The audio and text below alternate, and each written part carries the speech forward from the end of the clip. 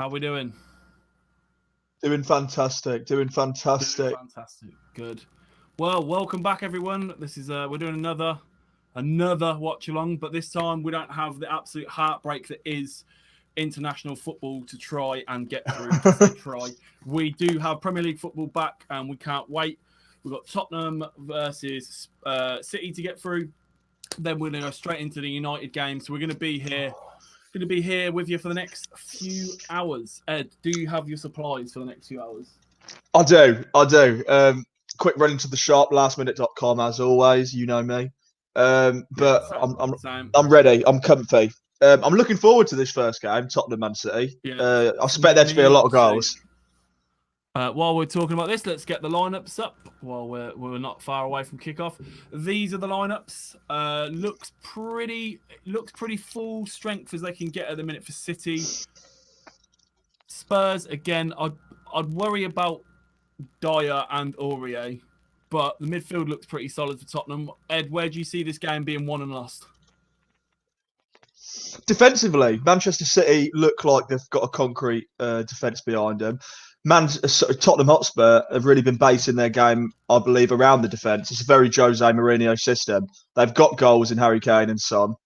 The thing is with City, they are missing some key players. You've got an informed Torres, but you wouldn't say it's their starting 11 at the start of the year. So I think Tottenham being at home would be favourites there.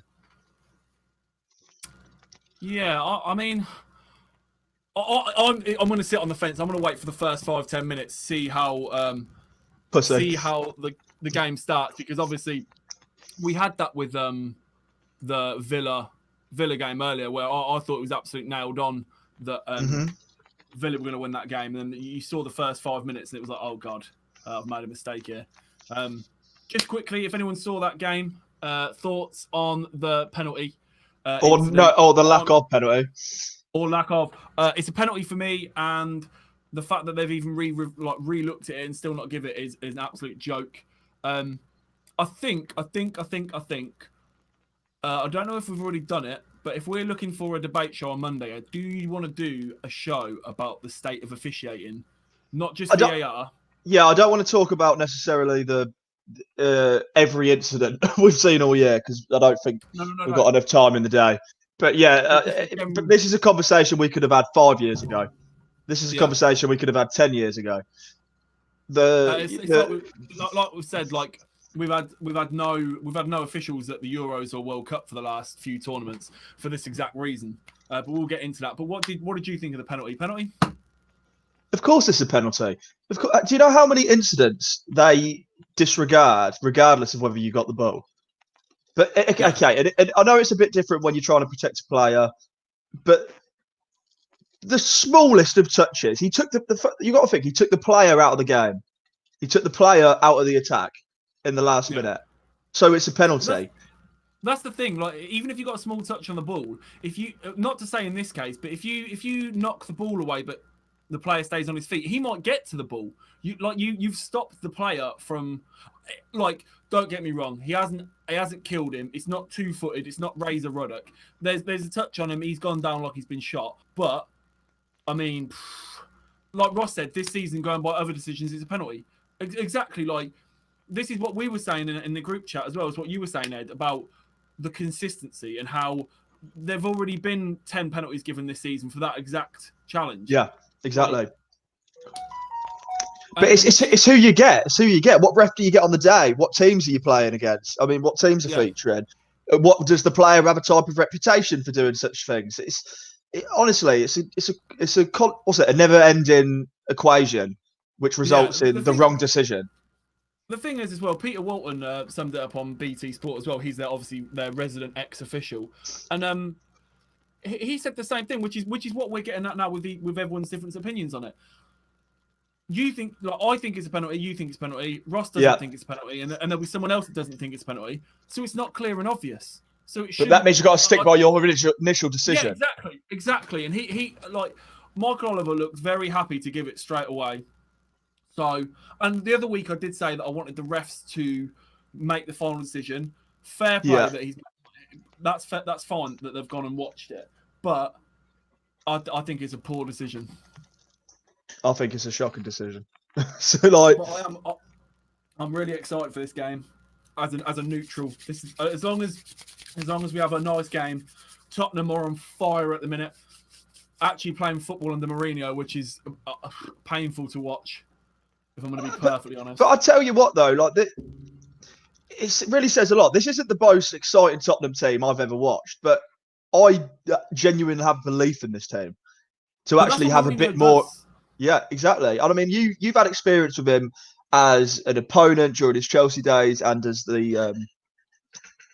your manager. He wins everywhere he goes, and yeah, that's it.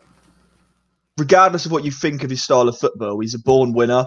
And I don't know there's very few people in the world who can tell me Mourinho's not a good manager. I'd only listen to the likes of, your Sir Alex Ferguson, your Pep Guardiolas. If they were to come out and say Mourinho ain't got it, then you'd have to listen. But none of us have the right to say he's a bad manager. I'll stand by my statements on Mourinho that I said that he does play defensive football. He does. Tottenham have been very good attacking this season, don't get me wrong. But like you said, like you were alluding to, when he's won trophies, when he won the league with Chelsea, a lot of 1-0s. When he won the Champions League with Porto, a lot of 1-0s, lot of like scrapey wins. Yeah. And I still think, obviously, this season isn't much to go on because you look at the table, Everton were up there, Villa are still up there, Southampton are up there. It's a very odd year. I still stand by the fact that I think Mourinho plays defensive, dull football. I know it sounds silly because Tottenham have scored quite a lot of goals this season, but I still stand by that. There have been a few anomalies this season, but there's been that for everyone. But that's not to say I think Spurs have been like insanely good this season. And if there was ever going to be a time that they're going to win the league or get close to it, it's got to be this season. They've got to push. You could say that about a lot of teams. Chelsea again won. Yeah, well, to be fair, the signings Chelsea have made and the players they've got coming through, if Chelsea don't get it this year, they've got next year, X, Y, Z. You definitely can't see Mourinho being able to inspire this team again because, let's be honest, if they don't win anything this season, I guarantee Harry Kane will hand in a transfer request. Because we've said this every year, and eventually we're going to be right one year. For a striker of that caliber to not win trophies, he'll be aware he should be winning trophies.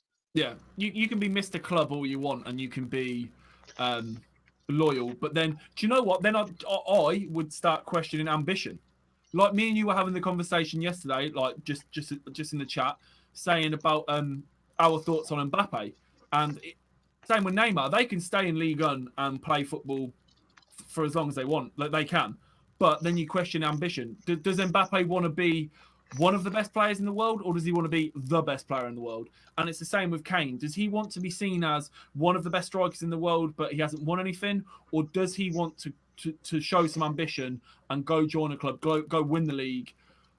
Like you can swing it either way, and I think surely if he doesn't win anything there soon, it might be time to. You can name me a ton of players who you might consider Mr. Loyal. That may bar Totti, all them players you're probably thinking of at the top of your head was already at a successful club. Even Steven Gerrard wanted to leave Liverpool. His head was turned by Chelsea. He wanted to go to Chelsea because he wanted to win the Premier League. He wanted to win lots of trophies. He won the Champions League with Liverpool. But even then, he'd already won a Champions League title. He's already cemented his place in history.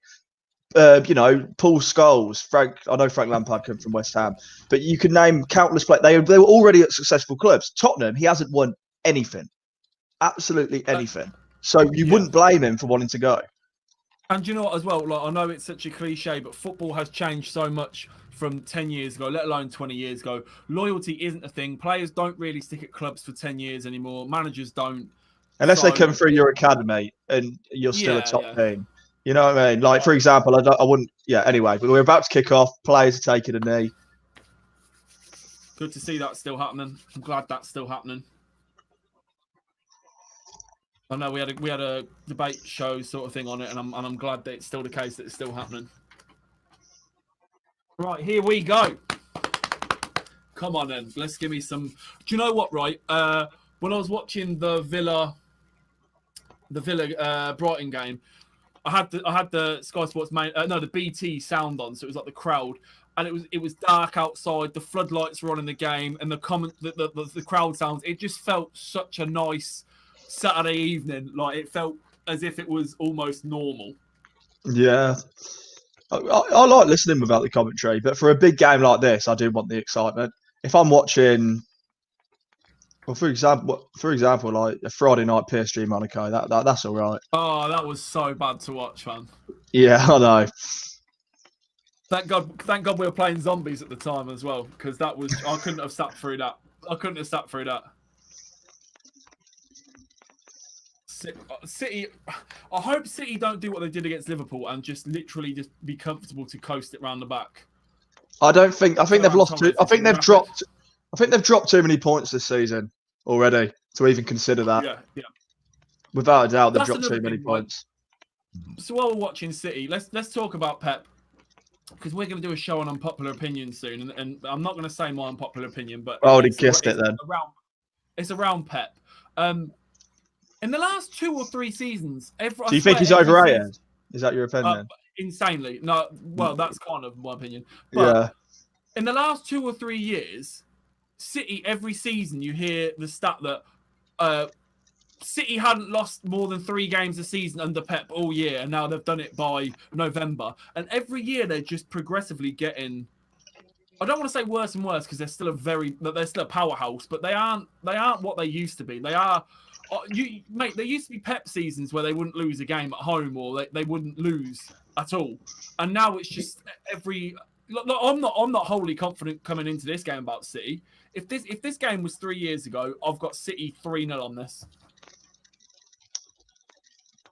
The thing is with City though, I want Tottenham to win this because I believe Tottenham are more catchable as a team. I know the outlet for Tottenham. It's Son and Kane.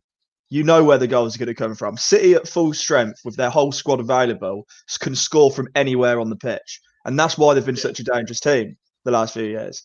And I think right now, a City side which is also plagued with injuries, you really want to increase the gap. So Tottenham really should look to win this game. I don't think a draw will be good enough. Yeah. I mean, it wouldn't be the end of the world if they got a draw. It's a long season to go. But listen, the return fixture against City at the back end of the season will be a lot more difficult. Yeah, 100%. Ross, Fabregas with a masterclass. Fabregas did not look like he was in his 30s last night. He came on and literally changed the game. Like playing passes like he was prime Arsenal, Barcelona Pep. I got him on the brain. Fabregas. It was just an unreal display. City working the ball into the box here. Crossing from Silva, blocked. Tottenham looking to bite back. Harry Kane doing what he does best. And Kyle Walker with that never-ending speed. Reguilon isn't a slow lad, and Walker has just absolutely burned him. And Walker is what, 57? I think he's 54.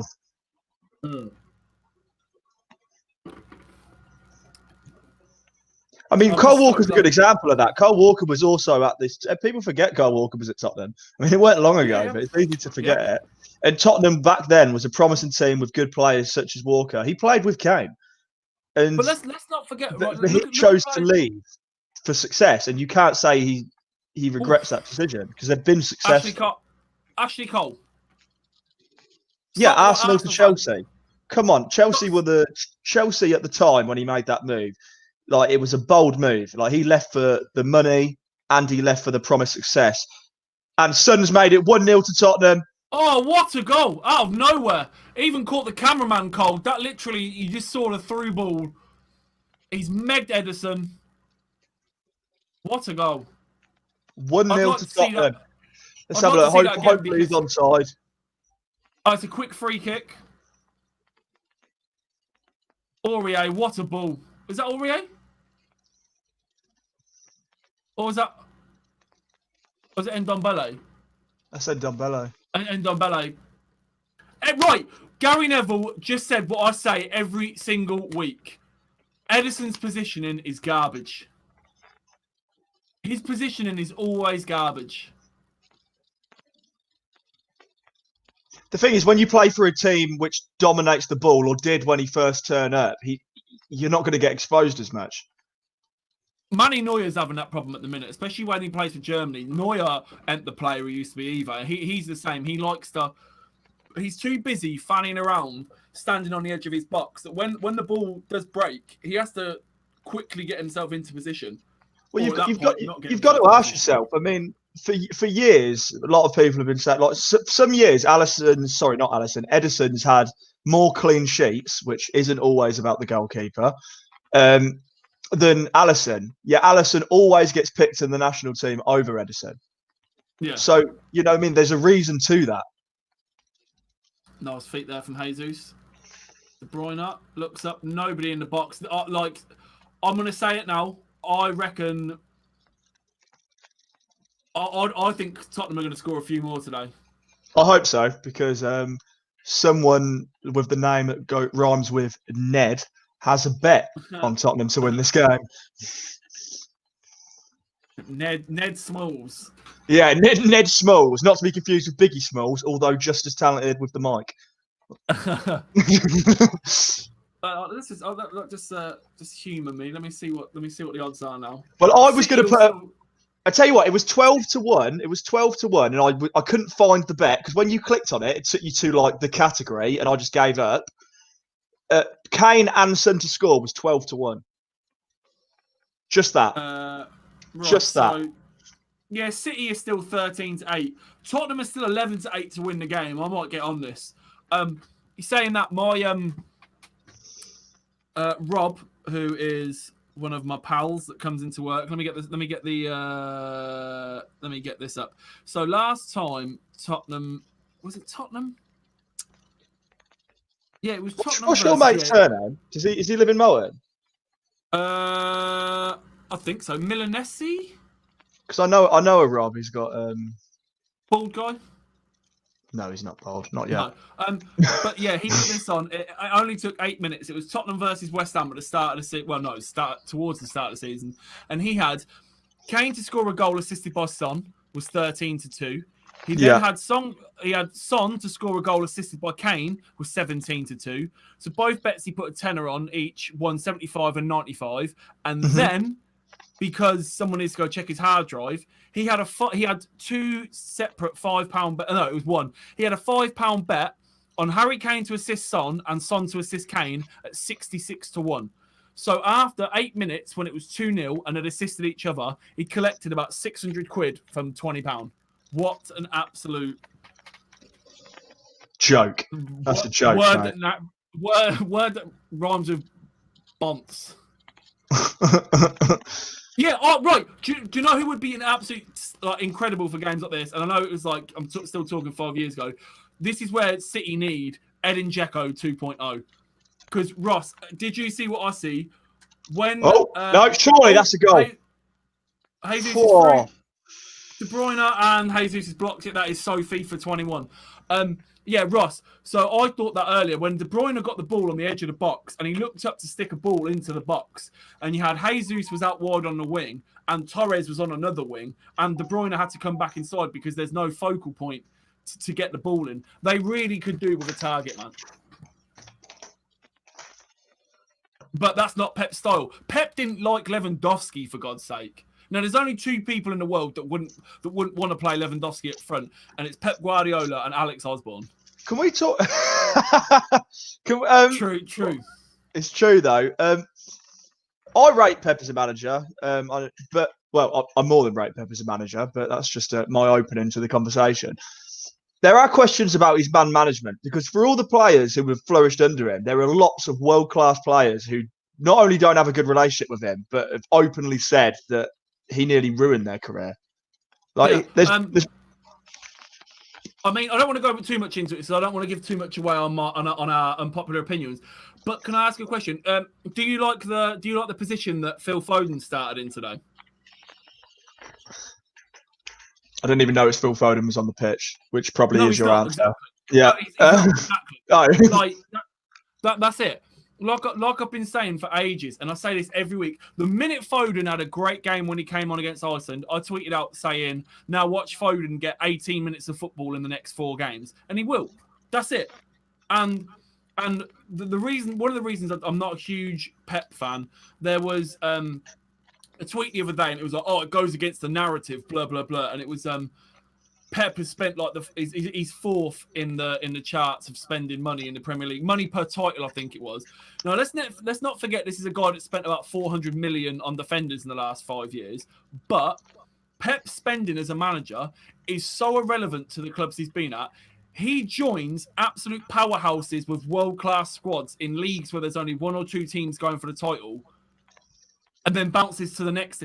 When he went to when he took the Barca job, yeah, look at that Barca squad he had. If you can't get Xavi, Iniesta, Messi, the players that he had, if you can't get them playing half decent football ain't even the sport for you. Me and you could get them playing half decent football. Then he went to Bayern, right? Look at the squad Bayern had compared to the rest of the league. Look at the players that like they brought in on frees compared to the rest of the league. And then when he comes to England, who does he sign for? The team that's already won the league, the team that's already got established world-class talent, got the money. Like, is he given a pen? No. But you see what I mean? I just don't buy into that everyone thinks he is football's second coming. I really don't, man. No, it's just strength there.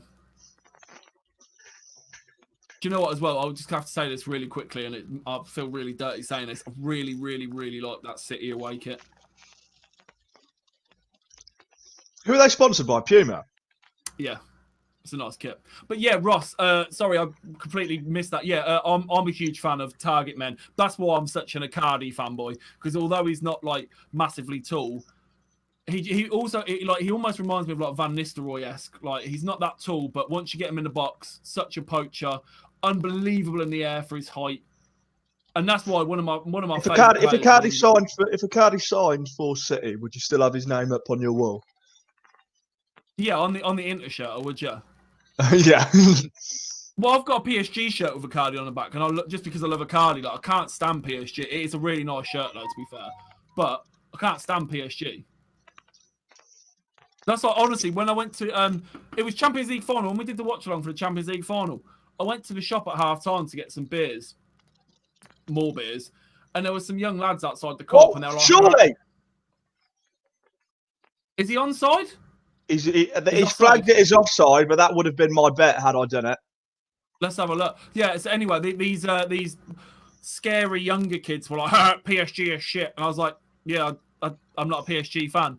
He was like, why are you wearing a PSG shirt? I was like, I'm a massive Icardi fan, and he was like, oh yeah. He was like, clearly he's not a PSG fan. Otherwise, he'd have a decent player on the back of his shirt. And I was like, ouch. Who are they? It was just some kids outside the shop. You get bullied by Mo and Roman. Maxi Lopez. Yeah, that story is a bit wild, man. For those of you that don't know, basically, Mauro Icardi, his idol was Maxi Lopez, like growing up and coming through the youth system. He eventually, on Maxi Lopez's recommendation, signed for, it might have been Racing, I might be wrong, but whatever Argentinian team it was they're both playing for, he got signed for him. Maxi Lopez took him under his wing, looked after him on and off the pitch. So Icardi decided to shag and then marry his wife and have kids with his ex-wife, who is now Icardi's agent. And Icardi also has Maxi Lopez's children tattooed on himself.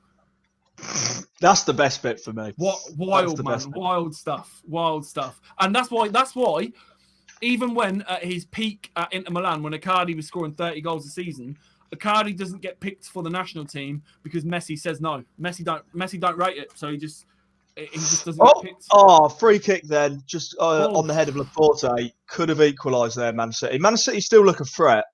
They do still look a threat. But you do see this being an end-to-game game. I think City need to score in the first half if they want anything out of this. I mean, Tottenham still 11-8 because I can't pass that up, man. Well, hold on.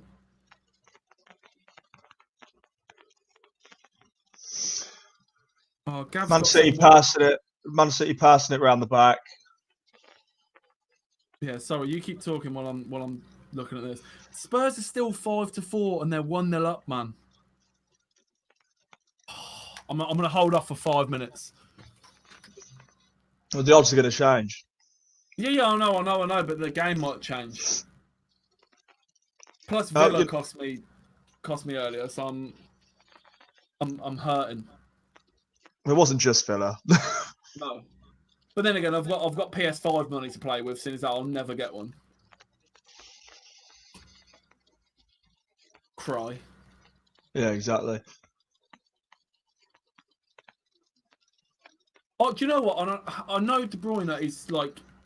De Bruyne is world class. I think he's top 5 in the world. I just don't like that he gets sucked out so wide all the time, because he just feels like he has to do everything in this City team, like literally everything. Well, let's have a look at the players they're missing. Raheem Sterling, Sergio Aguero. Yeah. You know, I mean, really, who would you rather have whipping balls in out wide? You'd want De Bruyne out there. Yeah, granted, it'd be more effective in midfield, but if the ball come to him, I'd be like, thank God for that. He's offside, surely. Yeah. Man City, since the Tottenham goal, I think have looked the better team, but Tottenham always pose a threat of hitting him on the break. Hence why you've just seen a Harry Kane goal get disallowed. And this is why the Jose Mourinho defensive 1-0 football could come into play. That's it now. You 1-0 up against City at home. Just don't do anything stupid. I'm not saying park the bus, but just don't do anything stupid. Play your game. They've got to come to you. They've got to push on. Just do yourself.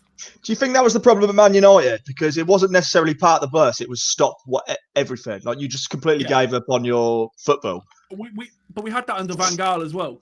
And we'd play absolute dross. We'd play absolute dross for 90 minutes, score, or get a goal in the 90th minute, whether it was because that season own goal was second top goal scorer. Hold on. Riyad Mahrez, fantastic. Good defending. Good defending. Kevin De Bruyne outside the box. What a touch. There you go. Cleared away by Tottenham. We'd somehow scrape a 1-0 win against an awful team, and Van Gaal would be like, whoa, what were you worried about? Look, we won 1-0. We had 90% possession. That was the game plan. It was like, what, you wanted to score an own goal in the 94th minute? That was the plan, was it? And Mourinho was kind of the same. It was just like... I think Mourinho needed some time out of the game, though. Yeah, I think he did as well. Because he does look refreshed. I mean, let's talk in, this make-believe world. Let's say Jose Mourinho wins the league in the modern era, which everyone said he was a dinosaur, with Tottenham Hotspur, a team who doesn't win trophies, hasn't won. When was their last league title? 60-something. League title. I know they won the League Cup in 2008, but that sums it up. I mean, Tottenham are one of the clubs which people banter. No. They won the League Cup in 2008 under Harry Redknapp. They definitely did. Oh, okay. Yeah, that was the last trophy they won. Nico Crunchow playing up front with Jermaine Defoe. That was it. I There love was how no other players on the pitch. It was just him. Just Crunchow. No, because Pascal Chimbonda was part of the team. Pascal Chimbonda. Yeah.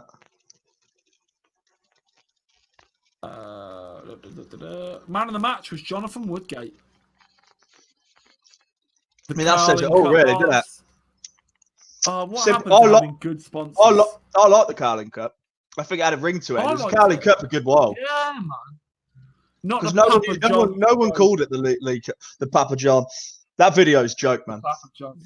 Oh no, the Papa John's deep crust tournament. Yeah, exactly. And now we're into the deep fry penalty shootouts. I'm telling you now, if they don't, has that gone through a corner for Tottenham Hotspur? Yeah, it has. I don't know if they've already done it, but you watch in the League Cup, the man of the match will get a pizza or something stupid. You watch. They'll be presented with a man of the match award with a pizza. I'm telling you, that's going to happen. And he's like, I thought I was getting a bottle of champs. Yeah, nah.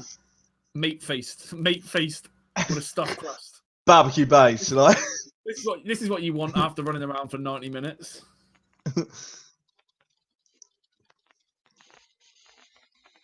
Is that a corner to Man City? No, it's goal kick. Should be a goal kick. No, that's a corner. There's no way Jesus is walking to the goalkeeper at that angle if it's not a corner. I'm not entirely sure. I'd like to see a replay of that, please, sir. Or anything to get.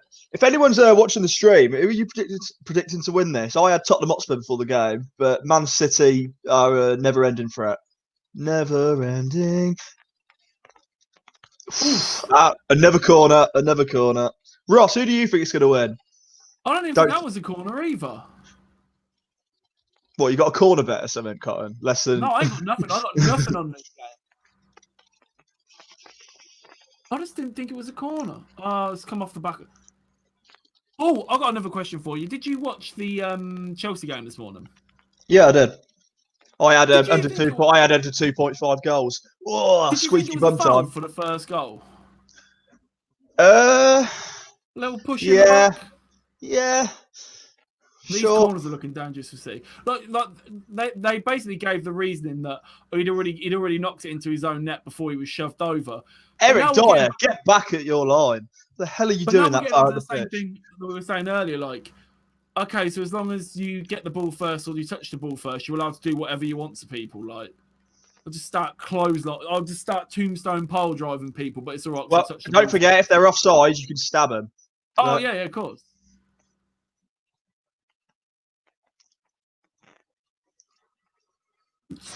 Tottenham City look like they're really easing themselves back into this game. They've had all of the ball. It's a bit of a dangerous game to just sit back and try and soak up the City pressure as well. But honestly, with no focal point, like no target man, it doesn't look like City are going to get in behind. So I don't think Tottenham have got too much to worry about. Kane winning fouls in the centre. Can you change the Facebook title midstream? I don't know why. Because I think just change it to Tottenham versus Man City, and then when the Man United game comes, change it to that. Edit. Yes, I can on Facebook. Yeah. Yeah, because that's how people find us. They type in Tottenham v Man City. I've got. Okay, I don't. And then we'll just remember to change it. Said City before the game, but I've got Kane to have a shot on target in both halves. Well, you've already lost that, I guarantee it. Anything that should happen never happens.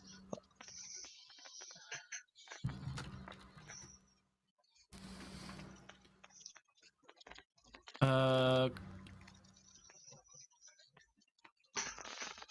we go. Do you want me to change it on all of them or just Facebook? Probably all of them. If it's not too much hassle.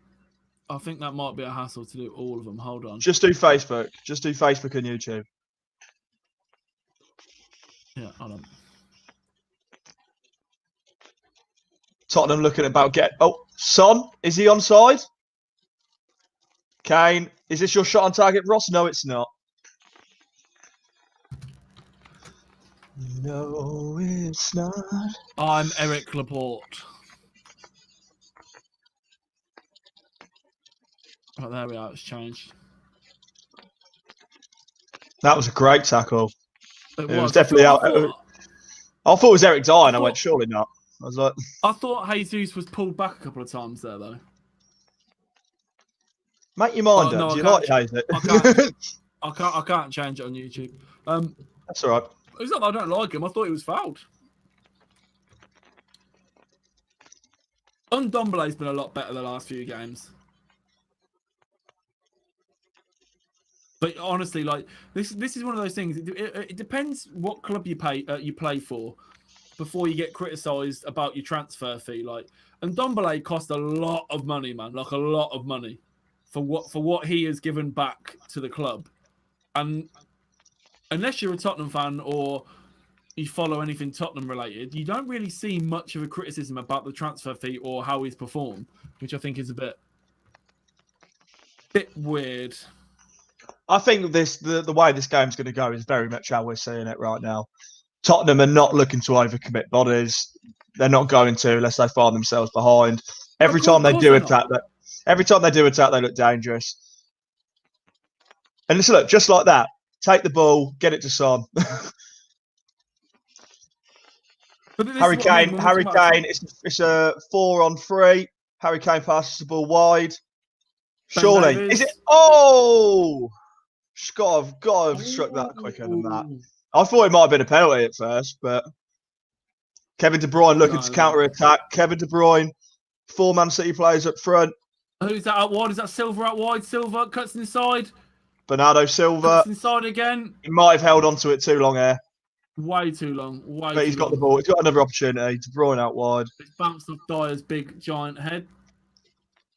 De Bruyne at edge of the box wins the corner. Very end to end, but I'm telling you now, City look shaky on the break. When Spurs are breaking, what's those odds on Tottenham now?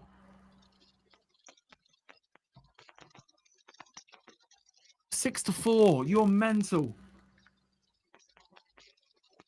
Kane to have a first half shot on target is 5-2. How long we got left in the game? 24 minutes. No, you don't. No, you don't. No, you don't. The selection's unavailable. Oh, I've just ruined it for myself, I think. It's just gone suspended. Why has it gone suspended? Oh, God, hold on. Yeah, I know. It doesn't necessarily mean there's a goal. No, it doesn't. It just means that they're probably thinking it's a dangerous attack sometimes. Cancelo is such a baller, man. I don't know why it's taken so long for him to play him. Great ball into the box. No, wasn't that great. Just hit with a bit of finesse. De Bruyne up. Mahrez looking to attack. Mahrez cuts inside the box. No, he doesn't. Great ball in. Jesus, handball. Oh, there you go.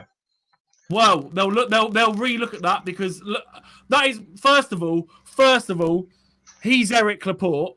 He is Eric Laporte. Great finish from Laporte. Left-footed finish. I heard the slap of that ball hitting Jesus' hand.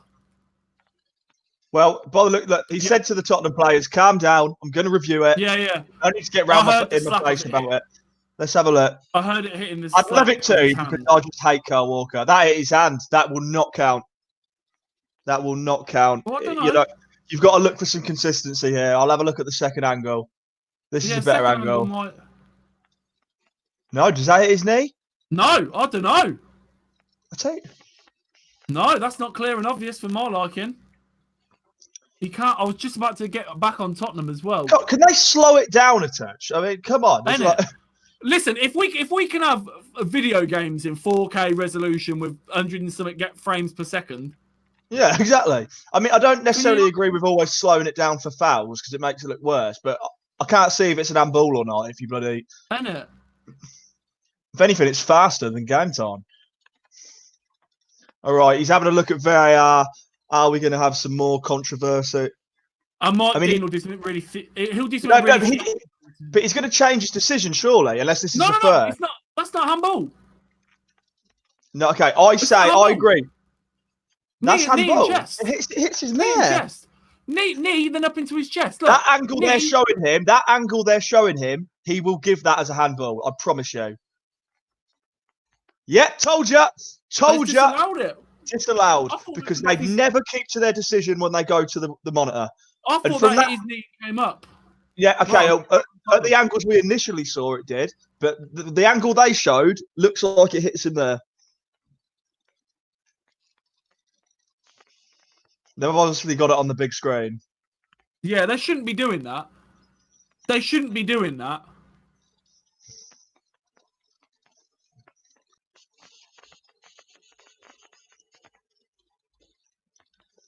They really shouldn't have that up on the screen, man. We've not even got any fans there. That's quite naughty, man.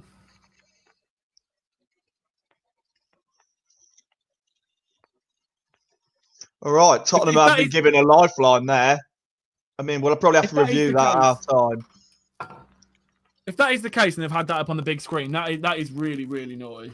Of course it is. Laporte was pointing up at the big screen, moaning.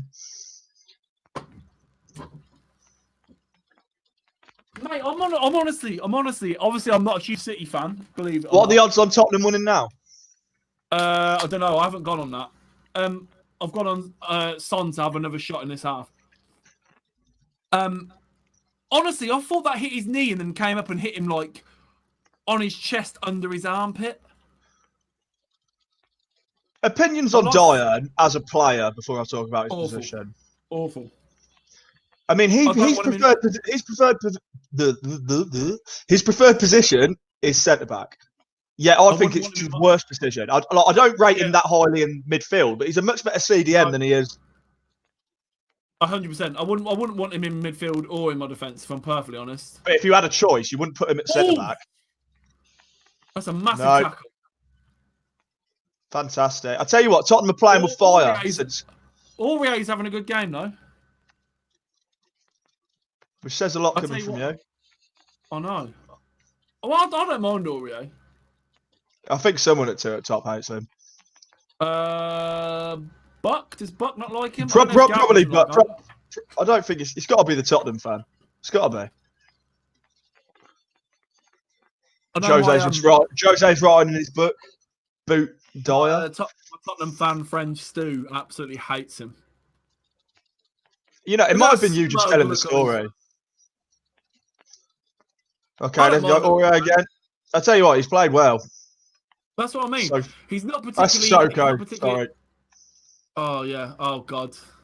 Please don't get us in trouble. To Thanks, be fair, I did that earlier. I thought it was Aurier and it was Ndombele. In my defence, I'm not wearing my glasses as well. Mahrez jinx inside. I mean, you could do that with anyone. They're all wearing the same clothes. The same clothes. Come on. What, I got a text during the England-Belgium game. And it was, I got a text saying, "Oh, you and Ed are wearing the same top. That's so cute." I was like, "It's the New England shirt." Like, it wasn't like we've just brought the same. Do I know this person? Yeah, it was Daniela. Yeah. But I was like, of course we're wearing the same one. We're both wearing an England shirt. Oh, don't take her to a football game. She'd absolutely implode. Yeah, cuteness over 1,000. She'd feel like the odd one out because she'd be the only one not wearing a shirt. Like, wait till your head explodes and you get to the ground and there's 40,000 people wearing the same t-shirt, mate. You're gonna be lost. Oh my god, it's so cute. There's nothing worse. My ex-girlfriend used to call football kits uniforms. That used to absolutely trigger me, man. Uniforms, ouch. Uniforms. Pardon me. Dude. Yeah. Dude. Bruh. I need a Heung-min Son shot on target in this half. You're not going to get it? Edwards. What? Something happened. Should I get excited? Yeah. Yeah, that. about 10 minutes ago. Did we have it 0-0 this whole time? Yeah. Welcome to Amateur Hour. Thank you for joining us. Down. Yeah, cut it there.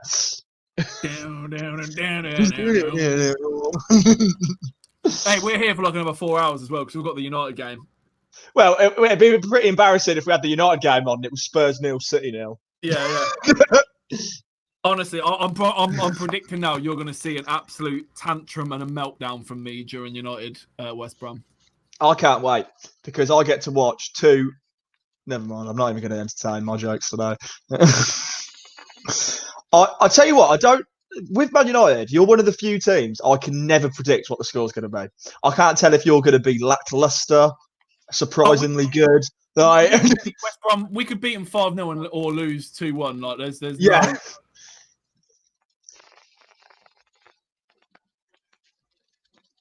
I mean, yeah, I guess so. I don't think you could have said it when I was at school, though, Ross. Addiction. Let me tell you about addiction, right? I literally had to sort my drawers out the other day, and in that drawers, I've got so many football shirts that in those drawers are only Man United shirts, and I've had to separate in between two drawers, home shirts, and then have a whole drawer for white away shirts. I have a whole drawer for black away shirts, and then I have a drawer for miscellaneous, and then I've got in my cupboard in the other room, I have a whole wardrobe section that is other clubs. So I've got, like, last count, I've got about 180. And I brought 3 this week as well. Speaking of draws, I can't see one in this game. The No, way okay. the way Tottenham are playing, I mean, I know it's their game plan, but playing with I know. fire, they are playing with Yeah. fire. Like, what are the odds on City to win this game now? From 1-0 down, Still like 11-8. They're still they're Spurs are still still the same money as Spurs are still the same money as City. wow. Back to shirts though. So I ordered myself a nice Bundesliga shirt this week.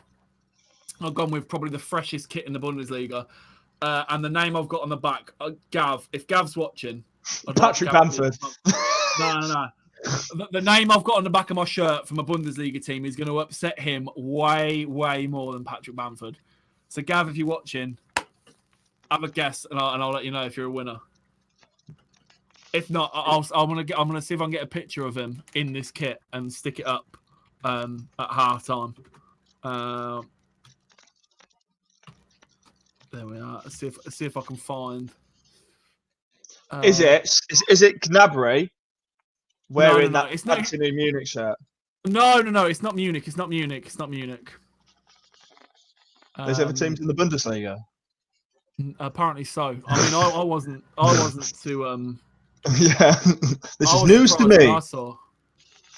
Oh, right there. No, that's not him wearing the new one. Oh, there he is wearing the new one. Yes. What a lush kit it is as well. Oh, it's so nice. It's so nice. Right, there it is. Right, hold on. Right, so, Gav, if you're watching, you got till half time to figure out who this is. Gav's not watching. He don't care about us. Got any I don't want. It depends what you want. If you want like United shirts, I've got some like rare ones, like literally rare. Like I've got the 99 zip that isn't a reprint. I've got my favourite one, the one that I posted the other day when we did the football shirt Friday thing for Two Up Top. It's the 2002, 2003 blue Vodafone one with the silver print, which is like one of my favourite shirts of all time. I've got loads. I've got a shirt in this drawer that is older than me. Hold on. Honestly, Man City are coming in on the left side. Bernardo Silva. Tottenham are not seeing much of the ball in this game. I've got two that are older than me. This isn't a reprint. This is legit, and it was cost a mortgage. I don't even know if my camera will pick that one up. But this is the real horror show, right?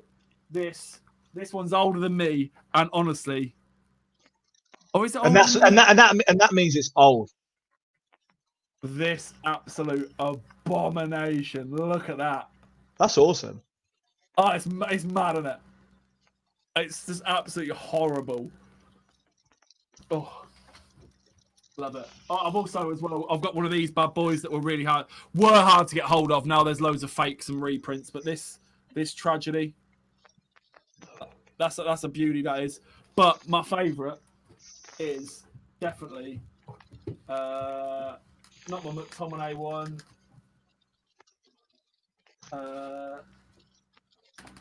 Is Aguero available for this game? Is Aguero available for this game? It looks like he's sat there on the bench. I don't even know if it's in the red drawer. I might have put it in a different one. Oh God, my drawers won't even open now. What have you done, Ross? Look where you've started, Ross. Like... my favourite one is the I brought it this year. It's the Chinese New Year one. It's got the badge in the middle and it's like all red with dragons and stuff. I bet it's absolutely lush. But I've got absolutely tons of different ones as well. But the new ones, I won't buy the new ones from official sources because I'm not giving the Glaciers any of my money, man. You're not giving the Glazers any money? No way, man.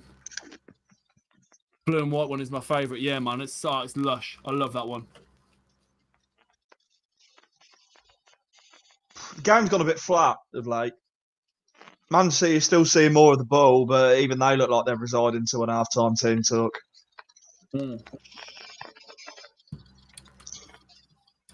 Happy with the managers. It's clearly going to be Mourinho. It's got to be Mourinho.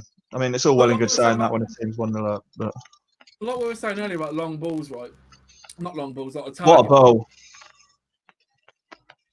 I'm glad I stopped talking then when I said that. Oh, I thought that was going top bins then. Jesus is shite, man.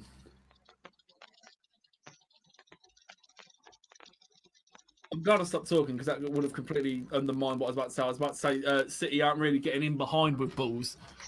I'd say play an absolute unlocking pass. Yeah, exactly. But that's how football goes. Commentators curse.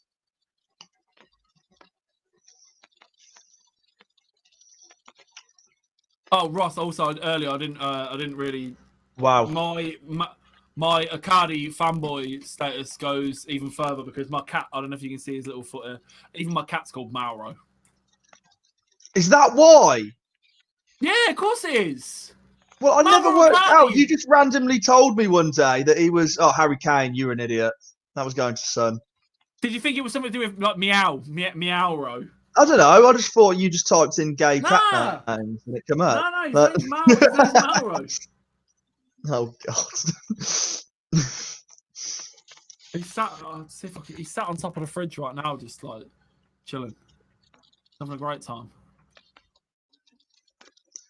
De Bruyne, every time he plays for City, he just looks fed up. Even for Belgium, he looks fed up. He looks like he's kind of lost he's lost the enjoyment a bit in football. Perhaps things that are not because things haven't worked out the way it was promised to him. Because if you asked him, joie de vivre. And what the hell does that mean? Yeah, he'd have thought he'd won way more titles and stuff by now, surely. Well, after they won back And to a back, Champions League. Centurions, they then got 98 points the following year and won the league. And then you would have thought they would have pushed on even more. That's an awful ball from Kyle Walker to try and find Mahrez. I tell you what, when people say about Kane having to drop so deep, mate, Kane and Son are playing CDM right now. Like they are just having to put an absolute shift in. No, they're hoping to just play one clinical ball to the other person. And Mourinho will be saying more of the same thing when they get in.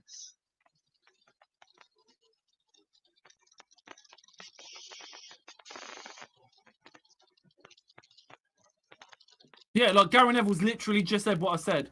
Like the centre mids are dropping into the defence, and Kane and Son are dropping into the centre mid. So they've got basically eight at the back. Sissoko, look at Sissoko, mate. He's playing literally like just in front of the defenders. They are playing like a back six. What's the record for Mourinho versus Guardiola? I'd be quite interested to know. Because obviously this is a rivalry they've continued. No, it's not great. I mean, Pep's definitely got the better share of it. But he's definitely had a few wins over Guardiola. I mean, what they were enemies at Real Madrid, Barcelona, Man United, Man City. Pep's obviously still at City. Enemies. I know. Did get booked for hammering that ball away? I was just about to ask. I don't know what Sissoko got booked for. Oh no, it was for a foul. They did just say it was for a foul.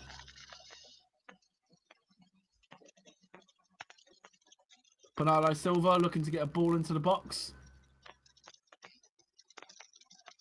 Harry Kane is blocked across in his own box. It's exactly what I was talking about.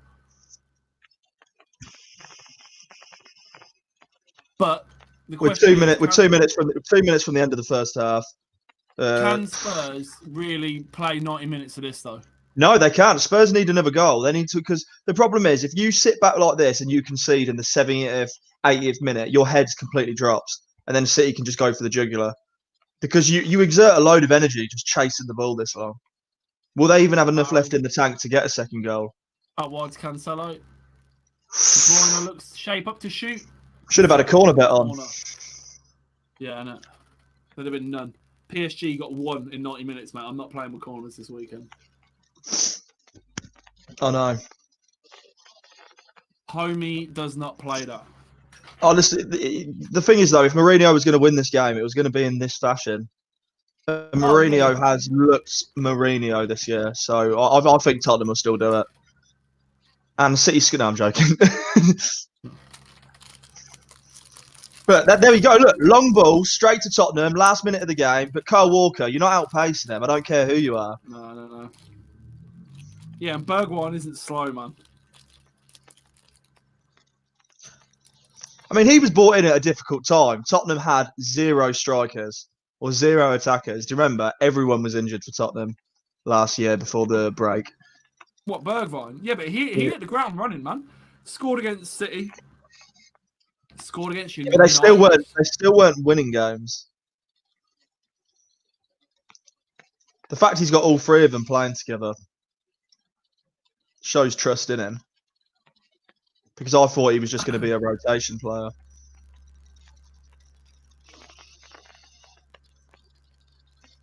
I mean, Eric Dyer could do so much better there, man. He's just left them for dead. Eric Dyer is just like this block. He's like, I could make a bog. Like, so I created a player on FIFA, and he's just got bog standard jumping, bog standard passing. He's just a lump. Yeah. Like, what? Tell me a quality Eric Dyer has. He's the English Nemanja Matic. I think that's criminal to say that, because Matic was a world-class CDM. He's still alright as well. Yeah, he's still all right, but he could play for any team in the Prem and you wouldn't notice him now. It's pointless hanging, because I bet his wages ain't cheap, Matic, and the fact he's still playing at United past his best says a lot. He brings experience, but Dyer, I mean, he's just got bad experience. I get bad experiences when I watch him. But that's it makes me sad when I see him in the England setup. Like, literally sad. Right, get that out wide and stick a ball in. You've got 5 seconds and a half left. Get something in the box. Half's over, mate. Blow the whistle, and there you go. He's gonna do. Surely he's okay. Have we got a free kick here? No. End of the half. This Tottenham won. Man City 0. You've got 10, 15 seconds left of the half. Stick a ball in the box. Do something. What's Jesus moaning about? I don't think it's hit his hand, mate. I honestly don't think it's hit his hand. Is he still moaning about that? I don't think it's hit his hand. It was 25 minutes ago. What are we moaning about? Getting in his face now. Hold on a sec. Let me just use my fucking time machine, and I'll go back and I'll change the decision for you. The rules are the T-shirt line, aren't they? So I'd like to see that at halftime. I'm going to mute that for a second. So, guys, everyone watching, what's your views on the half? Who's been a better team? How's the second half going to play out? I'm interested to see right now what the odds on the second half are. And there you go. I don't think I've seen an advert more times than this Just Eat advert. I love this. Tottenham is still 6-5, man. Tottenham is still over even money at 1-0 up. Because I'm assuming they're just thinking it's just... No, because did you have a look? Do you know how many... City had 10 attempts to Tottenham's 1. Tottenham's 1 being the goal. So if you was a betting man, you'd back City to at least equalise. Tottenham need to do more than that if they want to come out at the end of this winners. Oh, I still think they're going to goal. You're just going to see the stereotypical City snatch a goal and then just take the goal to him. Take the game to him, sorry. I can still see him getting a goal. Right. Beautiful. Right, so City needs to really come out in the second half, man. I know it's early on in the season. Chelsea have already won today. City can't afford to fall further and further behind everyone else, because it's not just Liverpool at the minute. There's quite a few teams that they don't need to fall behind. So they really need to get stuff moving. I mean, I don't even know who's on the bench. Is there any changes they can make to? Well, this City team's the best City team they can use, purely based on the defense. On the injuries they've got.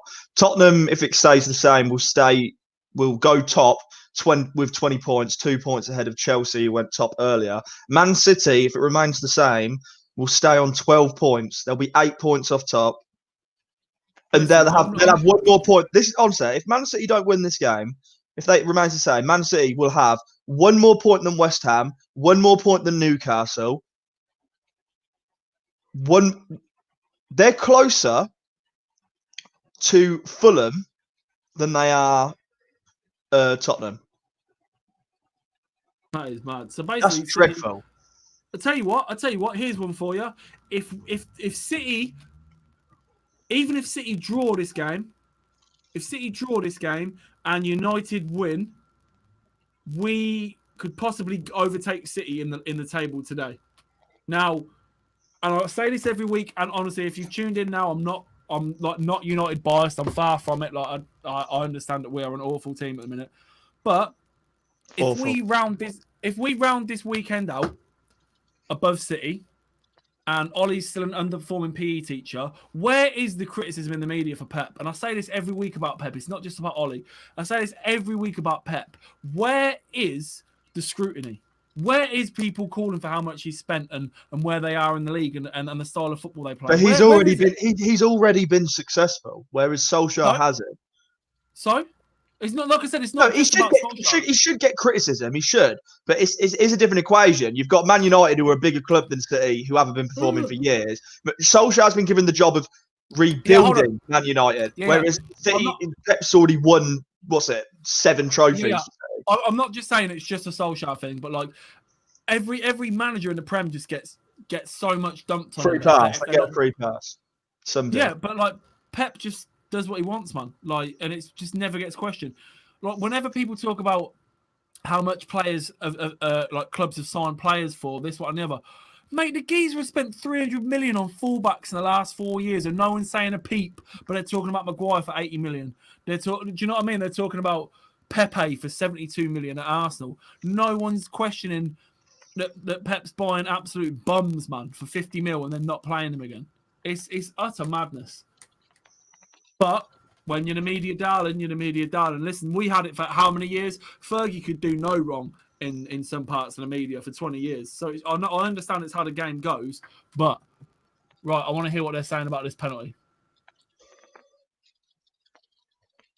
No, they'll analyse the goal first. I mean, look at Tottenham's body. Look at Man City's body language. Do you know what? Yeah, unacceptable. Why is Rodri giving them the ball back that easy? Put the ball on the floor. Let them come get it. Why are you literally? That is playground stuff. That is absolute playground stuff. Look at that. Look at that. Look at the defenders. Hold on. Who is number 3? Is that Diaz? That's Laporte. It's 3 Laporte, is it? Oh, damn. He literally just gets stuck in no man's land. He looks like he wants to go press the man and stay back and does both. With Mika Richards. Mika Richards has a fade on his beard, mate. That is just gangster level. Look, he's got a fade on his beard. Look at the trim when it goes back to him. You can see it. It's quite weird. We're in the. You know how people have obviously said that for a long time we had the Liverpool media bias because obviously they were the best team in the 80s, and then then players went on to be pundits, and then we've started to see it with Man United players in the 90s and noughties. So it's been predominantly pundits. It's been predominantly Liverpool and Man United, and then you'd probably say after them that it was the City was they're like the new school domination era, aren't they? And you're now starting to see Man City pundits like Mika Richards, who's obviously like biased for Man City. It's really like I won't be surprised if we start seeing more. I'll tell you what, I think it touches him. I think it's hit his knee. No, it doesn't touch his hand. That angle. It doesn't. Nah. It doesn't. It hits him there, man. There's no way.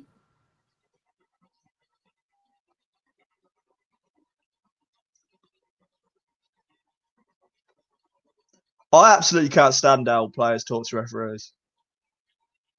I cannot stand it. You shouldn't even be allowed to do it. Pester the referee when you're walking back into the changing room. Yeah, but I know what you're going to say. I know you say that the referees can be arrogant and be like, no, go away, talk to them like children. Yeah, some refs do that, but you're assuming all refs do that all the time. Yeah, we've seen examples of it, but there's been no indication that he's done that today. Yeah, they're all shrouding around him. Now there's VAR, right? Mike Dean there. He doesn't have to answer to nobody. He can literally say to the players that I've looked at it. I've literally gone and looked at it. Like, I can see where you're coming from, but I've gone and looked at it, end of. But, I mean, Mate, I'm seeing them replays. This is why VAR doesn't work when it's so subjective, yeah. And it's still your opinion versus X's opinion. You see him that hit his hand, yeah. I don't. I see it come off his knee and hit him like here. It's hitting him like here. I don't see a hand. So, I mean, how scientific do you want to get with a VAR? No, thing is, out of all the decisions we've spoke about, this one, I don't see why you can be outraged either way. Because from where I see it, it looks like it taps him here. And from the one angle they showed. And honestly, I just don't. I don't think you can be outraged by that at all. I'm not outraged by it, but I'm just like I'm not outraged. I'm not. I want to say surprised, but like I'm clearly not seeing it how you're seeing it, which is this is where it gets really frustrating for football fans because I can when you think something's a definite foul or a definite handball, like, and someone else doesn't see it, you just get rage, man, because you're like, how are you not seeing this? Like, look at the footage. I'm just surprised that you see it as a handball, and I really don't. Well, they've only showed one angle, and from the angle, it looks more like it's hit his arm from that angle. I mean, if you show me another one, sorry to just really cut you off there. That KFC advert was a vibe, but yeah, like honestly, But I mean, you can't. That one's not poor officiating. No. Whoa. I'm not saying it's poor officiating. Like I just said, we're both sat here having different opinions on it. So it must be very hard to just say, like, imagine if we didn't have VAR and you've got to make the decision just based on what you've seen. It must be hard. But the difference is with that one is he's thought there might be a handball instantly. Hence why he's already gone. There's no way he's gone, no, that's a goal, and then he's come over. So when he's gone over, he's not changed his decision. He thought there might have been a handball. It's not it's not like in the penalty situation in the Aston Villa game where he's said one thing and then changed his mind based on looking at it. So that's why I can be. So when you say it's inconclusive, I know I'm not saying you, Cotton. I'm just saying when people say inconclusive, that was inconclusive to us, but he stuck by what he thought he saw. Yeah, I think that the whole situation was well officiated there. I know we were talking about how bad it was earlier. Is that Sean Wright Phillips? Yeah, it is because he's related to. Who's the other one? Right, Yes, Ian Wright, Sean Wright Phillips, and some other guy who's I assume is related to him. Was he a footballer as well? You'll see him in a minute. Well, it's Bradley Wright Phillips. It's Bradley Wright Phillips. Yeah, Bradley Wright Phillips. That's it. Because he played in America, MLS for ages. He played for LA Galaxy. No, he must have moved to somewhere else after Galaxy then, because I still see him. He played for Galaxy. I'm just going to get a glass of water if you just want to keep talking about that. Oh, I'm going to keep talking, because I gave the officials a hard time today about the VAR decision in the Villa game. But I will say that Mike Dean did handle that well. Like Ed said, he didn't give the goal and then go and look at it. He kind of just didn't do anything. He was kind of like, right, everyone calm. We're going to go look at the monitors. We're going to go look. He didn't tell the team that they'd conceded and he didn't tell the team they'd scored. So there shouldn't have been too much hype going on. But he did well to keep it under wraps. And while Ed's gone, between you and me, people, I still don't think it's a handball. But yeah, Ed, I was saying, I'll wait till he puts his headphones back on. I was just saying that I thought that Mike Dean actually handled the situation really well. Like, he didn't give the goal, he didn't tell the City players it wasn't a goal, and he didn't tell the Spurs players you've conceded. He was just like, right, time out, everybody chill. Just give me 2 minutes. Let me have a look at this. So I thought that was as opposed to the it was New York Red Bulls. Yes, it was. It wasn't Galaxy. It was New York Red Bulls. Yeah, he is. He's third. Is he third, Gav? Third all-time top goal scorer. Oh, Gav! Right now, Gav's here. He can answer my question from earlier. Gavin, I took your lead. So obviously you got the Mönchengladbach shirt. I was like, right, do you know what? Obviously I buy like 4 football shirts a week. I was like, right, it's time to add one to the collection. So I have brought one of the freshest kits in the Bundesliga this week with a name on the back of it that is going to upset you so much. And you've got 3 guesses to guess who the player is. And then I'm going to flash a picture up once you either get it or don't get it. So, Gav, who have I got on the back of one of the freshest kits in the Bundesliga this season. It's not Patrick Bamford. It's the Bundesliga Patrick Bamford. Answers on. Oh my God! Literally in one. He's literally got it in one. He's literally got it in one. He's literally got it in one. He's literally got it in one. So hold on, I'll show you the shirt. It's a beautiful shirt. Oh, he's actually got it in one. Well, I thought it'd be easy for him to get. Yeah, here's the shirt. Here's the player. It's a lovely, lovely, lovely, lovely kit. Yeah, that's jokes. Yeah, Gav, I can't believe you got it in one. Well, I can, but yeah, I am leaving. What do you mean? I can't believe you got it in one. Gav literally has a Bundesliga show on top, and it's someone he clearly hates. So I don't think it's that mad. I expected him to get it. Portuguese Patrick Bamford, mate. Look at him. Look at this geezer. There's a great story behind my love for Andre Silva as well. So the chance of Andre Silva going to the Euros for England this year, or yeah, honestly, I always have like weird stories behind my love for players. So my love for Francesco Totti, who is my ultimate don, like literally my favorite football player ever. When I was younger, we couldn't afford Sky. Anything Sky Sports basically. So on a Sunday, every afternoon, Football Italia, fell in love with Italian football, fell in love with Francesco Totti. That's why I fell in love with Roma. Icardi, it's kind of like a FIFA thing. It's kind of like I just really like him anyway. But the Andre Silva, why I love Andre Silva, I had like a sevenfold accumulator, and it was like a tenner on, and it returned something mad dumb, like 700 quid, right? And me and Gav were with my friend Stu in the Lighthouse, watching football. And I'm not even joking you. Andre Silva had played like 9 games for AC Milan, hadn't had a shot on target, hadn't scored, hadn't done anything. He came off the bench. Absolute dead game of football. It was so bad. 94th minute, Andre Silva scores a header with his first touch of the game. AC Milan win. I win my sevenfold ACCA, win like 700, 800 quid. Even the boss man in the Lighthouse brought us around a drink to celebrate. So, and then since then, I've actually kind of liked him, but I actually don't like him because he's a bum. But Gav, yeah, it's Andre Silva. So, and we're kicking off the second half now. Man City looking to overturn a 1-0 deficit in the remaining 45 minutes against Tottenham. Tottenham need to play at least some more positive football. I'm not expecting them to go all out, but if they keep playing like that, City will score. I don't know, man. I'd say more of the same from the Spurs. They've held up well.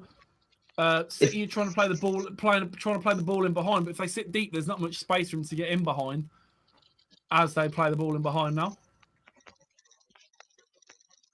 Yeah, look, I'm gonna pretend Eric Dyer didn't just do that because I hate giving him credit, but that was a good tackle. Great touch from Bergwijn as well. Ran straight into 3 City players. Ran into 3 City players though. Gav, are you watching the game? Gav, are you watching the game? It is just going to be a siege now, isn't it? Really, a siege. Age of Empires style, mate. Just knocking at the door. Trebuchets over the top.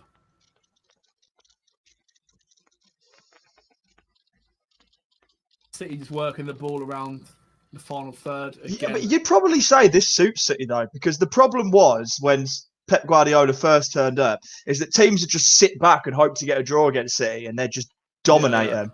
And then I think Liverpool did it in that 4-3. Obviously, not many teams have the personnel to do it. But the best way of playing against City is to get at them because they're not that defensively sound, especially when they overcommit bodies. So this might suit City. There you go. Ball in. Oof. Ferran Torres. God, I hope he doesn't turn out to be good because then El Nino will be long forgotten. Well, yeah, like... He's a bum who bags, and I hate that. You could be on about everyone, but I'm assuming you're on about Silva. Oh, he's talking about Silva, yeah. He scored a hat-trick the other week as well. The Ferran Torres one's a mad one as well because, like, he has scored a lot of goals recently. He got Even for his international team. He got a hat-trick for Portugal in the international break, didn't he? No, Spain Yeah, against Germany. Yeah. Spain, sorry, Portugal. I've got Andre Silva on the brain. Yeah, Jota in that play for Portugal. Yeah. But yeah, Torres is every time, even when I cussed him out for City, he scored like 2 goals up front in a game. So because he creates a lot of chances for himself, but takes 50% of them. You know, yeah. So if you're comparing him against Harry Kane, or I mean that's a bit of an extreme example, but a clinical striker, yeah, you probably wouldn't rate him. But it's about goals at the end of the day. Not that Kane doesn't, but you understand my logic. Kane there again. I honestly getting a whole new respect for Kane, man. Like, don't get me wrong, I always knew that he worked hard and he did more than just score goals, but he is just everywhere at the minute, man. The first time I noticed he was more than just an out-and-out striker was England won away in Germany 3-2. No, Spain 3-2. We got 3 goals in quick succession and then just conceded 2 in the second half. It was Sterling. Do you remember? We scored in like 3 goals in the opening 20 minutes. Yeah. So I remember watching that game, and Kane, for all 3 of them goals, was more of a creator. He was fantastic. Like, he held onto the ball for the right amount of time and then did the perfect ping to Raheem Sterling. And I was like, I've never noticed that before from Kane. Probably because I didn't watch enough Tottenham games. But since then, I've paid attention, and he's fantastic. I'll tell you what, Sissoko gets a bad rep all the time. He's done well there. He's by you.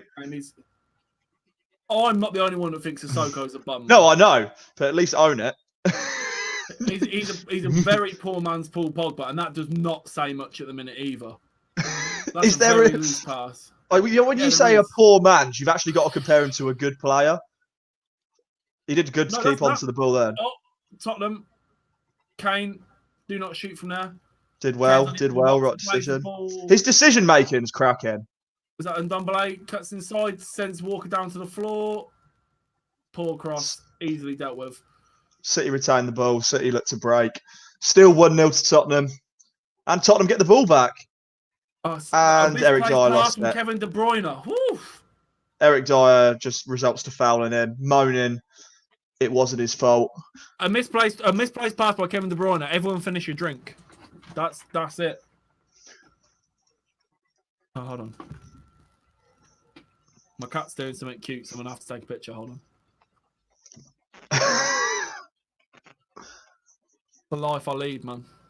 I know. Mauro, man. It's his house. It's his house. I'll just live in it. Yeah, you're not the first cat owner, so that's enough. That's true, man.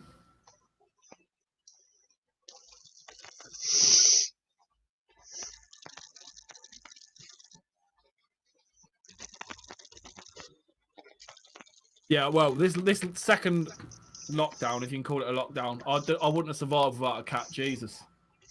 It doesn't feel like one. All right, De Bruyne, surely he's going to shoot. Oh. Kevin, no. But like you said, he always looks frustrated, and I've said this so many times. He literally looks like he has to create everything himself. Like, I want to find that video of Mr. Perfect from the old WWF promo where he throws himself a fucking spiral ball up in the air and then runs down to the end zone and catches it himself. That's what De Bruyne has to do. Ederson, you are wild. If Tottenham get a second goal here, I mean, it's not a bold statement, but I think it's over. Yeah, lights out. Lights out. But why it remains 1-0, City could still go on and win it. Because it's you got to think psychologically what that does to a team who. Like, don't get me wrong, I can see City getting a goal and a draw. I can't see them pushing on to win it in a minute. They need to change something. They need to get Sterling on. They've got Sterling, Aguero, and Foden on the bench. That's not a foul.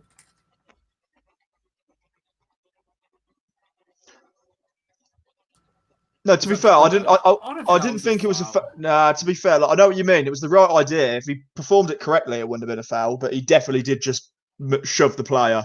If he covered the ball a bit better. But yeah, as I was saying, Aguero, Foden, and Sterling on the bench. Like you've got to change something soon because it's not working. Well, we know the answer. It's Foden. Foden's been the answer Yeah. since the start of the year. Do you know what? Yeah, Pep. I don't know why I got nervous. Lloris, it's something about him. I rate him as a goalkeeper, but there's always something really suspect about him. Pep, yeah, has wanted to play a false nine at every club he's gone to. Don't start a striker then. Like literally, put Foden as a false nine or De Bruyne as your false nine. So then Foden takes De Bruyne's spot in the midfield, or Foden plays as the false nine, and then have Mahrez and Torres either side of the front. Like, right,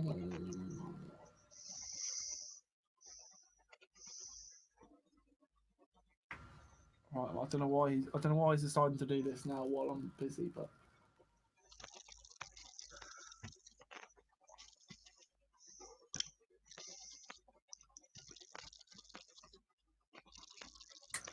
Bit of a stupid thing to say, but I mean, people made accusations that the league was over last year for City very early on, and I didn't buy it. But after seeing how the season panned out, everyone was right. Do you think if City lose tonight, title aspirations are over already? 100%, 100%. Right, okay. So if City lose tonight or if City don't win tonight, they are on the same points and stuff as us, pretty much. Are we? They're 1 point ahead. They're 1 point ahead. Yeah. But if we win tonight, it's West Brom. Yeah, you go 2 points ahead. Yeah. So are we in a title race? No, we're not. So City shouldn't. I know City have the better squad overall. Yeah. Well, that's what everyone says. Everyone says City can go on a massive run, but it's like, but how long's it been since they've done that? We keep saying City can go on them run, but they haven't done it for 2 years. Like I said, 2-3 years since City have been the City where it was like, And as we say that, is De Bruyne going to score? De Bruyne, no. Is that not even a corner? No, by the looks of it, no. He just skied that. Way too early for me. Think everyone will struggle at some point. I think everyone's already struggled. I think like for example, now Liverpool are the poster boy for injuries. Liverpool will not be at the end of the season. There'll be someone else. There's going to be a new club every other week who's the poster boy for injuries. But some clubs cannot manage with that, Ross. But this is what I was saying. This is what I was saying earlier. Like, when was the last time? Right. So just one of them. Right. So like when you're doing odds. So when was the last time City had already lost 2 or 3 games by November in a Premier League season? When was the last time Liverpool lost 2 or 3 games by the time we got to November? Now, when was the last time that both teams had already lost a game or a few games by November in a Premier League season? Because I'm telling you what, for both of them, it'd be a while ago. I'm telling you that. And that's what I was saying earlier. Everyone is struggling at the minute. It's everyone that's at the top of the table at the minute is such an anomaly. Like Villa are still up there, Southampton are still up there knocking around, and it's only going to take coming to Christmas when you've got loads of fixtures. It's only going to take the cream to rise to the top for a couple of the clubs, and for other teams to drop off, and then the table looks drastically different come January. The problem is how your team plays without your star players. When Tottenham lose Son and Kane, which happens every year. You can't tell me it doesn't. It happens every year. They lose both of them for an extensive period, even at the same time. And surely it's going to happen this year with how many injuries we've been getting. Tottenham cannot perform without them players. Tottenham will not sustain a title challenge. If they keep them fit, I believe they will. Yeah, 100%. But for example, teams like City, I know they're not playing well now, but teams like City have goals from all other outlets. Liverpool win games without, say, Salah's out 1 week, things like that, because they've got other means of scoring. Yeah, that's what I mean, because we don't rely on a striker. But Chelsea have an abundance. Surely Chelsea can't have all their attackers injured. Chelsea are trying to take Liverpool's crown of the team with the most number 10s in the squad at the minute. Now Chelsea do every week. Like I said, Chelsea won't challenge for the title this year. I said that early on, but you know, as each week passes, you know, I can't really argue with where they're at and the personnel they have. I mean, like I thought Timo Werner had a poor game today, yet he was such a threat all game. He was such a threat all game, yet he just made some really bad decisions when it comes to it. But in the end, they probably couldn't have won it without him. I wouldn't have said he had a poor game. Like you said, his decisions. There was a one-on-one with the keeper where it's pure FIFA where he's tried to pass it across the keeper for a tap in, and he hardly hits it. Yeah. Yeah, and if you're a creative player or you're a younger player and you're thinking, right, I don't want to screw this up. I want us to get the guaranteed second goal. Let's go on and win this game. Fair enough. You're a striker they've just brought for 50 million. Mate, took it away. Why are you passing the ball? Just finish it. And there was a couple of times where he did that, but I still think he had a good game. My issue with him, and it was the same at Leipzig as well. He drifts out to the Son, can he end the game? No. Yeah, he wears number 11 and he plays like a number 11 man. Like he literally just drifts out onto the left wing all the time. But Chelsea were impressive today. Well, I say impressive. They created way too many chances. No, Newcastle were never in that game. No, they should have won 4-5-0. It was ridiculous, man.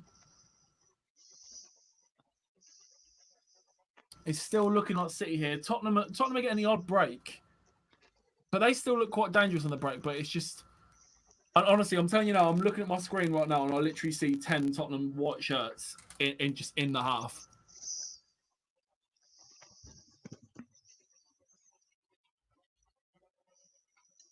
Stroking the cat.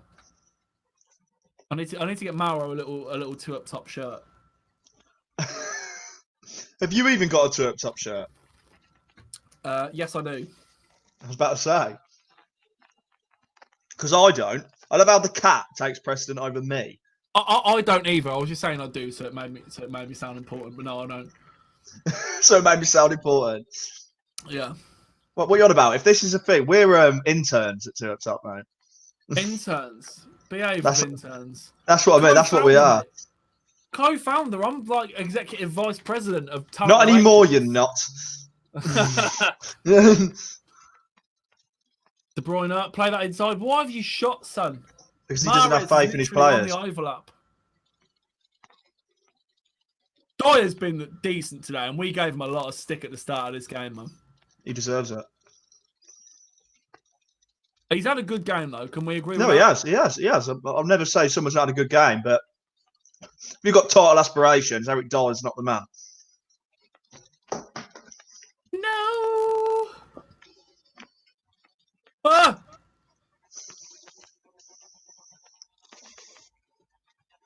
What's the odds on Spurs, though, to really hold this out? Oh, no. What a ball by Walker. That was mad. Cross in. It's landed to Jesus. Jesus. Bernardo Silva has air-shotted back to Jesus. And Jesus. It's over. And it's over. We've got a head injury.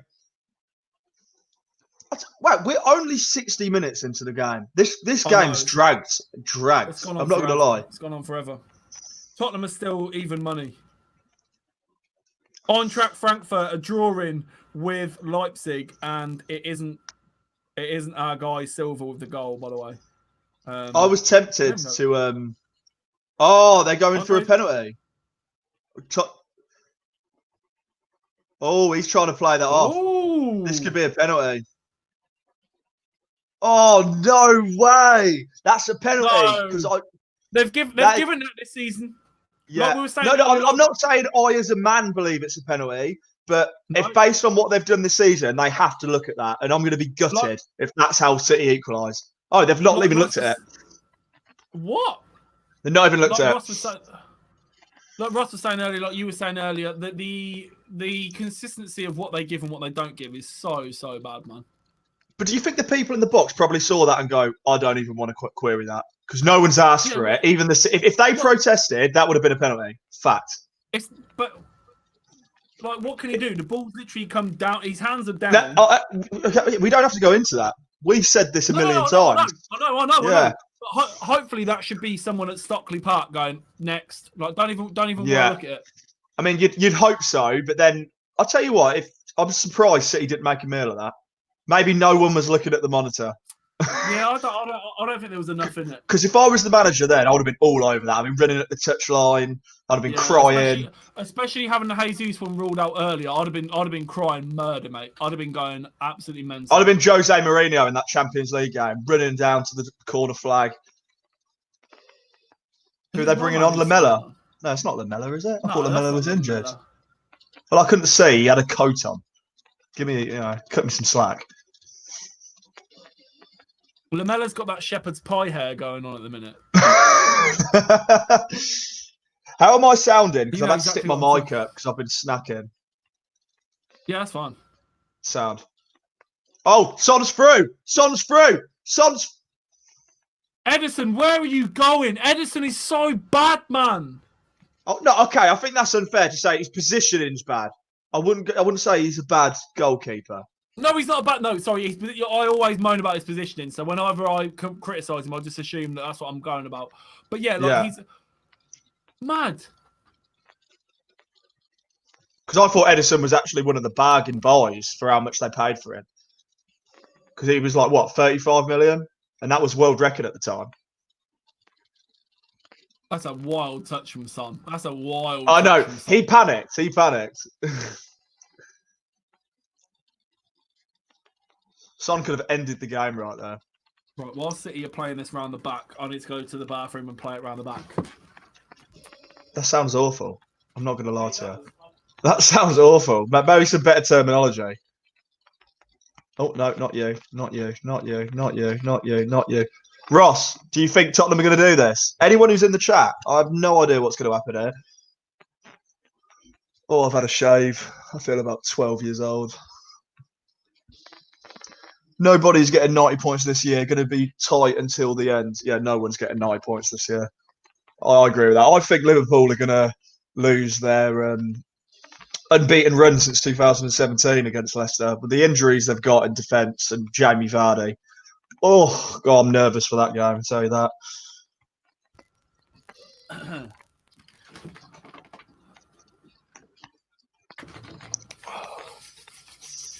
Do you know what? Yeah, it's going to sound so stupid. Because I'm left-footed, it feels really weird if I'm on the right. It honestly just throws me. I'm right-footed. I'm right-footed, so this works out. Left-footed, right-handed. Okay, you're just weird. Well, they do say that all of the best footballers were left-footed. So, who said that? You? No, it's fact. They're all left-footed. Surely, it's over. It's over. It's over. Tottenham are 2-0 up. The substitution has scored immediately on impact. Wow. Just come on. Score. Spurs v City. Cotton changed the score. It is 2-0 to Tottenham. Is that Lo Celso? Wow. Instant impact. And it's exactly what we were saying. Just hitting them on the break. They've soaked it up for so long. They have soaked it up. I've just changed it. I don't know why it's doing that. Spurs 2, City 0. Is that a Harry Kane assist? Yeah, it is Harry Kane assist. Gav's won his bet then, I think. No, because Kane had to score. No, he needed a Kane assist and an Aurier tackle for one of them. I'm sure Aurier's made a tackle. As it stands, your favourite pundit on Two Up Top, Ed Hull, is about to win £21. Ah, the crowd goes wild.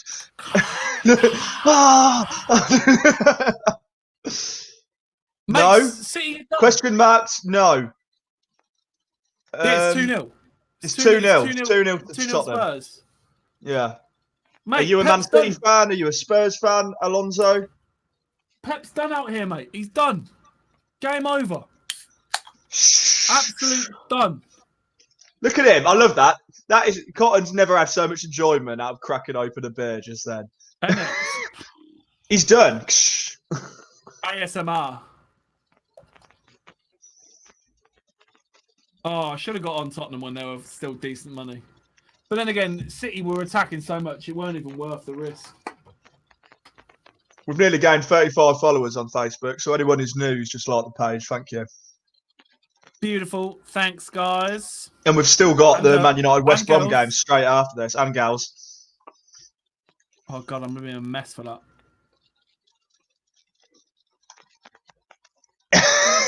Is that what you've gone for, Ross? Hey, if Tellez is on corners, man, he'll get an assist from it. Have we got lineup shit or what? What's the deal? Ross, are you free to talk about Man United ever?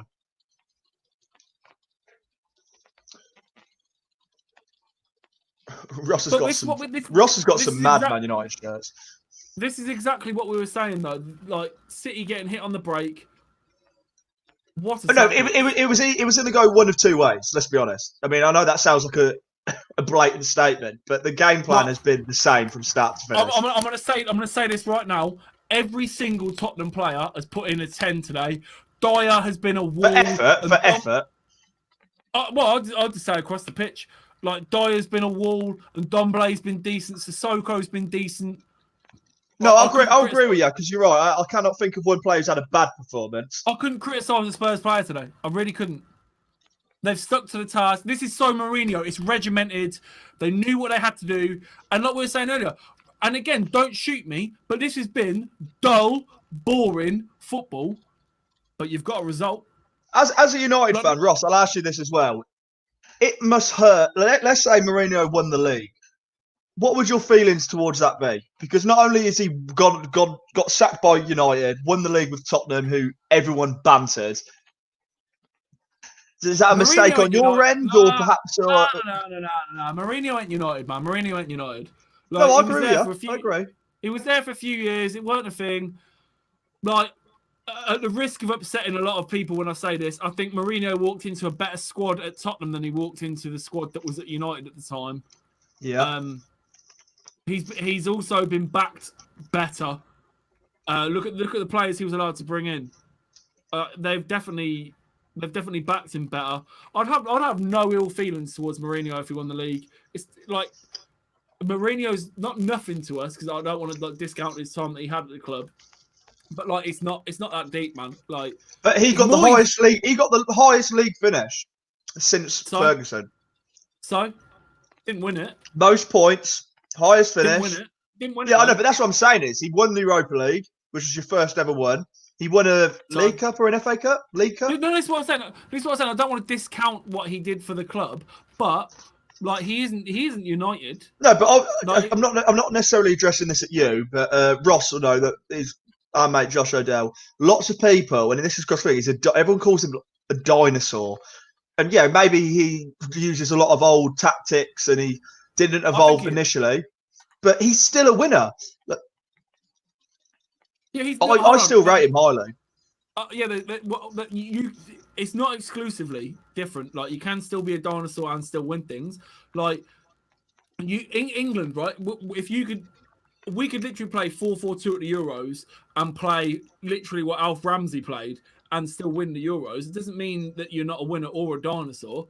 Like it just is what it is. Like I still think that football has kind of evolved past Mourinho. You look at his last few stints at his last few clubs, it's not hard to argue against it.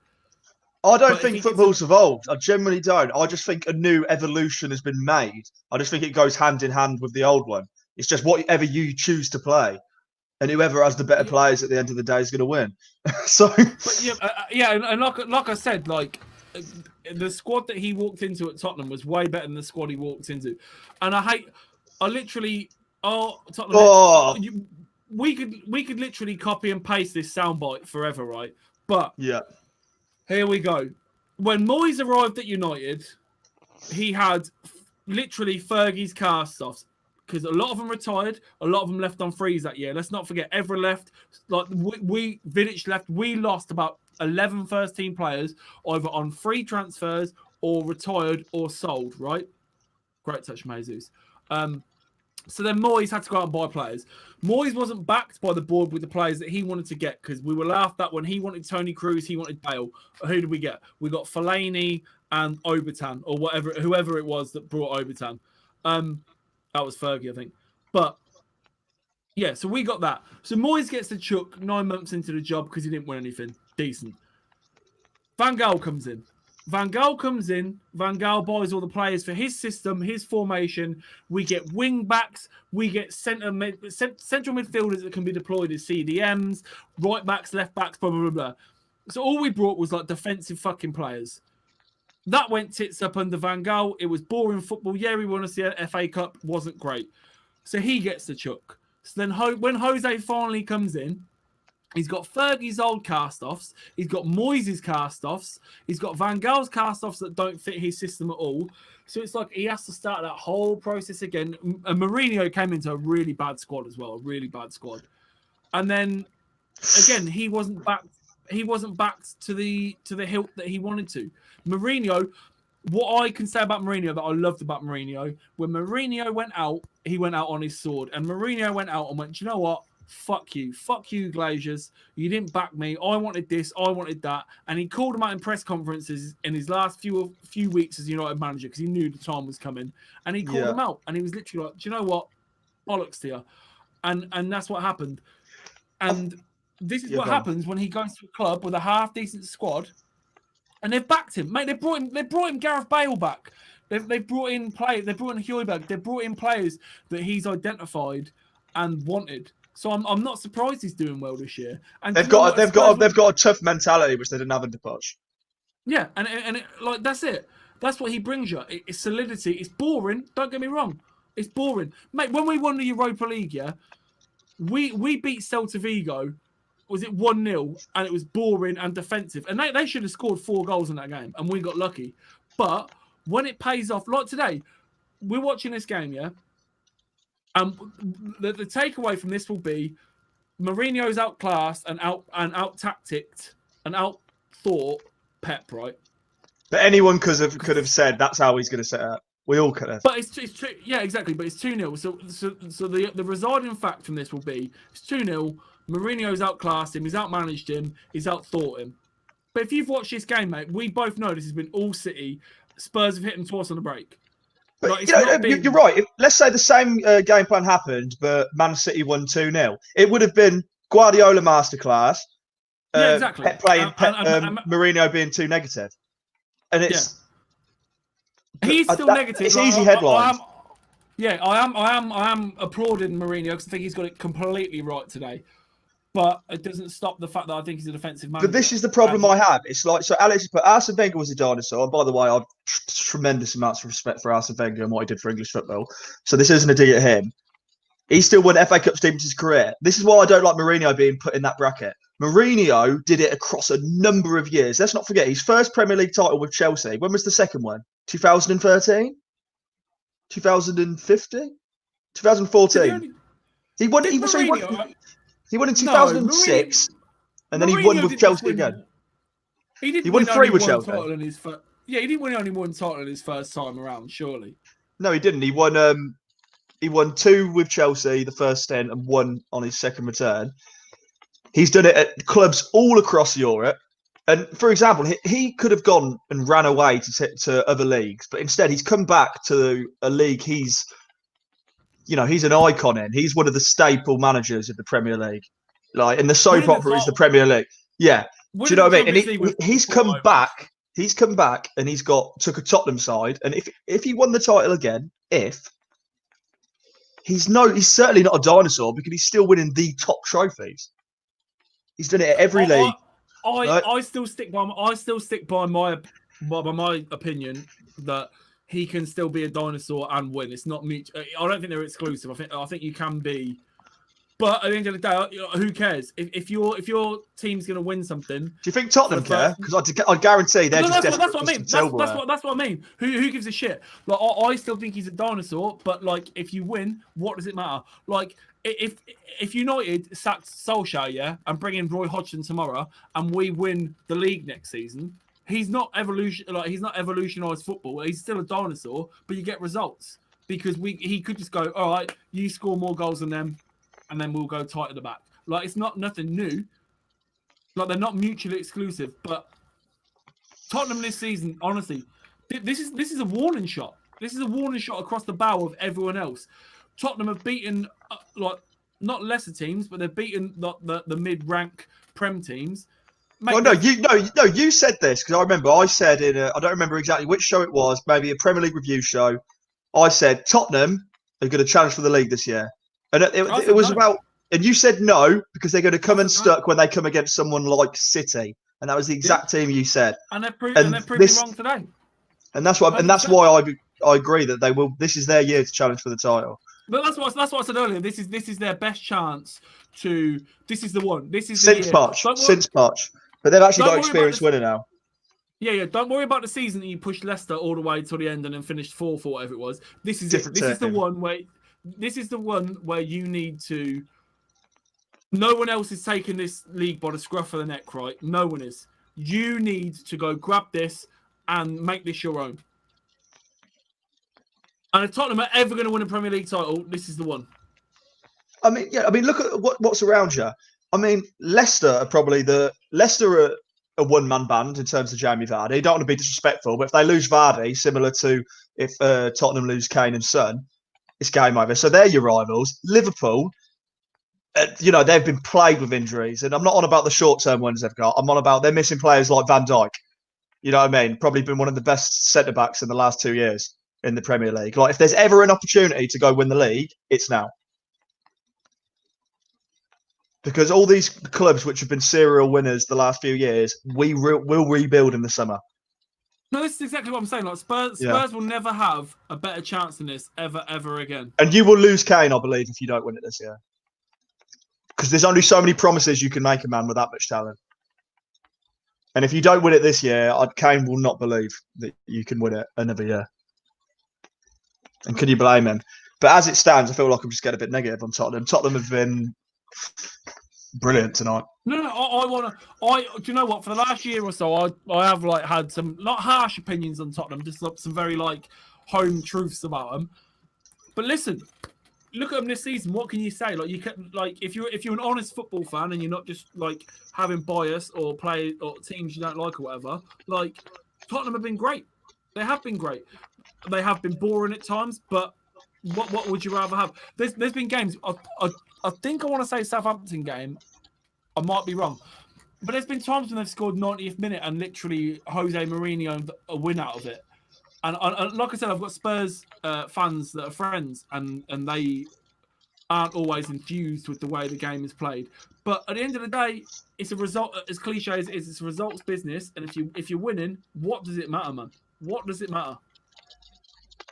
I mean, I'm sure Tottenham would love to get one over Arsenal. I mean, imagine if you won the Premier League title. Yeah, but Arsenal won it at White Hart Lane, didn't they? So.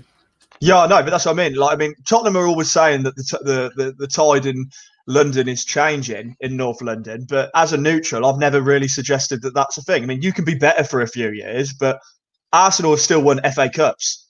Since you hit the big time. Yeah, you may have been getting top four, but realistically, history is going to say you never actually did come back. It's still North London is red, and unless you win trophies to argue that. But that's like me. That's like I can easily say, yeah. And again, this is gonna be an awful soundbite if someone just hears this. I can easily say that. Okay, we haven't won anything in decent in 10 years. We've still dominated the Premier League era. We are still the team in the Premier League era. Easily. We won 13 Premier League titles, man. You're the poster boy for it. Yeah, exactly. Well, we were, but Okay. When I say poster boy, it's the yeah. Yeah, we were. You're the goat of the Premier League. Yeah, it will never be changed. North London is red. I mean, I see London as red. I'm not gonna lie, but let me finish before. I think it's how. Okay, I'll tell you what, Alex. I agree with you. North London is red, but you can never say never. You can never say never. All I will say is just because I was brought up on United Arsenal for the title. I was brought up on Keane Vieira. I was brought up on Henri Nistelrooy. I was brought up on United versus Arsenal. Those were the two best teams in the league. Don't get me wrong, there was the odd season where Newcastle pushed for the title. There was the odd season where Liverpool pushed for the title or whatever it was. But it was always United Arsenal for 10, 15 years. And those are my glory days of watching football. Going to the working men's club with my dad, whatever. Those are my glory years. And I'll always... I just think Arsenal. I think if you had to say to me right now, what are the 5 biggest teams in English football? It's no order before anyone starts stabbing people. It's United, Arsenal, Liverpool, Chelsea.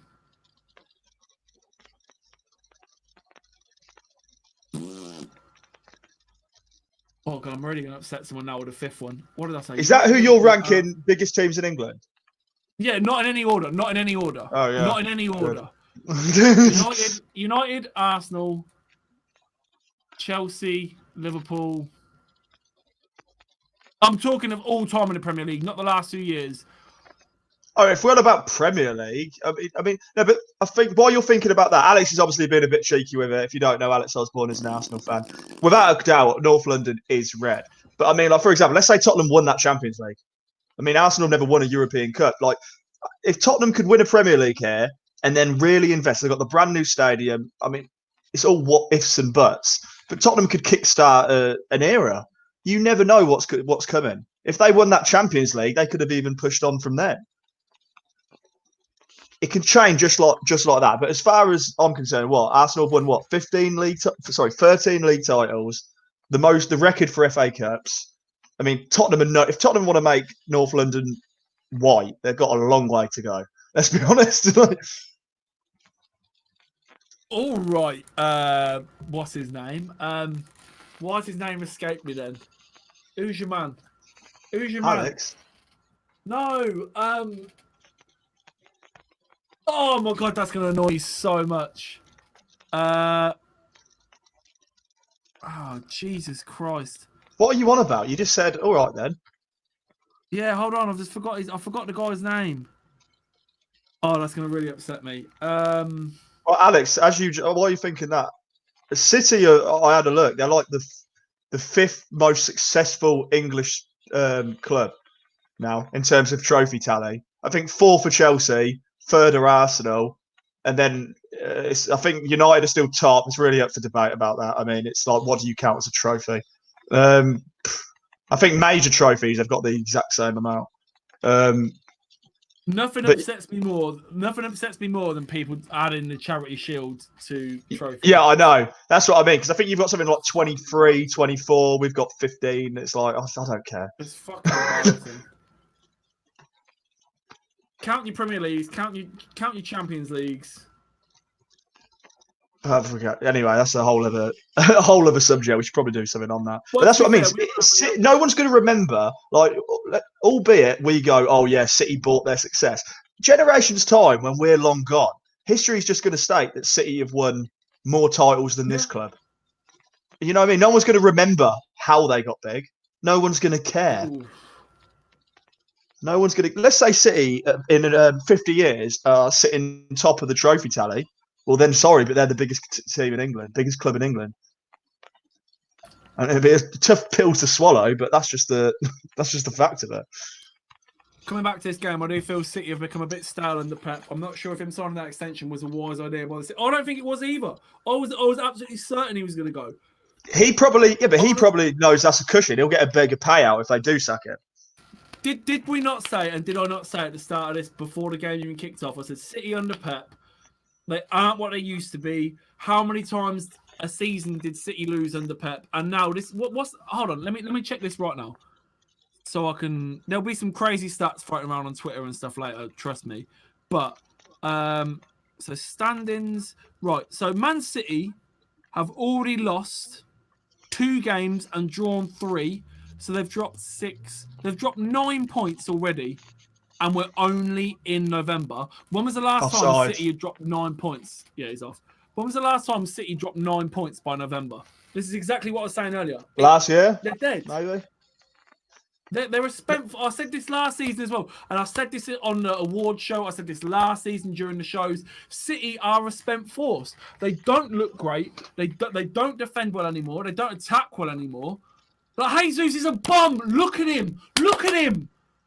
He's so bad, man. Jesus, I'm telling you right now, Jesus is the Brazilian Danny Welbeck. And that's actually giving him too much credit because Danny Welbeck scored today. Jesus is the Brazilian Cameron Jerome. There we go. I think you're being a bit harsh.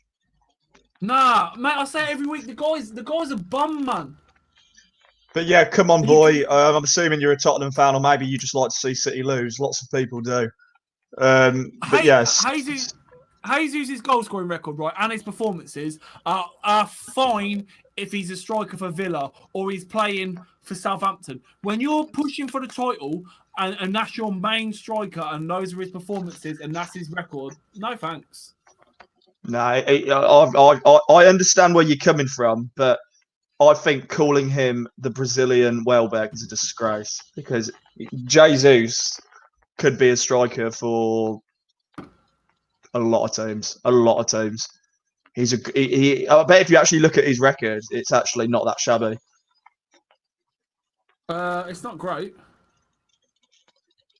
But again, he starts on the bench a lot, doesn't he? Because it's City and... Let's not forget he's a Brazil international. Name me another Brazilian striker that isn't Firmino or Joel Linton. Or Joel Linton. Depends what you class as a striker. Richarlison?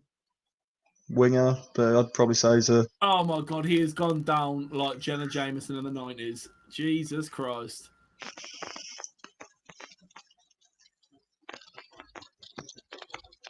Starting to resemble a beaten side, mate. They've been 2-0 down for 20 minutes. They're awful.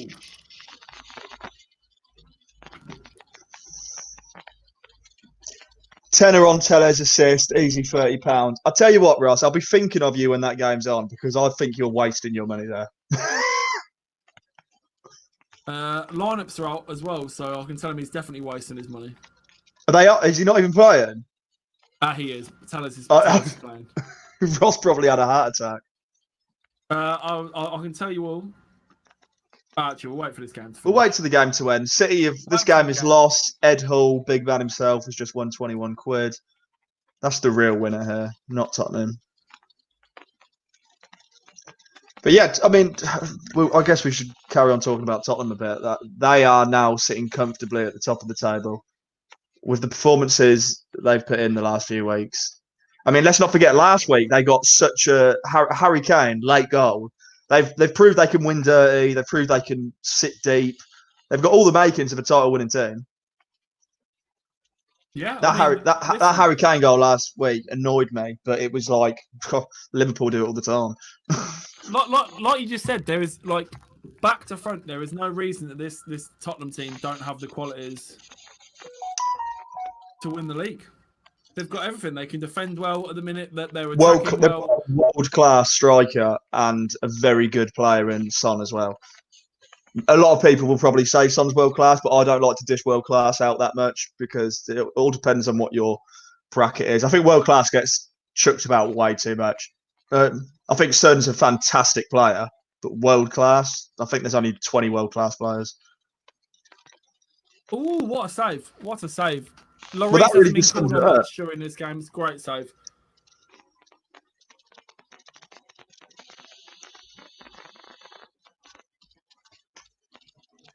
I'd like to see the stats. I'd like to see the stats after this game.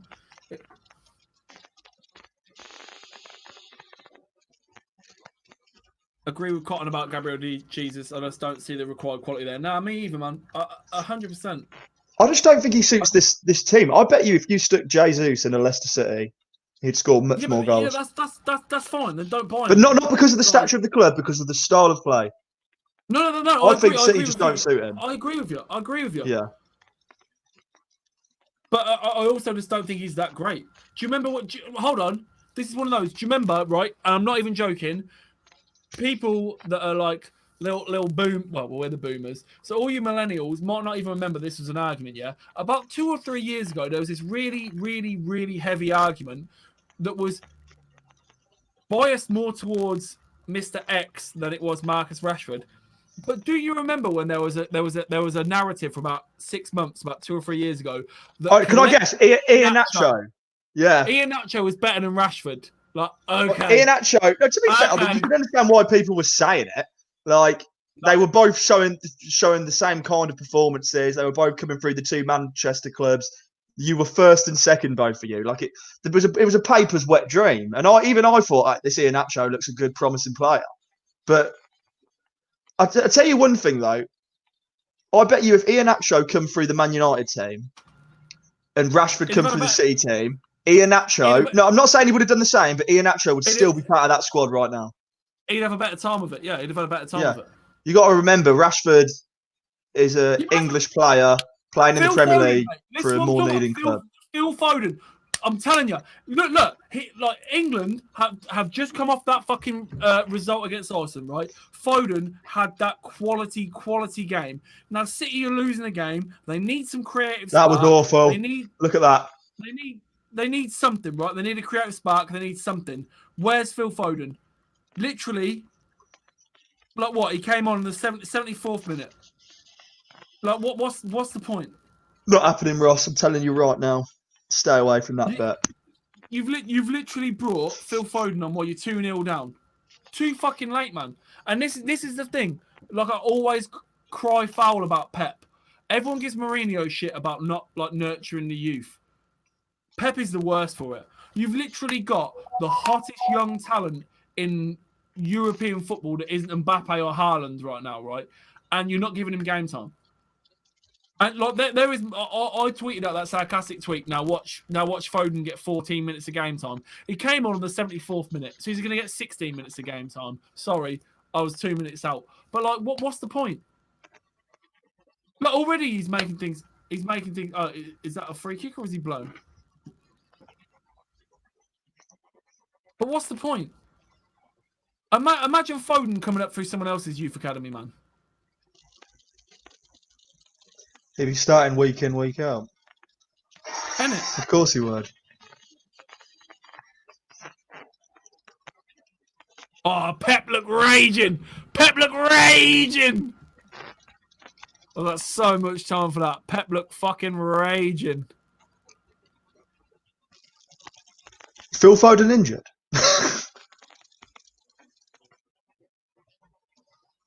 Oh my God, the United game don't kick off for another fucking 40 minutes. 40? 40? Don't kick off till 8, mate. Nah, that's fine by us. We'll keep it going. Yeah, I don't dispute that, Alex. I'm not bringing like a racism thing into that or anything. I just think because he's not exotic enough, I understand that. Like we said the other day, look at the midfield he started. Like, you can get Foden in there. And Foden will be the most underutilized talent in this English generation. And if Southgate was smart enough, this is where Grealish does start playing over Foden instead of him. Because Grealish played 90 today, right? And Villa, although they lost the game, Grealish looked unreal today, man. Like, I will not get off his dick with how good he looked today. But then Foden comes on for 14 minutes and a 2-0 loss against Tottenham. Like, what's the point? Alex, if you're free, man, pop into the stream. Because we've got a long time. We might as well get people talking. Because we've got 40 minutes to the game. Every single Tottenham player, though, needs to hold their head up high after that. Every single one of them. No, it was a fantastic performance. They deserve it. Ed Hall won £24.45. I'm not liking the new Sky Bet layout, I'll be honest with you. Or the new app. Prefer the old one.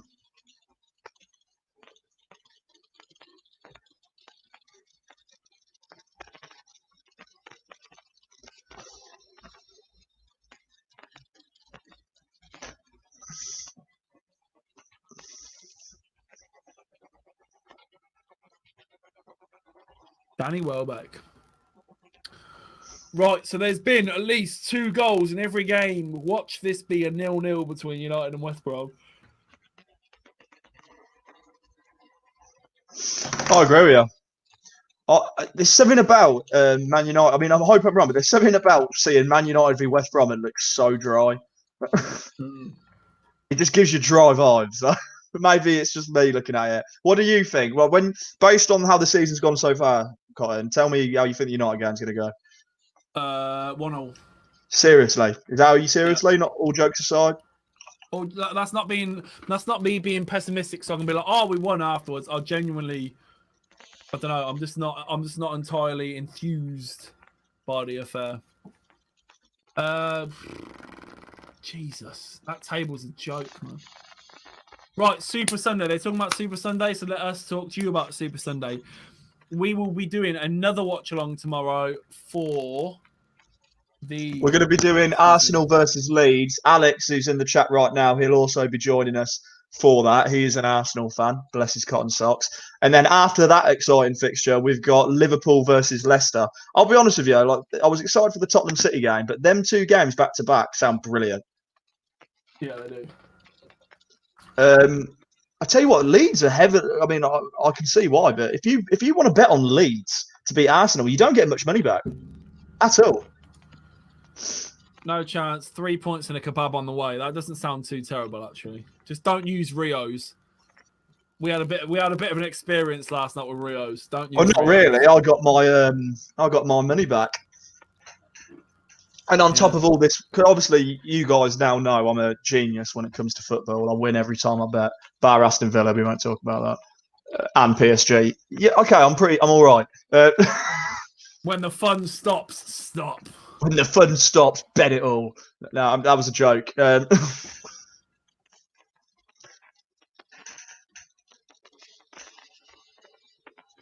tell you what, West Brom might give you some difficulty.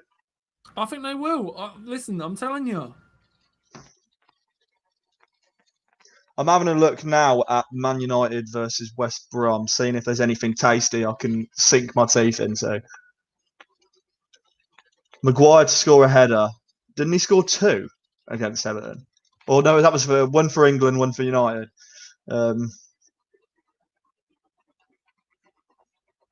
Listen, I'm going to say it again. I'm really interested to see this handball again. Alex, Ross, did you see the handball? What did you think of it? Why have they changed the music to Adele? I don't like it. I don't like Adele. I do now. You do? Hoy vey, man, she looks great. No, I'm not on about that. I'm on about... Oh, music. No, okay, she's obviously hella talented, but anyone if you've just got a great voice and that's it, I'll find you incredibly boring. Yeah. And it's every like, single I don't album like Sam Smith. Every single album you release is just about getting dumped and a breakup. Like, give me some. Yeah, and it's just like, oh my, look how good I can sound. It's like, I find your music quite boring. Listen, if I want to listen to someone that's got a great voice but is a miserable bastard, listen, I already like the Smiths. I don't need someone else. That's it. I've got one room in my life for that. In fact, saying that, like my favourite artist, like at the minute, well, for the last like 3-4 years, is Black Bear. Doesn't even his hype songs that sound like mad, like party. The lyrics are literally like the most depressing shit ever. Like it's just depression. So I don't need Adele warbling in my ear. Pogba isn't even in the squad. Cotton, please tell me your thoughts on Cotton. Good. Oh, your thoughts on Cotton. Tell me your thoughts on Pogba. Good. I am very staunch in the camp of. I understand that he's probably literally the best player we have in the team. He is talent-wise. Application-wise, what's the point? Like, here's one for you, right? Captain Autism over here. So at upper school, I did triple science, double maths, right? I got like an A in double maths, and I got like a B+ across the board in triple Top science. shit if you didn't know. I'm a bar manager. I didn't go into physics or math. Do you know what I mean? Like you can have the smarts, you can have the talent, you can have whatever. If you don't apply it, what's the point? I didn't apply it. He doesn't apply it. He's great. Look how he plays for France. Well, he wasn't great this week, but look how he plays for France. Cool. The guy's super talented. Don't even get me wrong. There's no question. His lack of effort and watching him walk around the pitch, and people always say to me about McTominay, they're like, but he's not even good. He can't pass. He can't tackle. What, you just like him because he runs really fast for 90 minutes or he puts in a shift for 90 minutes. I'd rather have someone put in a shift and want to win for the team and want to do the dirty work for 90 minutes than have a luxury player wander around the field, do fuck all for 90, and I don't care about wages. We're not financiers. But he doesn't fit the squad, man. We've got a luxury player now in Bruno. We don't need Pogba. Leave Fred and McTominay and Matic or whoever's playing in that pivot role. Leave them to do the dirty work. Cool. Pogba not being in the squad doesn't even upset me in the slightest. How do you see it? How do you see Pogba at United as an outsider? Okay, so I'm with you. I understand he has good tools. I understand he's got good attributes. But from day one, I've never understood the crap with Pogba. I've never understood why you've stuck by him for so long. I don't understand why he still constantly gets into the team. I've not rated him as a Premier League player, if that makes sense. I've not rated him as a Premier League player probably since week 1. Honestly, like, yeah, I've seen some good performances, but how often do I see them? They've never been consistent. Yeah, no, exactly that. And for the money, and he's still there. I thought you would have cashed in by now. Like, he frustrates me. Don't worry about the money, right? Because the money, right, we signed Okay. Pogba. I'm not talking about the 80 million. I'm talking about why haven't you just sold him off instead of letting him sulk and dictate your team? Because every time you spoil your game plan by trying to force it round Pogba or squeeze him into it. And it's he's dead. Let go. Look at the situation at United. Who's in charge of transfers? It ain't Ollie. I bet Pogba would have been good in Pep City team, which dominated the ball 2 years ago. All you need to know, yeah? Do you think Jose Mourinho hates prima donnas? He hates players that think they're bigger than the club. He hates players that challenge him, right? Do you really think Jose Mourinho greenlit that move for Paul Pogba? Honestly, do you think he wanted Pogba? Or it was a marketing thing, bringing him back home. The whole Stormzy video was dreadful. That's all it was. That's all it was. We're sponsored by Adidas now. He's sponsored by Adidas. It's Pogba. That's all it was. Do you really think Jose Mourinho wanted Paul Pogba? No. Do you think Solskjaer wants to put up with that shit week in, week out? No. Mate, how often is this prick in the press? Well, it's either him or his agent. Paul, he's dreamt of moving to Madrid. He's been taken out of context. Has he really doesn't deserve to go to Madrid. I don't get the... No. He's been poor for years. He doesn't look interested anymore, Ross, he's never looked interested when the going gets tough. The moment you honestly, he's nothing upsets me more than Paul Pogba, right? It's the arrogance, right? Don't get me wrong. Cantona, Berbatov. There's been players that have that je ne sais quoi to take on Thierry Henry. Yeah, Ross hates Berbatov. There is players that have that, right? And you can deserve to have that. Pogba has that, right? But he doesn't do anything with it. He gets past the ball, right? We conceded 3 goals last year in one season due to his mistakes for the same thing, right? He literally gets the ball and he thinks he's got so much time in the world, and because he's Paul Pogba, players aren't allowed to tackle him. He gets the ball and does this. And just tries to hold up the ball, gets tackled or gets fouled, and that's it. Like, he just thinks he's got so much time on the ball. I really don't get it. Like, I'm not anti-Paul Pogba. Like I just said, he still is technically the best player at the club. No. Yeah, he is. He is. Honestly, this is the point. I said he's got good attributes, yeah? And he had a good World Cup. He had a good World Cup. But it's like, I know he didn't score a goal, but Giroud was good at the World Cup. I don't want Giroud at Liverpool. No, I'm saying for United. Name me a better footballer at United than Paul Pogba. Oh, yeah, but you've hardly got a massive catalogue. No, okay, no, hold on, whoa. That's not the question. The question isn't, do we have a decent team? Bruno Fernandes is a better all-round player than him. Now he is, and that's why Pogba's not getting into the team. So other than Bruno Fernandes, Lukaku, for all his criticisms, did his job much better than Paul Pogba always did his. Yeah, of course he did. But okay, so taking out what I'm saying is, I said Paul Pogba has good tools. There are thousands of players who I think have good tools. Like, Paul Pogba doesn't make my top 50 players in the world on his day. Like, I don't care. I think he's overrated. He's a hype job. Juventus, bollocks. I don't care how he did at Juventus. On his day, he gets in. On his day, he's unplayable, right? On his day, there's tons of players on their day. There's tons. There is hundreds. Yeah, let me finish. On his day, he's unplayable. The problem is, his day comes every 30 games. Every day. That's when he plays well. Every day. And the problem is with the way football is at the minute, and like the way the fans are at the minute. You can still show me a really good. I saw this the other day when someone was chatting shit about Pogba and saying he wasn't great. And listen, I'm in that camp. I don't think he's done anywhere near enough for United. But then someone shares this video of him like doing keepy uppies over players against Celta Vigo, and it's like this 3-minute video of him ragging people. And it's like, cool.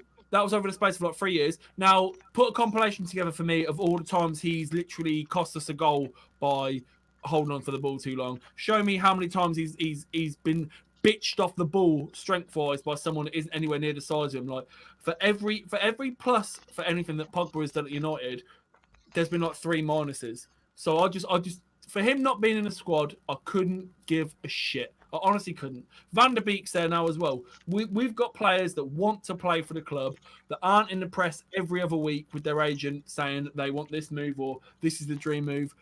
Bollocks to him, man. Ain't got time for it. Ain't got time for it. Do you know what it is? I think it's not the problem I have with Man United, because I know Man United fans have their frustration with it. I have a problem with how much the rest of the world rates him. I really do.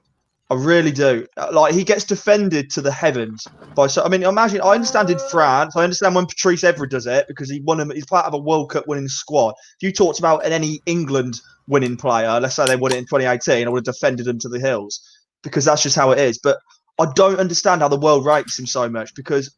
I think he, honest to God, like there's so many times where I've gone, is he good? I think he's just crap, and I just think he's just average. He gets rated in a blue shirt. He doesn't get rated in a red shirt. Ever. No, but ever. I mean, like, he's got such a worldwide fan base. Like, he left United and created a brand for himself before he came back to United. If he weren't a brand, he probably wouldn't have got him back. Like, mate, that's football now. That's football now. It doesn't like no one cares. Like Jesse Lingard, yeah. Do you think that he cares he's not getting picked for United anymore? No, now I care you know who people rate. Like when people like, how has he established such a global fan base? Because he doesn't deserve it. When he's on his day,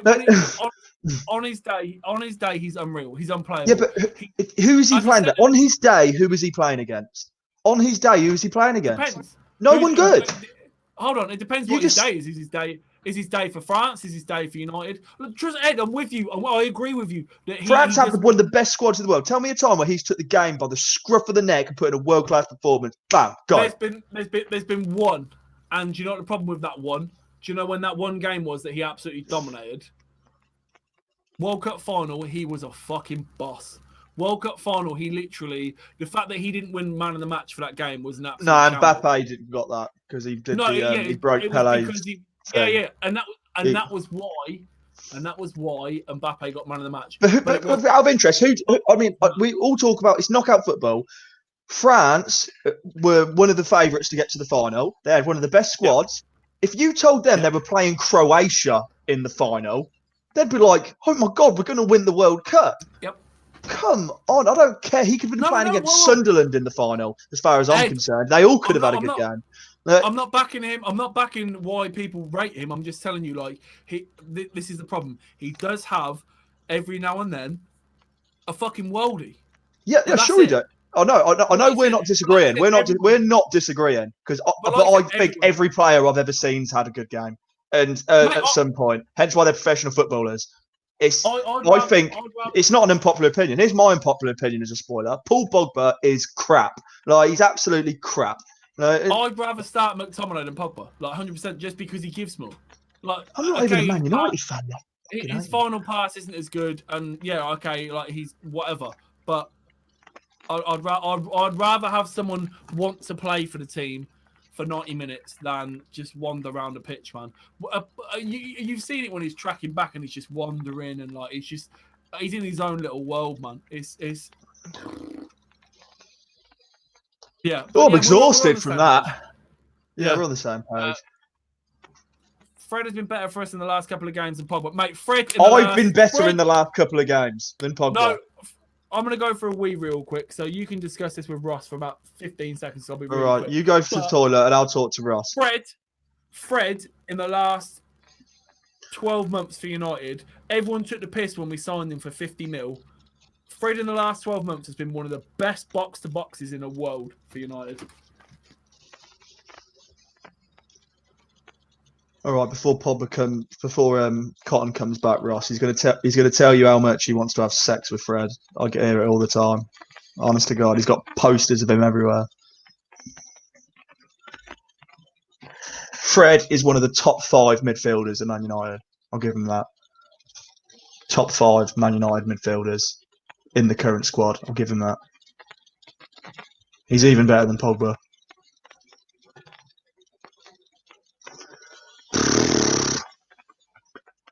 I mean, if anyone should be here for this United watch along, it shouldn't be me. I'm getting stressed.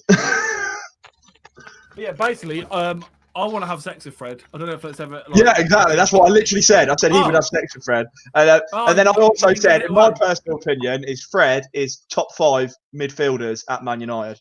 That's my hot take. Yeah, he is. He's top 2, if anything. Is that top 2? Top 2. To be fair, I don't have an issue with Fred. I just think of course, I've got a lackluster response to him because he plays in a lackluster team. I think that's I wouldn't really say it's anything against his individual performances. Bro, it's 2020 and Juan Mata is starting out on the right for a United team. Like, what have I got to do? Why does the world hate me so much? Why is Juan Mata still part of your team? Explain to me, to an outsider. No. Ross, what do you think? Ross wants to shag Fred as well, so I've got to get in line, apparently. Honestly, you Man United fans, you're a rare breed. Well, I mean, everyone's suddenly a Liverpool fan and a City fan, aren't they? So we are rare breeds these days. Yeah, no, you are right. You are right. But, you know, I love Salah, but I've never looked at him and gone, I want to have sex with you. What you thought? I have Salah on my Subway all the time. Sweet corn, jalapenos, bit of olives. Jesus Christ. Oh, we're about to hit. Right. We're going to hit 2,700 followers. My God. Oh yeah. Kane versus Son, mate. Look at that shift they have put in. Obviously, if you watch this on Sky Sports, that is an unbelievable shift. Look at Kane's pose. I know, yeah. Like he's Jesus himself. No, Jesus was playing for City and knob. Oh. What's wrong with you? I'm just gonna try and get the lineups for the. I remember that when we first got Salah and we were coming up against City. That was all the memes. Mohammed versus Jesus. It was constant. It was like, oh god, yeah. Sticky situation. That I was like, yeah, sticky still. Yeah, sticky still. Still, yeah. I don't know why this is taking so fucking long to load. I mean, I could just tell you the lineups, but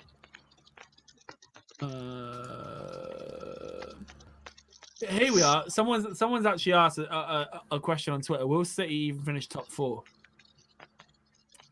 I'm not even sure. I think you'd be an idiot to say no based on previous seasons. I'm sorry. I'm right. So this is what we'll do for the next few minutes while I'm looking at Twitter because I'm finding things. This is the deadest take I've ever heard in my life. Who is this guy? Right. I'm gonna check who he is before I start rinsing him. So this guy has literally put out a tweet. Fair to say Spurs got away with one. Man City were excellent for most of the game and lacked in crucial moments. City seemed like a fair weather team, not really making them champions. Spurs looked more likely and could dominate City anyway. Like what? So what are you saying then? Like. He just made points for both in one sentence. Yeah, Spurs didn't get away with one. Like Spurs had a game plan, hit City on the break, defend well, and they did. That's it. This is what we're dealing with, though. Anthony Marshall, I'm on my knees. Please get a shot on target today. I can't take these shit tweets anymore. Yeah, there's such things over analysis in there. Yeah. Just stuck £6 on Man United win and Atletico to beat Barcelona. I've watched a fair bit of Barcelona, both in the Champions League. Right, hold on. We're looking at this handball. Definitely. From this angle. It's not! It hits the t-shirt line! No way! It hasn't even hit his arm! It hasn't even hit his arm! We'll have to agree to disagree. Mate, even Redknapp's saying it's not hit his arm. Oh, Redknapp, yeah. I hate Redknapp as well. I don't think it's hit his arm at all. At all.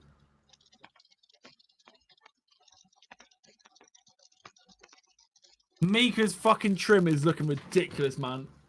Is that your hot take? Is this your hot Yeah, take man, from the game? it looks Here's my great. unpopular opinion.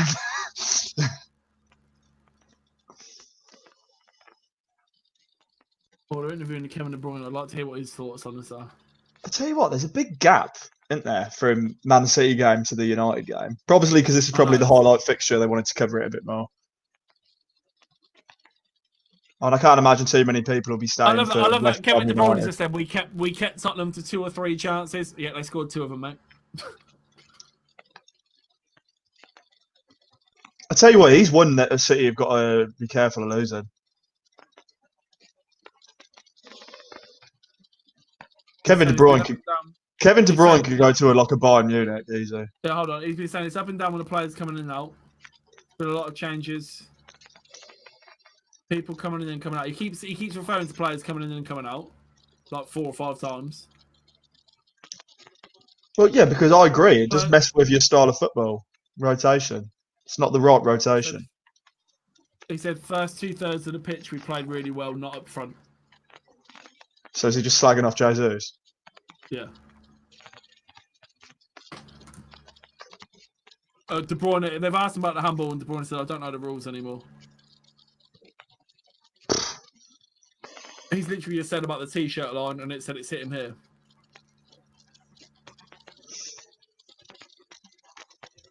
If you're on about if we're having a conversation about hold on.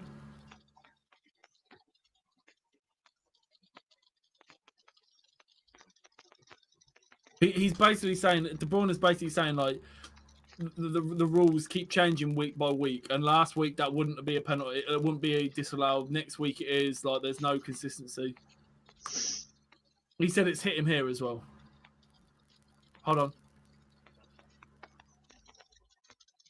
De Bruyne has just said I've been playing professional football for 12 years, and the last 9 years there was no rule changes. In the last 3 years, they keep changing everything week by week.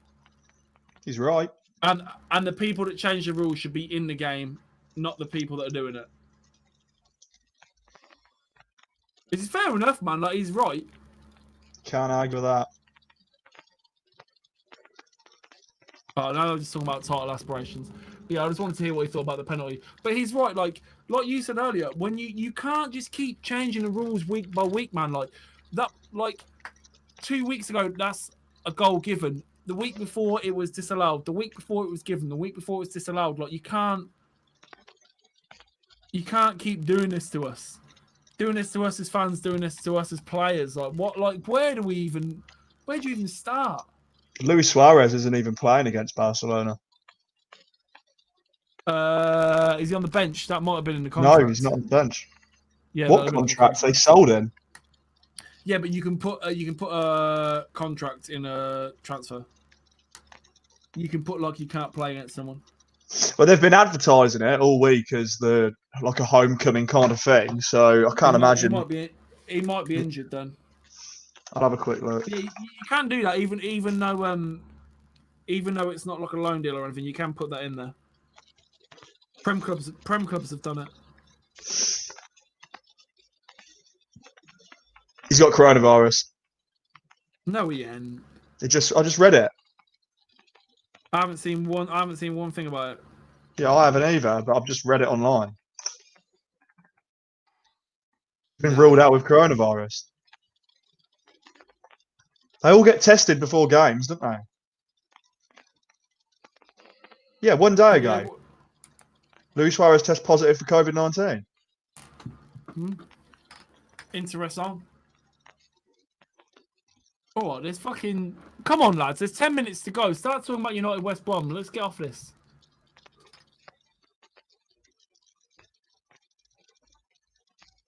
Right, are you still watching the main event, right? Yeah, I've got Mika Richards. Look at the fade on his beard, mate. You can literally see it, look. Madness, man. Sharp.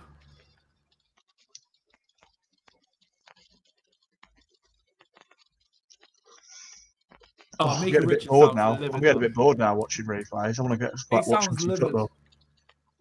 Look at that space the Celso's got open, though. Jesus. But what surprised me is how, even up until 2 weeks ago, how much the media was still adamant it was going to be Liverpool or City. Like there was like even though they were having all their difficulties. I mean, saying that Liverpool haven't had that much difficulties. I think they've lost one, drew one, won 5, or won 6. It's not that bad of a record, but it shouldn't take City to lose to Tottenham for people to go, oh, it might not be City or Liverpool. Should I be looking at Edison for this goal? I mean, you want to.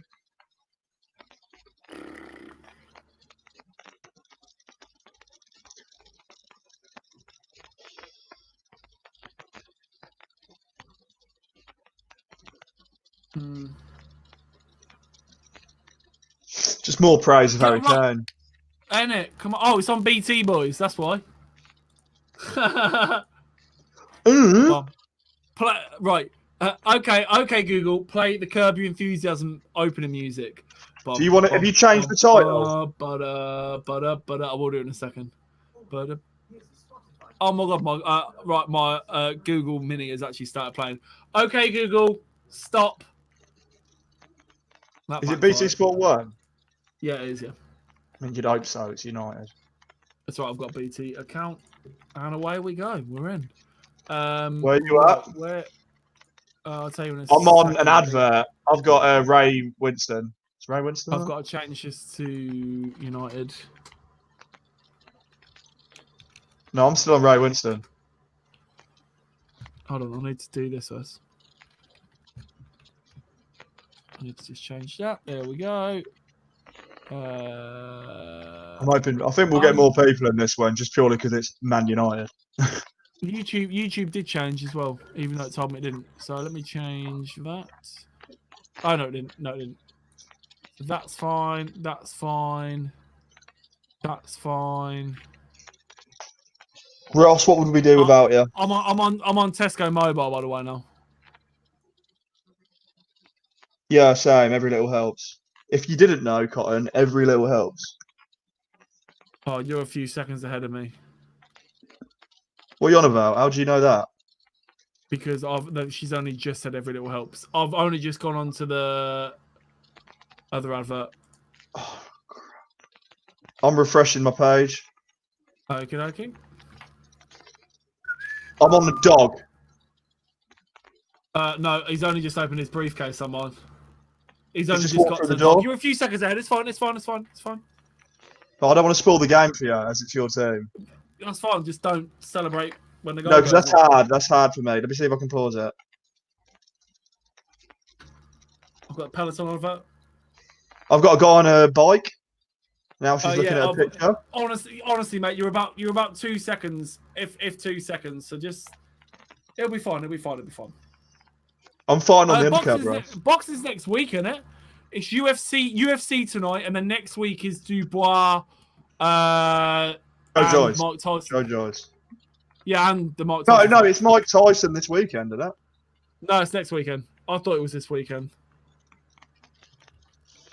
Boy, I'm telling you now, I'd still do such a number on fucking. I'm just forgetting everyone's names today. Were you just about to say you'd beat up Mike Tyson, or am I just misreading that? Good, I was about to say. I was saying I'd do a number on her. But I've just forgot her name for some reason. She played Thingy in 2 Pints of Lager. Packet of Chris. Yeah, I love her. I'll definitely do numbers, man. Sheridan Smith. What are you on about? There's UFC tonight. You're definitely not on about Ben Famella, are you? Right, come on then, boys. Let's get on to the real football. Let's get on to West Brom beating United 2-0. You might be on about welterweight.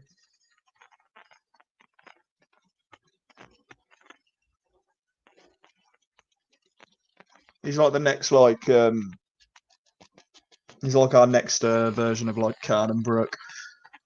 Who's that? Ben. Oh yeah. Nigel Benson, yeah. Uncle Conor Ben. I might watch it, to be fair. What time is it on Sky Sports main event or is it on Sky Sports? Did I just catch that 5p like that?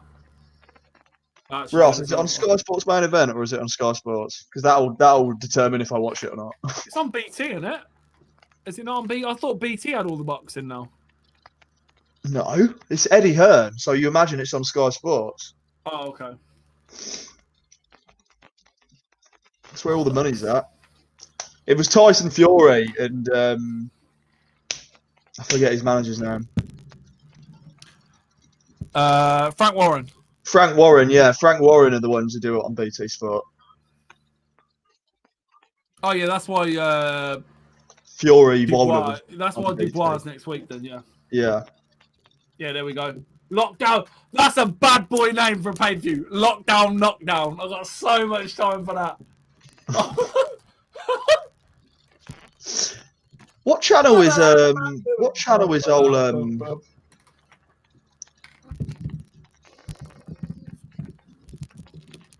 Jake Humphrey is a certified pussy, old man. I hate him. He's got a YouTube channel. Who? Jake Humphrey? Yeah, I watched the thing he did with like Steven Gerrard. It was horrendous. It's like I hate it when like people who already have like connections and that try to break it into like social media, and it's like, oh, you're just cheating. Literally, celebrities doing OnlyFans. Like, come on, bro, you got bare money anyway. You're already famous. You know what I mean? Like, and you're only posting pictures in like bikinis and underwear. Listen, unless I get to see your arsehole or see your insides, ain't happening. Don't want to know. Jesus. Well, it's true, isn't it? Like, yeah. Here we go. Come on, then, boys. Alex Tellez starting. Juan Mata starting. Edison Cavani benched.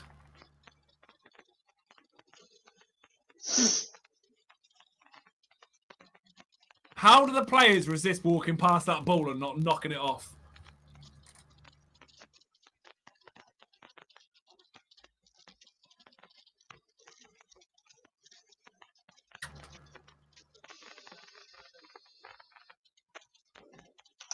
Is the Barca game also on BT or Sky Sports? Is the what game? La Liga. What's La Liga showing on? No, that's I know it's La Liga TV. Premier Sports, I think. Is it? I want to get that in another tab. It's on. They always say La Liga TV, but that doesn't mean anything to me. Yeah, just La Liga TV. But go on Footy Bite and you'll be able to find the stream.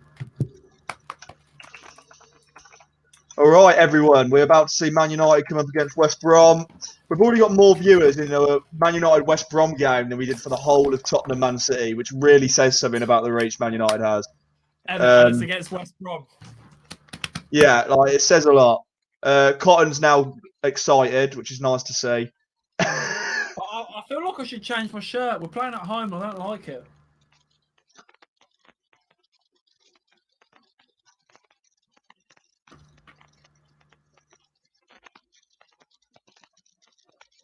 $40 people in the chat. All right, Cotton, walk us through your initial thoughts before the game kicks off. My initial thoughts are lineup looks as strong as we can possibly go at the minute, sort of thing. Rather than Juan Mata, I don't like the start of Juan Mata. But every time I say Solskjaer shouldn't play Juan Mata, Mata has a masterclass like Fabregas last night. Just plays passes, gets on with it. So I could be wrong. Although he does, if we get counter-attacks, he slows everything down so much. So I'll be really... And the thing as well, Dean Garner's pretty fast. Townsend's pretty fast. Mata... Fred's going to have to cover Wan-Bissaka a lot of this, I reckon. When realistically, though, you want to eat your words, don't you? What do I think is going to happen? United win. United win. Comfortable? Not comfortable. Never comfortable. It's never comfortable. Anyone in chat want to post your score predictions? Ross, you know that includes you. You're not getting off scot-free on this one. And if you say Teller's free kick, you're banned. What? Look, mate, it's 2020. Why are we swapping halves after a coin toss? Fuck me. What is the point in that? I won't get the blue and whites on, but I'll get the blue and whites out. I'll get the blue and whites out. Also, This is legit, right? This is since I was a kid. I've had this for however long it was. But here's the official 95-96 collection of these bad boys. Go on, get the blue and white on. Do it for Ross. No, I'm not. I'm getting the blue and white out. There we are. Look.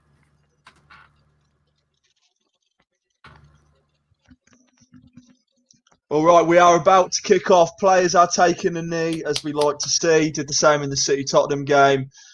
Man United, what's the highest position they can get if they win this? First, we win the league tomorrow. If we win the league. Stop the count. Stop the count. 3-0, Ross says. 3-0. Ross, listen, whatever you're smoking with that kebab you're getting, let me know. We can't tell you that. I'm the middleman.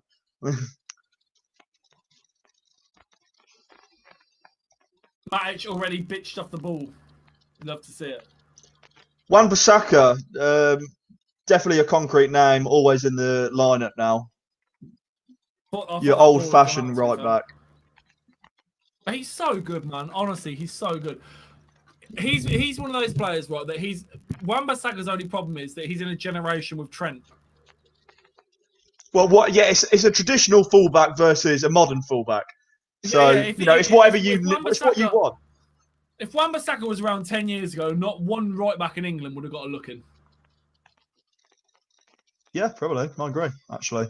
See, when it's quite weird because when you go 10 years, I think of Neville, then I think, wow, actually, that was more than 10 years ago now. It gets away from you. Like, that was 20 years ago. Yeah. Martial is already on the rag. He's gone down pretty easy. We'll take the free kick. 0-0 Man United.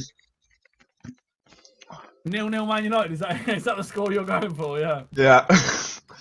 Did you see that? I don't know if it was fake or not, but do you remember when we drew with USA at the World Cup and it was USA beat England 0-0? Yeah. Oh. I don't think it's fake. It's just American. Well, hold on. Sorry. There's a goal here. I reckon.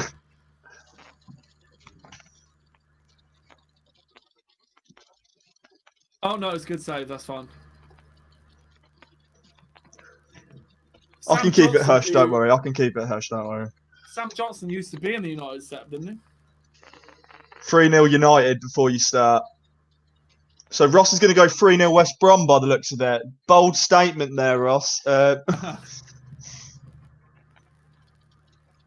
like Bilic as a man. Not necessarily. I don't really know what I think of a manager. I like it. No, but I like him. He seems like a good geezer.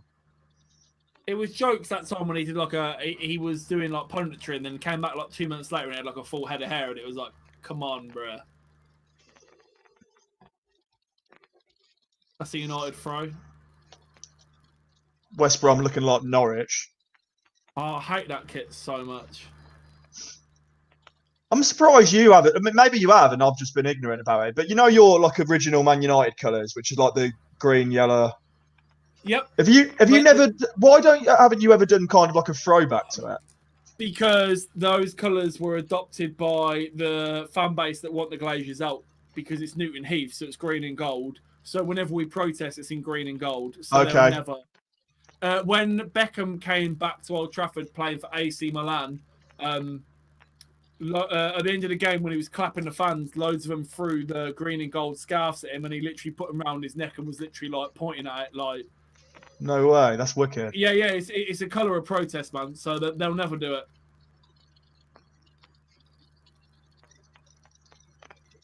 Oh, Rashford's playing.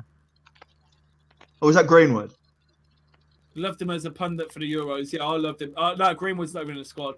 Yeah, no. So that is Rashford then. Yeah. I thought Rashford had a shoulder injury. No, that's why he stayed out of the England games. Well, it's all right for some, isn't it? Well, that's why apparently there was beef between Mourinho was trying to stir up shit saying, oh, how come Sterling wasn't available for the England games because he was injured, but he's playing for City. And Pep's answer to him was, what, mate, are you a doctor? It's just spicing the game up. That kit is so horrible. We're about to hit They look 5 like minutes into the game. Still 0-0. No one's really looked dangerous yet. They look like a spicy barcode. What? West Brom? West Brom. Yeah. They look like a spicy barcode. Nah, West Brom look like them Lay's crisps you get on holiday. Oh. Even though they're just walkers in a different country, it's like, ugh. When I have them, I'm like, I swear these taste different.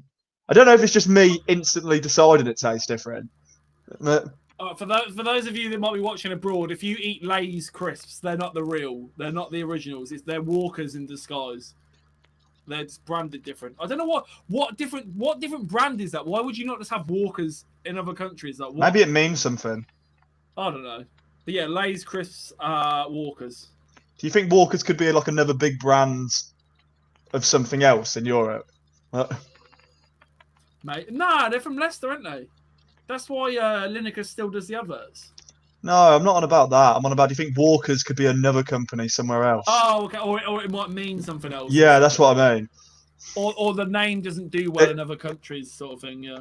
Well, they always do that, though. They what's it test it, don't they? Like focus group it. That's like Lynx in America. It's Axe. Axe body spray. Axe does sound quite cool, though, as well. Hey, let me ask you a question. No. It's Lynx, motherfucker. You got any links? Well, I got 2 girls in the go, if that's what you mean. Oh! And Lynx, it's over. Lynx. And it's over. Yeah. And she's just sexed me. Yeah, if you're watching the stream, girls. Way.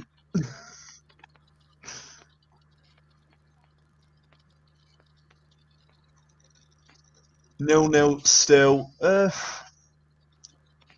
West Brom ain't offering much, I'll be honest with you. They're just passing the ball around the back as it stands.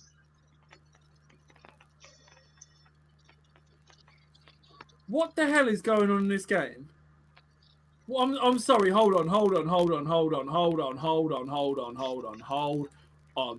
Rob? Hold on. Was that game today? Is that a fresh clip? Can I have a look? What are you talking about? I'm gonna retweet it, and I'm gonna tag 2 up top in it as well. Yeah. I'm gonna put it to the screen as well. So basically, in the Preston North End versus Sheffield Wednesday game today, your man just keeps grabbing his dick. I can see I don't that. know if you can see that, but I can see it perfectly. Literally, look, he's like one grab, like he's like one touch. Look at your dick, and then the second one, like, oh, come up, wait. Well, if you want to have a look at dick grabs, go to the 2 up top Twitter, everyone. Yeah. Make sure you follow. Is that a bookable offence? Depends if you like it or not. Listen, I feel sorry for your hand if you're trying to grab my dick. That's all I'm saying. Yeah, because you got to hold like a pinching stance for ages. You get cramps trying to be like. Plus, you need one hand and some binoculars as well. So it's like, oh, multitask.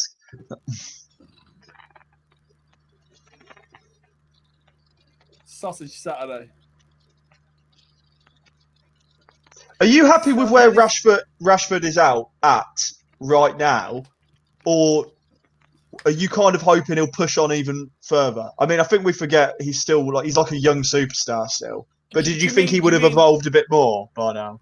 Oh, I mean, he's still great.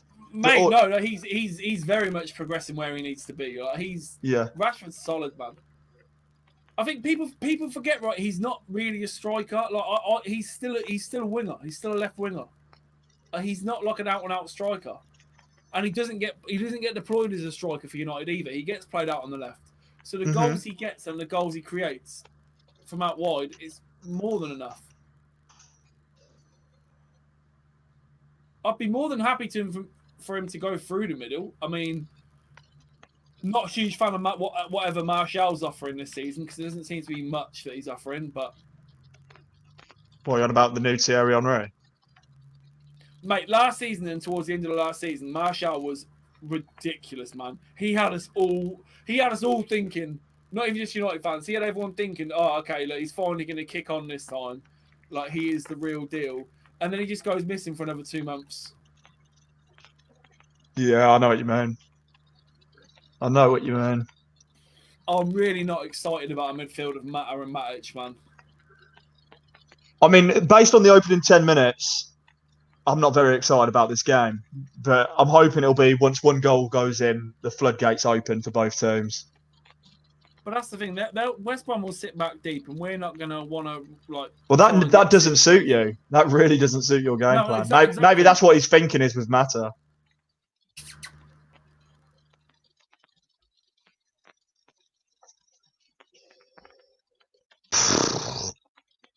He's not injured, is he?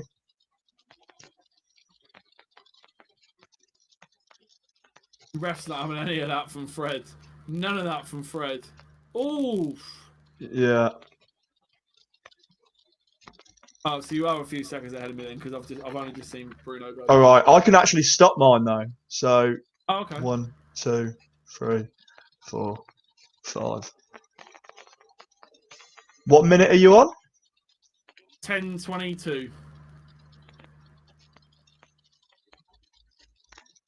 10:28. My screen's gone all buffered. I'm 10 seconds ahead of you. Oh, okay. That's fine, man. Anyone who's watching the stream, tell us what do you think this game's going to go?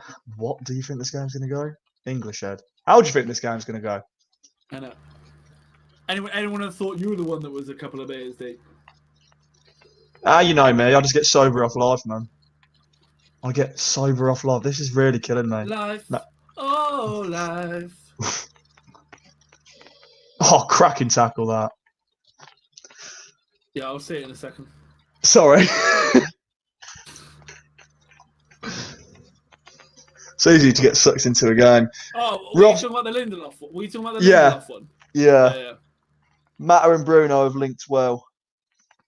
Ross, if you could, would you keep Mata given the opportunity, or would you just move him on and find a replacement now? Because I think you should.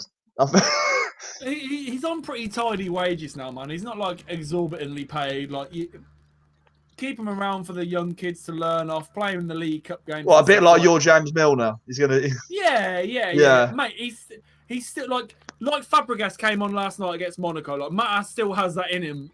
He's got experience. All the fun. Yeah.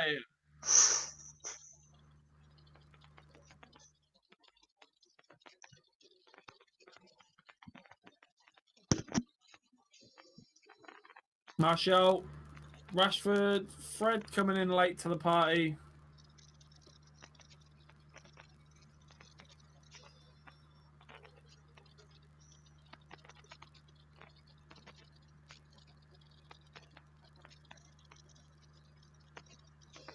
This is a very slow game.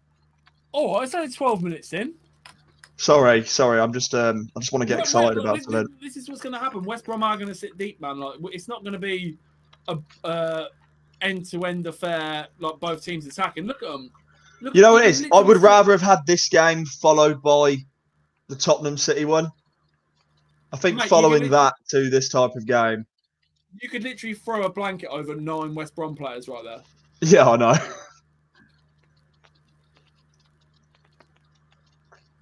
Look, back to the keeper already. Like, what?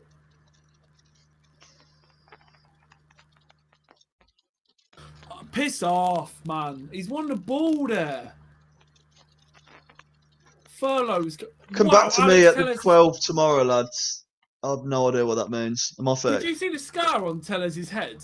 Jesus, man. Fucking hell. What's that from? I'm going to Google that. I need to know what that is. Oh, no, this Alex guy was in our last live stream. I remember the logo now. Oh, here we go. There we are. Oh, Jesus. All right, Ross, first man out the door for Man United. Go. Very first man. Who is it? Bruh, no, that scar on Tellers, he has plates and screws in his head. Jeez. Jesus.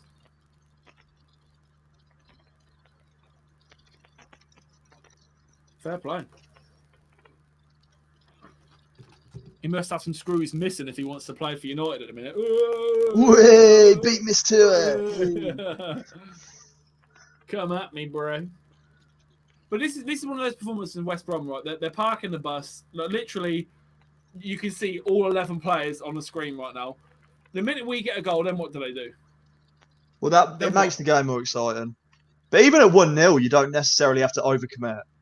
That's it. Like, if they're just going to sit back, then sit back, man. It's not great for Matic, though.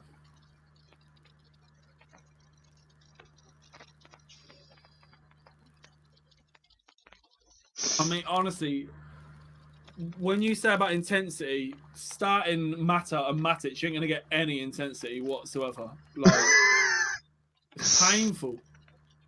We've got a prediction there, 2-0, he reckons.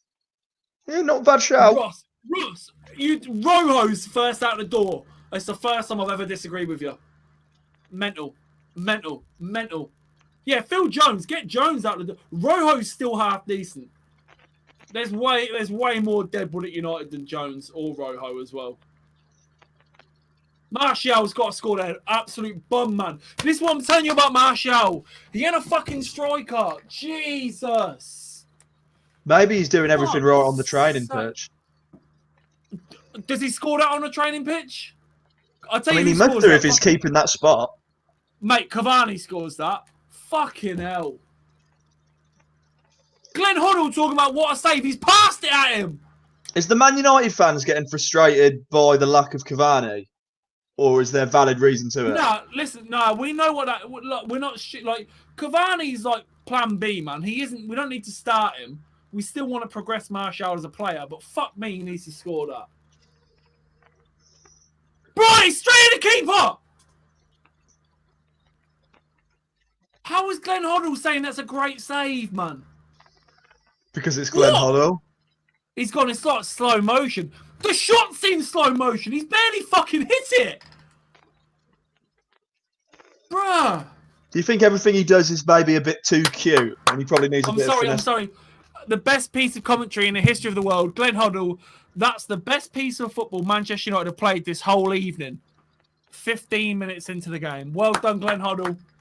Best bit of football all evening. Well done. 15 minutes into the game. Fucking hell.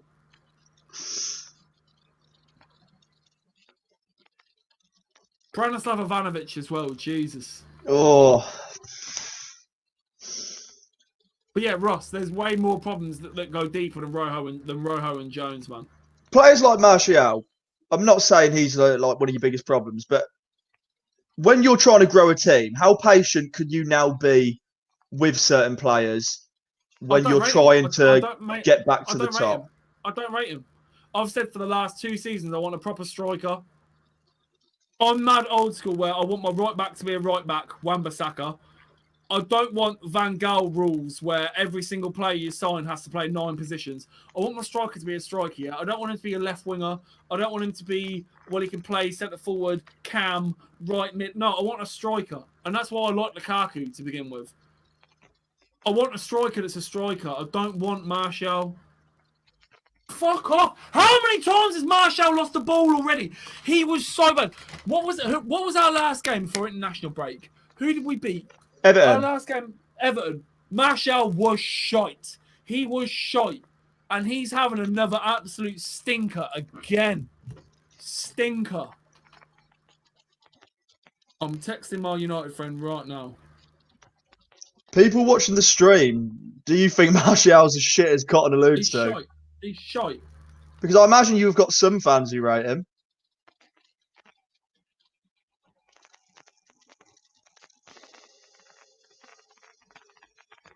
Right, so here's oh my God. I'll ask this question right now, yeah? We're only 20 minutes into this game. But Martial, he can't shoot because he's had a chance and he's fucked it with an easy chance. He can't hold up the ball. He can't pass the ball. What does he do? What does he do? Well, I thought you brought him in. He was brought in as a left winger originally, wasn't he? He is a left winger. He's the same as Rashford. He ain't a striker, man. I want a fucking striker up front. It shouldn't be too crazy to ask for, to have a striker to play striker. Can't stand it. Don't show me this replay again and tell me it's a great save. It's literally penalty spot. It's penalty spot. It's literally down the middle of the goal. Ross, I'd start Cavani when he's fully fit. Yeah, I mean, at this rate, it's getting to the point now where you're going to have to ask questions. To be fair, it's not like you've got... I mean, I understand if it was a plan B and your plan A was working week in, week out, but... No, but this is what I mean. There's nothing wrong with starting Cavani. Because no, it's getting to the point now. You don't have to. What's the point? What's the point? What's the point? Oh, he's got... Matt has just got absolutely ragged. Oh, my God. Nearly. De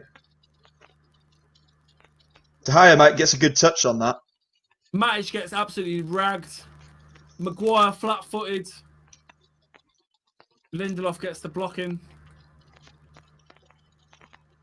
Corner, West Brom, Man United 0, West Brom 0. Yeah, West Brom was one of the favourites to go down by myself and a lot of people at the top. Honestly, not having any of it. God, Martial's got to you, isn't he? Martial is living rent-free in your head, Cotton. No, but I have the same conversation with my mates every week, man. He's awful. You could probably still get some decent money for him, considering his age.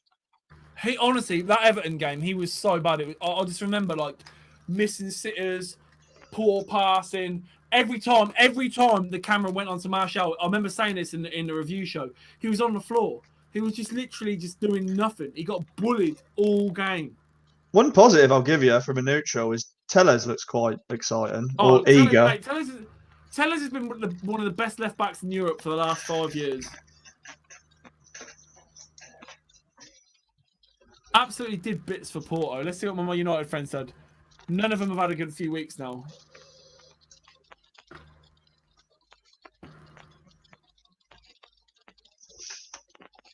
Let's have a look at the Premier League table.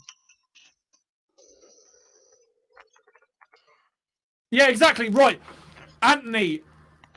Oh, you can't really see it. My friend Anthony, who literally is staunch United through and through. Like, he hates when I moan about United. But he literally just said the same thing. Not a striker, is he? No, he ain't a striker. He really ain't a striker. This is why it's mad that I know it was all ifs and buts and whatnot, but this is why I still think it's mad that we missed out on Haaland for the money that he went for, man.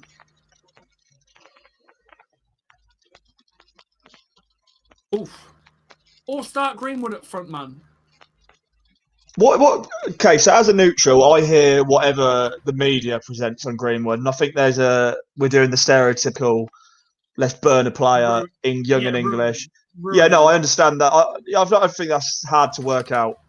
But from the Man United fan base, what's the crack with Greenwood? Because you'll be more invested than the neutrals are.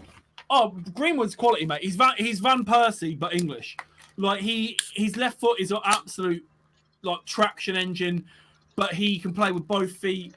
Like he's rapid as well. He's one thing Van Persie never had: pace. He's an unreal player, mate. He's an unreal player. He just needs to play up front. And that's why... And he has to play week in, week out. I don't know about that. He does need protection. Okay, I don't mean a 38-game season, but if players will progress much quicker. He's still very young, man. He still needs time. But, like, this is what happens, though. He is a victim of his own success. He finished the end of last season so strongly and scored so many goals and so many good goals at his age that it's literally like, okay, right, right. So you're the next best thing in the world then. Go on then. What are you going to do this year? What are you going to do for us now? And as soon as he doesn't score another 7 goals in 5 games, it's like, well... But you used to put such a lot of faith in young players. I mean, let's not forget, as soon as you signed Rooney, I know he already had Premier League experience, you put him in a Champions League game. We still do. Look at Rashford. Rashford is Mr. Man United. He's like 23 years old, man. Okay, Rashford. Who else? Because Rashford come through in 2015-16. It was a long time ago. At 17. At 17. Yeah, but that's what I mean. But Rashford was pretty much starting week in, week out, or enough games to progress, and it worked out. Why is Greenwood not getting that treatment? because when Rashford was starting week in, week out at 17, we had no fit players. That's the only reason Rashford started. Rashford started that game against Midgetland. He wasn't even a first choice reserve striker. He was the third choice under 18 striker. We had so many injuries. And we ran him into the ground that year as well. But if he's not starting against... Yeah, but okay, I understand if you don't want to play him against PSG or Leipzig, but you're playing West Brom at home. But you know what's going on with Greenwood at the minute. Like there's no way he's playing a game of football at the minute. You know the story, right? Yeah, I do know the story. Yeah. So there's no way he's playing football at the minute. Like we need to get him back to full fitness mentally and physically, and then he can play. Yeah. Because you damned if you do, damned if you don't. If we try and rush him back while he's not mentally in a good state, and he has a bad game and gets rinsed on Twitter, what does that do for him? Like mentally, like it's.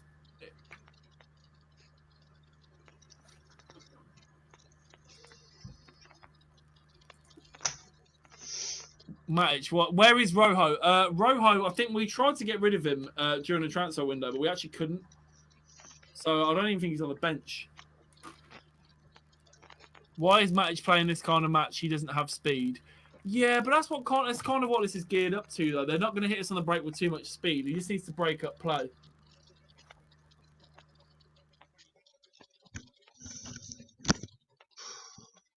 Matt out wide, Wan-Bissaka, Bruno. Martial wants 10 touch. Get this fucking cunt off the pitch. Get him off the fucking pitch. Get him off. Get him off. Get him off. I've been waiting for that. As soon as I saw that, I was like, bro, fucking I sub can't him. wait. Fucking sub him. Sub him. Sub him.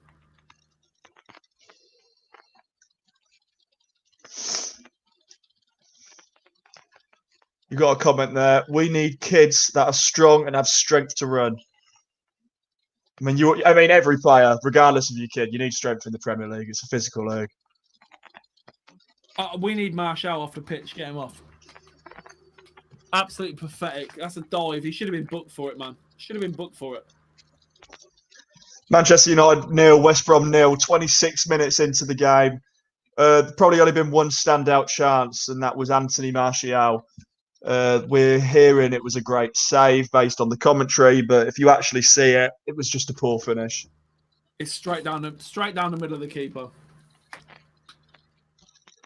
Alex Telles, Manchester United's new left back, has looked promising though. Telles is great, man. He's so good. And finally, it's nice to have someone that'll be able to deliver a corner as well. What a ball.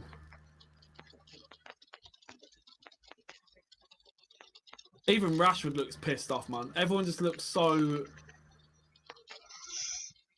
nonplussed. All right, like let's don't want to be there. Wow. Well, let's look at this Martial penalty. It's a dive, man. Book him. Book him. It's a dive. He's felt a hand on the shoulder and just dived to the floor. He's pulled his shirt. I mean...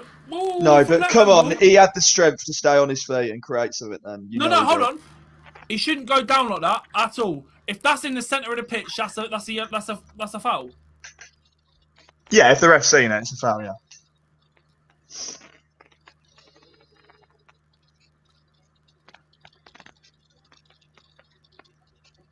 I'm just going to go get myself some water. I'm incredibly dehydrated. Do you want the screen on you?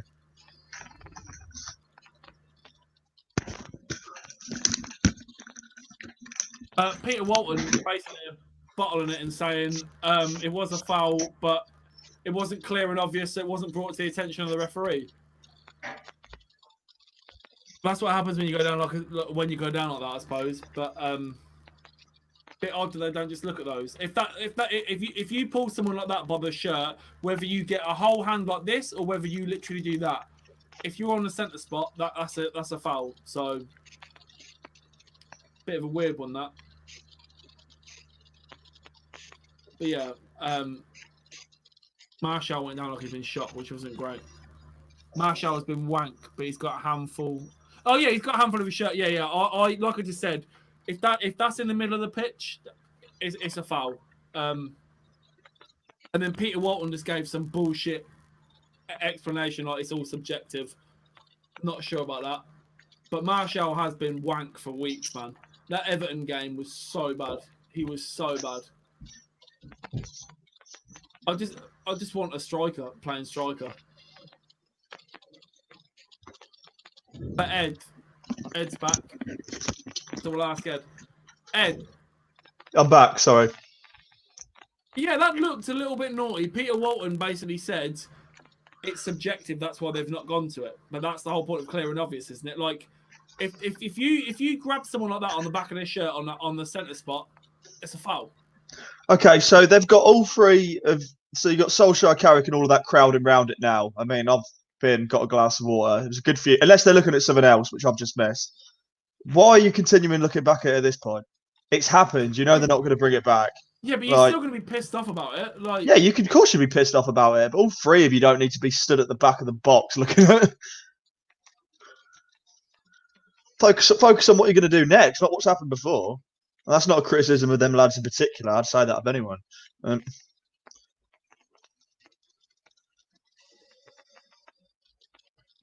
Hold on.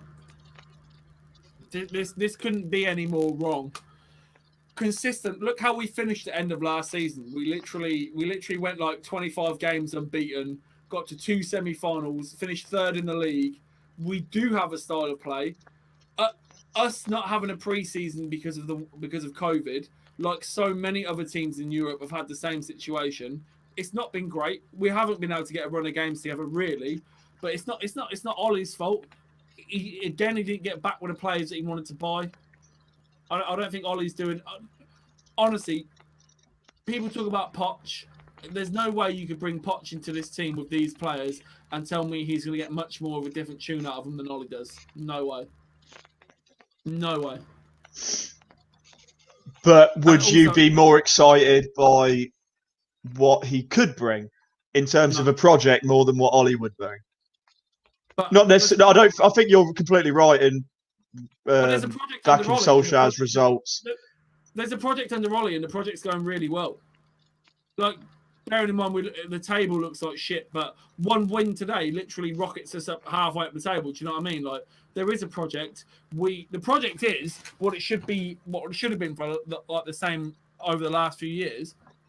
We're finally now only signing players that want to come and play for the club. We'd rather play youth than buy people that don't want to be there. Di Maria, XYZ. And I'd rather finish 4th, 5th, 6th year after year than spank all this money on people like Di Maria and Pogba and players that don't actually want to be there. I'd rather have the youth getting involved. I'd rather have Tuan Zabi than buy another centre-back. I'd rather have McTominay than buy a replacement for Matic. Do you know what I mean? That is the philosophy at the minute.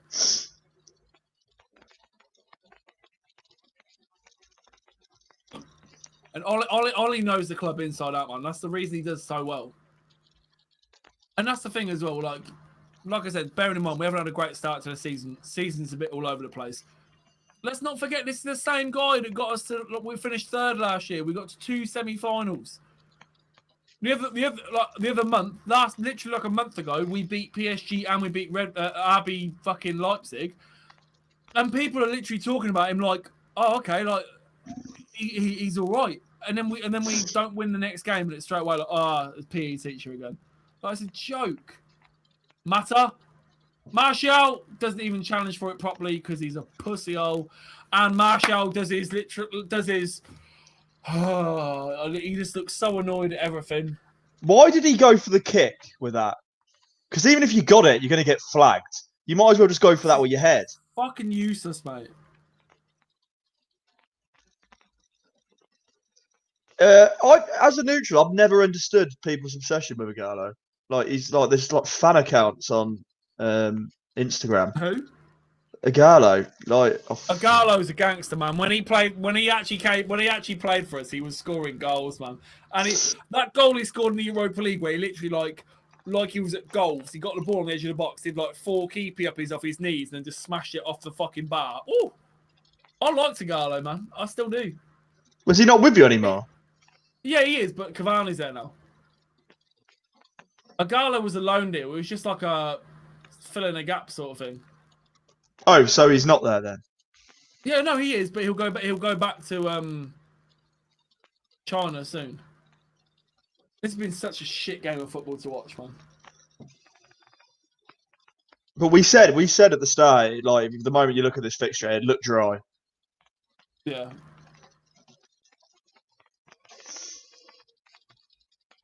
What do Manchester United need to do to break the status quo in this game? Take Martial off and bring on Cavani. But is that it? Is the style of play? Start sticking some crosses into the box, man. Like, and you'd certainly want Cavani if you're going to do that. We're trying to play in and around, and it ain't working. Look at the pitch, mate. Tell me West Brom want anything out of this game. Look how many players are in that screen right Why now. would any relegation team want to go for the win? No, but exactly that.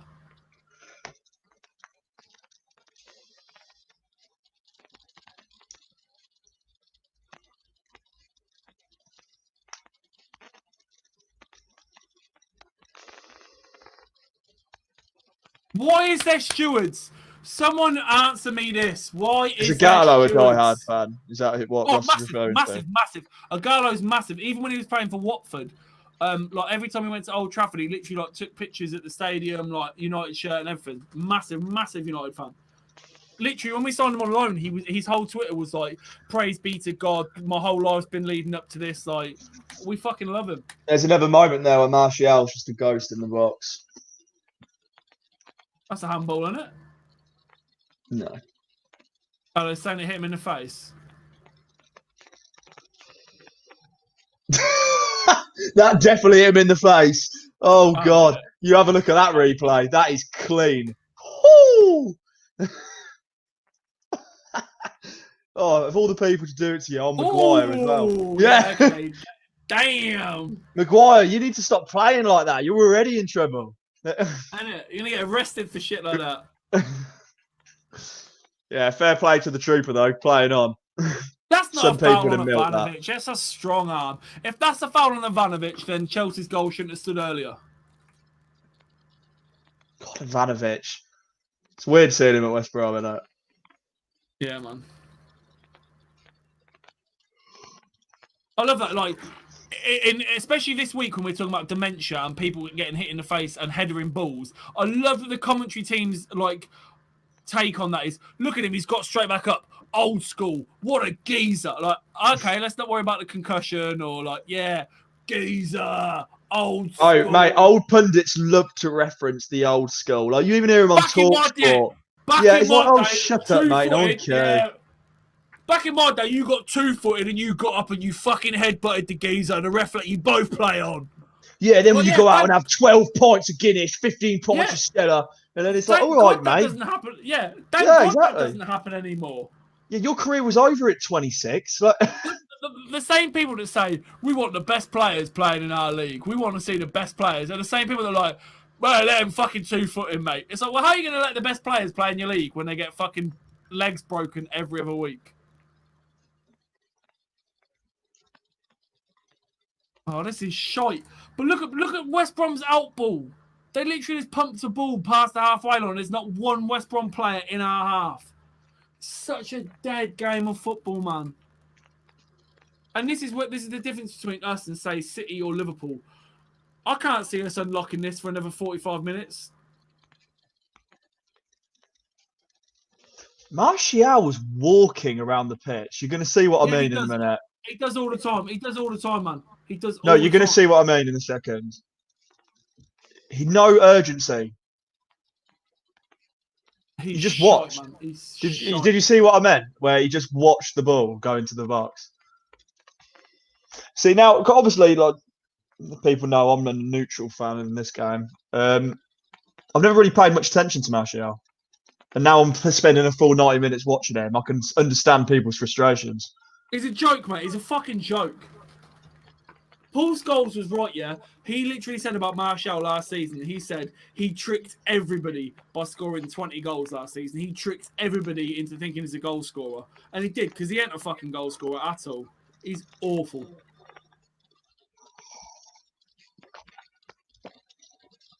Absolutely stinking up the joint. Like his rating on SofaScore, right? When I checked the lineups earlier, do you know what his average rating for was this season? 5.5. his average rating was. He was in the red, absolutely stinking it up. Manchester United 0, West Brom 0. That's what I have to say. Oh, it's a joke, mate. Matt has been shite. Martial's been shite. Is this one of them things, though, as a fan? Do you see this coming, but despite that, you still have a bit of hope it won't be that? I've got Do you know to what I ask mean? you, what are we... right, on the flip side of that, I've got to ask you, what are we supposed to do when they have literally got 11 men behind the ball at all times? No, I agree. I agree. But you've had times where that odd... I mean, obviously, the standout one will be the Anthony Martial. Mate, look at them. There's 11 men on the edge of the box. Agree. I agree, but we've spoke about this before. We've said your plan A is hit him on the break. Like, surely by now this shouldn't be news to you. You should have come up with a new game plan by now. Should have started Cavani then and put some fucking balls in the box. Yeah, exactly that. So But honestly, you want to talk about anti-football? I'm literally looking at the pitch and there's not one yellow shirt in our half, man. Like, what is the point? It's fucking painful to watch, man.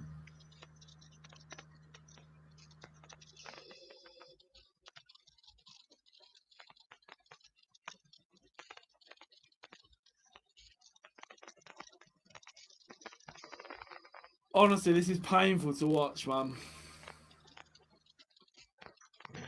Watch them score with their first foray into our box. Oh, they get a corner. So if you're not watching, West Brom have a corner. I believe it's their first corner of the game. It might even be the furthest they've been up the pitch the entire game. Would not be surprised if West Brom score here, knowing football as we do. United passes are too sloppy. I always say that the coach is the problem. Is Solskjaer playing those passes then, is he? Is Solskjaer playing those passes and taking those shit shots in the box, is he? No, it's fine. Nothing happened. Please, man, please. I didn't mean to. But yeah, like, that's what I'm saying. United passes are too sloppy. You're blaming Solskjaer for that. Like, for what? He ain't telling them to underhit passes. He's not telling people to overhit passes. He's not telling people to miss one-on-ones with the keeper. Like, it's not the manager's problem at all. And this is why Solskjaer wanted Sancho. This is why he wanted better players, because this is what he's left with. It's not the manager's problem at all. Matic needs to be fucking careful on Ivanovic there. Jesus Christ.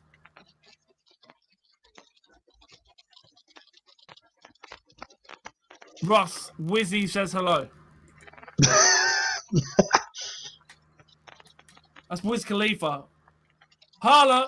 Holla! He's a diehard fan of the show. William boys!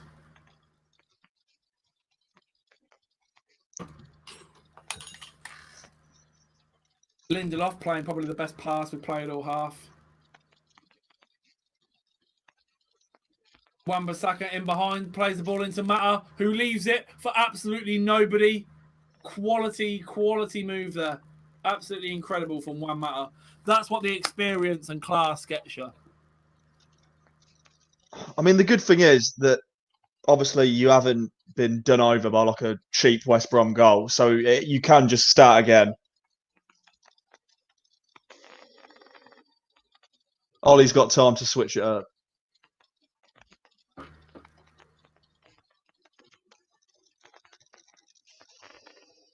This isn't even just a bad United performance, it's just a bad game of football.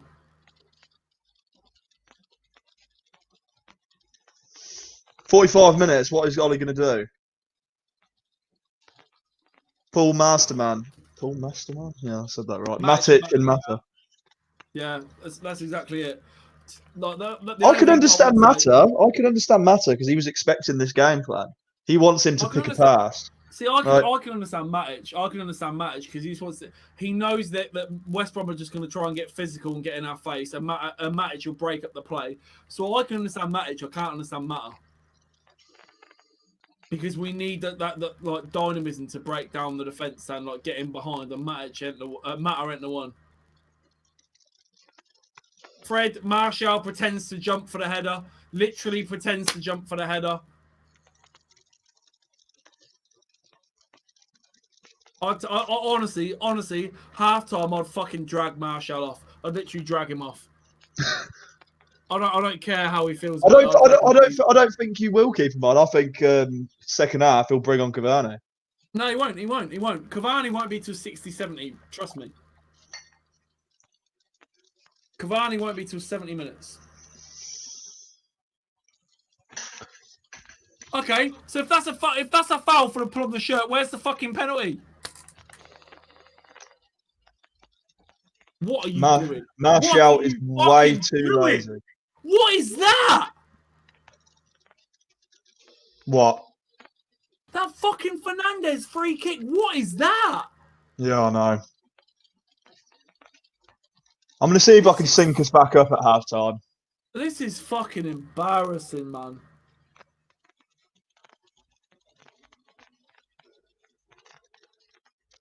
I'm actually embarrassed for that 45 minutes.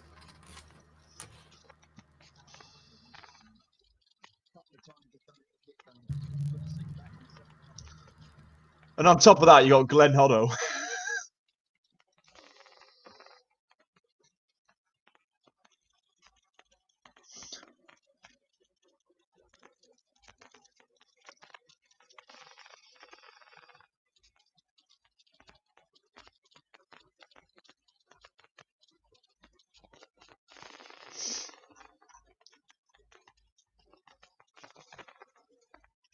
Looks like we're about to reach half time.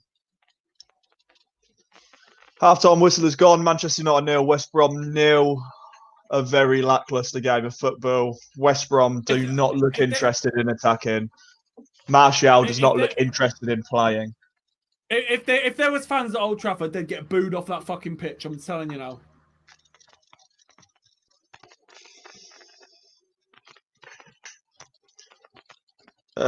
I'll answer this out of theory, but Cotton will be the best one for this. I think McTominay's been a bit overrun with games. You know, I think he's probably played 2 of the 3 Scotland games. The most recent one was Thursday. So Thursday to Saturday, it's a bit short notice for McTominay to be coming into a game unless you want to get him injured. Yeah. As for James, I don't know. James has been shit for United as well. James played midweek for Wales, and he's just been shit for United in general. So I'd have wanted McTominay to start because I love McTominay, but mate, it's just awful 45 minutes of football. Not even just from United. I mean, like from a footballing standpoint, watching both those teams play that for 45 minutes is fucking painful. Painful. Like, I honestly. So, like I said, I just texted my mate who's season ticket holder. Literally said Cavani would have been better from the start today. Works harder and drags defenders out of positions. Yeah, he does. Martial's doing fuck all. If you're a defender marking a striker and your striker is literally just wandering around the pitch doing nothing, you as a defender, your job's so much easier. You ain't got to worry about him. Like you just follow him. Just literally slowly follow him around the pitch. Honestly, I'd get Cavani on ASAP. And even if it's not the hold-up play, at least you've got an out ball. You can stick some some crosses into him or whatever. Like, why are we playing two defensive mids against a very defensive West Brom? It's very Southgate. Fuck knows, man. Well, this is what we criticise England for. Yeah, normally I'll defend Solskjaer, but like, I don't know if the team. I don't know if the team lineup's right today. But like I did say at the start of the game, I did say there's been times when he started Matter and I've gone, what is he doing? And Matter's got 2 assists and had a hell of a game. So I can't really say anything. But he has time to change it now. Maybe he thought West Brom would at least present a bit more of a threat. So now he's... Go on. I would also say, don't forget, players have played midweek 2 games and only come back to training on Thursday. So some players that aren't being played, maybe they played international break, maybe they've not come back fit or they've come back with a knock. Like, I'll tell you who's been absolutely anonymous first half. Is Marcus Rashford playing or is he not? Well, obviously we know he's playing, but he hasn't been much of a presence. He's done nothing, man. I need another wee again, so I'm gonna have to leave you for 15 seconds. So let's do this. It's all right. Just swap me. Oh, you got to swap us around. I'll tell you what. I mean, we understand that there's been an international break, but it's very stop-start for Man United. You know, you were tipped to lose or at least drop points against Everton. You did really well under the pressure to win that game 3-1. Man City, your rivals, have dropped points. You're playing West Brom, regardless of the fact they're playing negative football. You've got to take that on the chin. You need to change your formation. You need to change your style. Stick Cavani on, that may be an option. I'll be interested to know what you guys think.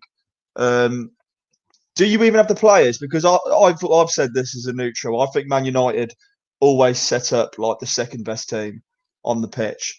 And that's probably why they get better results against the top teams like PSG and Leipzig, but not teams like West Brom who are going to sit back.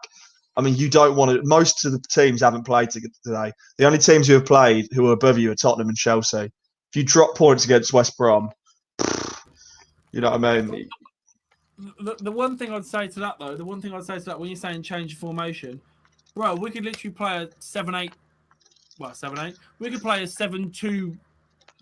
Like, they've got 11 players behind them. I'm more interested in you changing the personnel than the formation. Yeah, they're like West Brom have no interest in coming out and playing the game. They don't want to lose. They don't want to concede. Like, but you know that yourself. That's no excuse. No, it's no excuse at all. How would you rate Matic and Fred? I don't think Matic has done too much wrong. He's not. He's just not inspiring. He's not inspiring when you're playing a defensive team. Matic isn't supposed to be inspiring. He's supposed to be there to break up play and shift the ball along. Matic has been all right. Fred, again, they haven't had much to do. West Brom haven't really come at them. They haven't really had too much to do. So Matic and Fred, been all right for me. Yeah, not really done anything bad. I was thinking Man United should have been 2 or 3 up now. Listen. Just to let this know, Atletico Madrid have just scored in the 48th minute of the first half to go 1-0 up against Barcelona. Beautiful. Man United should have been 2 or 3 up. I should be relaxing now and smiling. Mate, that's 5-10 years ago. That Man United is gone. That Man United is gone with Fergie. When Fergie left, that shit went out the door. We don't. And you know what? Saying that, even under Fergie, we did things the hard way. But we should there's not one bit of football in that first half from a Man United player that shows me we should have been anywhere near a goal up, or well, actually 1 goal up if Martial could score. Maybe 1-0, maybe 1-0. But other than that, but it is still 0-0. It is still 0-0. I'm not saying obviously you'd be surprised if it wasn't 0-0 with the lack of effort West Brom have put in.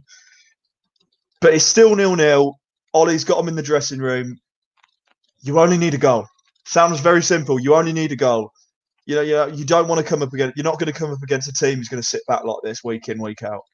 Right. So my other friend, who is the most brutally, he hates me being shit about United. If I even say, what was that? He'll be like, don't ruin my weekend. And he even just said to me, very slow and ponderous, Wan-Bissaka, Fred, Matic and Mata versus a team this bad. Exactly that. Like, why are we starting that against West Brom?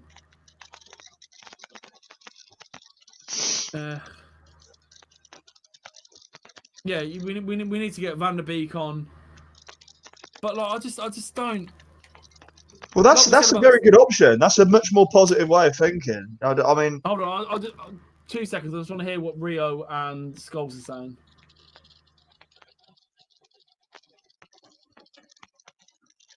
Sorry, I need to speak to this guy. Just because, we disagree on some things, but your opinion is just as valid as ours. We want you to give yours. Oh yeah, 100%. Yeah. We're not just going like, oh no, you're wrong. We appreciate you giving feedback. This is the only reason we do it. We like to talk about football with other people. So honestly, mate, you could be wrong, right? We could be wrong. It's just good to have a discussion. Is it pronounced Citero? Let's say Citero. Apologies if we get it wrong. Is he Italian? I'm assuming you're Italian. Ross, there, you think we will come out with a second half with some energy? Probably not. No, you will. I believe you will. But I mean, Cotton's feeling a bit deflated. As a neutral, I think you'll come out fighting because this is a 3 points you need. It's an opportunity. Yes, I don't know if that's Citero. Yes, it's Italian.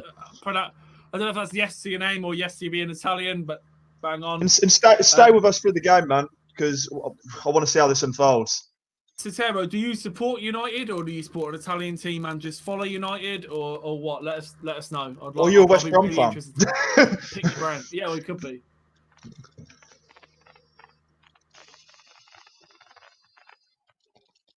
Innit? I'm waiting, Rio. I'm waiting for someone with a bit of spark to take this game on. Someone to fucking do something. Martial! They're even just showing him just wandering. Honestly, if I see that fucking attempt again. It really upsetting you. It upset me.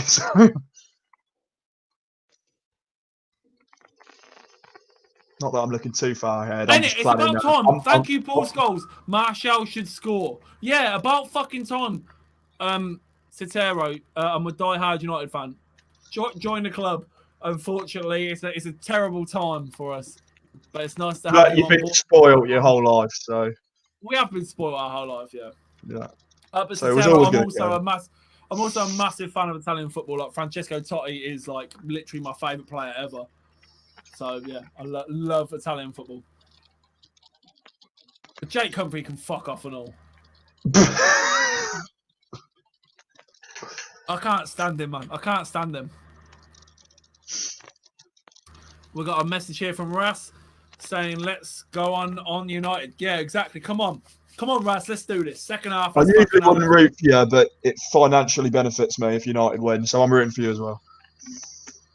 Oh, are United even money yet, or what? Well, I had Atletico to beat Barca and United to beat West Brom for 20 quid, so I'm halfway there. What's the odds on United now? Still 1-2. No thanks. I'm not that dumb. Oh, Juve had 2-0 up against Cagliari. Guess who's on a hat trick? I'll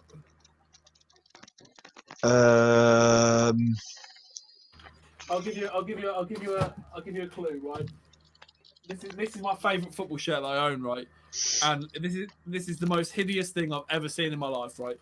You know when you go abroad when you're about 14 and you go to Gran Canaria and your mum buys you this, right? One sec, let's have a look. Oh, it's unreal. It's unreal. So I need you on the big screen. One sec, let's have a look. My best friend Sean, right? Yeah, get me on the big screen. Go on. Oh, you want you on the big? Yeah, I'll get you on the big. One sec, let me get you on the big screen. I'll do it. I've done it. There we are. So my best friend Sean brought me this, right? He actually went to Portugal on holiday, and he brought me this, right? So it's got Ronaldo 7 on the back in some Portugal colours, right? But the front of this shirt, I think I actually wore it for like the first 2 Up Top show. I think I actually wore this, but this. Are you ready for this? Go for it. I was expecting a badge, and like, how spicy is that? And look at the fucking mate. The sleeve's got his signature. It's his real signature. It's his actual real signature as well. And he got that in Portugal. Yeah, That's mint, man. How sick is that? Love it. We will win this game for sure. We've got a confident Manchester United fan. We know he's a Manchester United fan. Ross Miller, he said he's going to start throwing shit if he has another 45 minutes of that. I think Cotton will as well. This is what we do. We don't actually do it over the webcam because of COVID. We just do it to keep safe from Cotton. Yeah, I know. But yeah, it's been an absolute. Oh, hold on. Absolute nightmare here. There we go. Change that to Old Trafford. That's what was wrong. That was what was wrong. There was no Old Trafford in the 2 Up Top studios, so we'll have to fucking. There we go.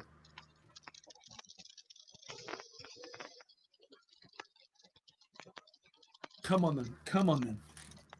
What we got? I've still got that. I'm looking around. I've still got the Sancho shirt. My Van Nistelrooy shirt on the wall. What's the time? What is the time? It is 9 o'clock on the dot. That's right. I'm just having a look at the Premier League fixtures for next week. So we've stated tomorrow we're doing Leeds Arsenal tomorrow, followed by Liverpool Leicester. Next week, I'm having a look next day. We'll have to discuss it with the lads, but I don't think I'm going to be doing the late kickoff next week. I think it'd be best to do Brighton, Liverpool 12:30 with Man City, Burnley at 3. And then Sunday, we've got Southampton United at 2 and Chelsea Tottenham at 4:30.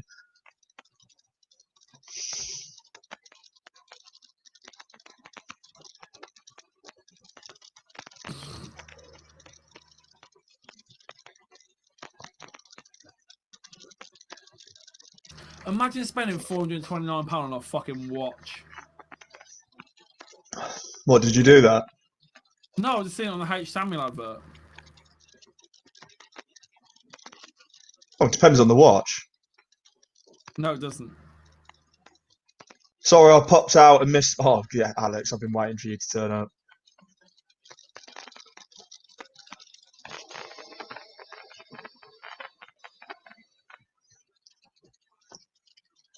I would say one thing though, like honestly, that shirt pull in the box, if that's in the centre circle, it's a yellow and a foul. If you put Van der Beek in the side, I'd probably agree with you, Raz. Is it Raz?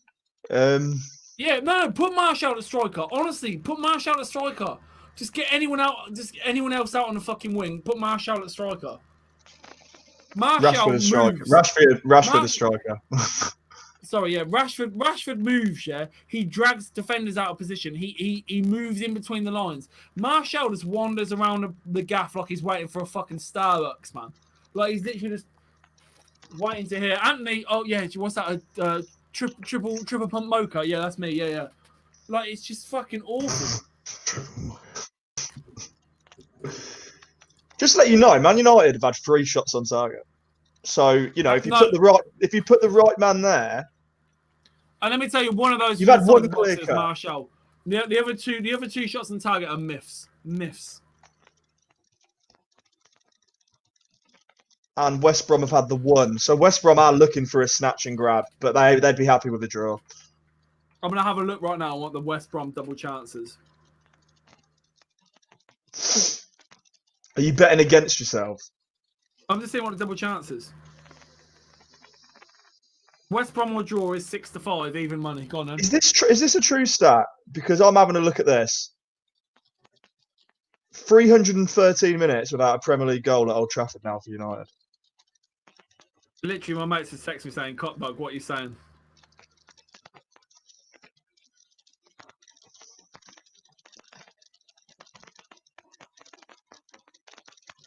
Oh snap! What are we looking at?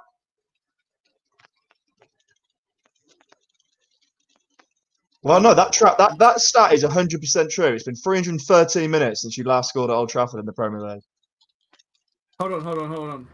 That's dreadful.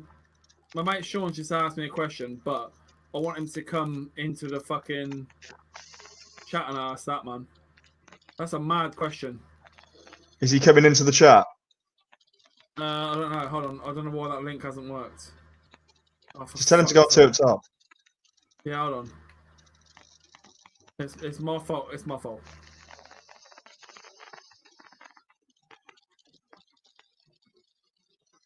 I don't know why I did that. And we've kicked off again.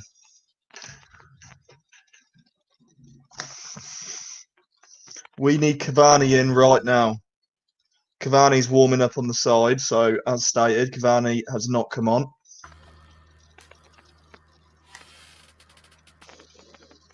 Sit 5 back, Glenn. There's 9 people playing left back, mate.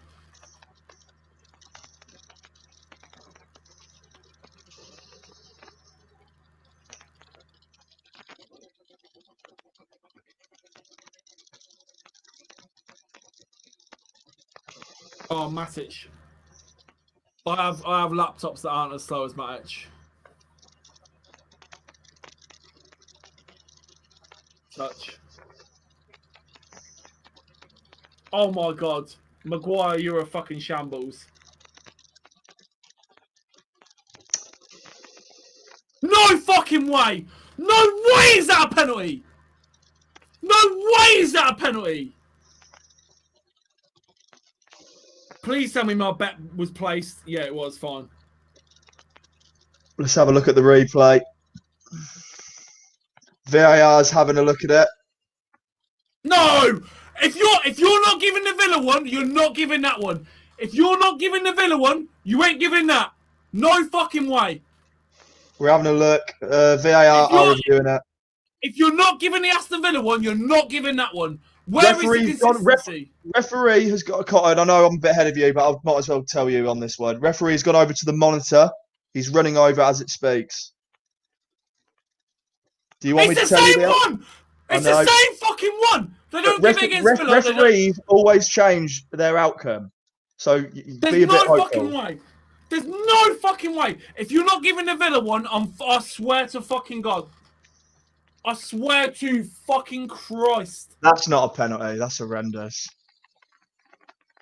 Oh, well, your reaction makes me think they've given it. No, I've not. Sorry. They've not made a decision yet. Generally not lying to you. I was just looking at the replay. No penalty. Cotton, he's called it off. No penalty. Oh, okay. Thank you. It's all right. Stop the nerves for you. Good. So, right, so my friend, Sean did come in. Right, here we go. Top front three Premier League of all time. Thierry Henry, Sergio Aguero. Okay, I don't think he's the best player, but if you want stats, I put Shearer. But if I had a personal preference, I'd probably put.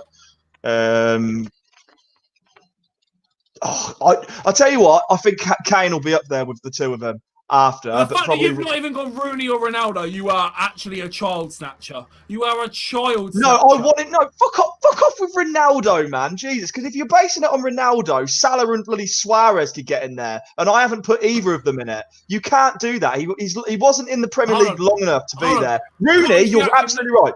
Rooney, you're absolutely right. I just didn't think of Rooney. Rooney absolutely deserves to be in there, and I agree with you. It's going to be Aguero, Rooney. Fuck off with Ronaldo. Cotton's reaction, yeah, because honestly, if they're not going to give it in one game and the same day, don't even try and come at me 2 hours later and give it in the same league. No fucking thank you, man. It needs to be uniform across the fucking board. I mean, I thought Bruno had a little nimble, but.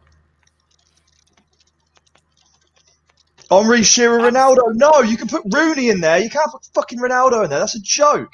You're in, like Ronaldo. Absolute fast. Gav, do you think that's a penalty? Gavin? Oh, Rashford, that was actually dipping in. Gavin, are you telling me that's a penalty? God, where is your love for Thierry Sergio Henry, Aguero? Ronaldo, and Harry Kane! Turn this off. Turn this off. Turn this off. Turn this off. Thierry Henry, Aguero, Rooney. That's my opinion. But by the end of Harry Kane's career, I think I'll be swapping Rooney with Harry Kane. Turn it off. Here's my thing with Ronaldo. If you're talking about he's one of the best players to play in it, yes. But I think if you're putting Ronaldo in off that kind of thing, there's tons of players you can stick up there. You ain't even talking about Ryan Giggs, like Ryan Giggs, Paul Scholes. Up front. You just said like, top three up front. Top front three Premier League all time. Ryan Giggs, fuck off. I'll get out of my face.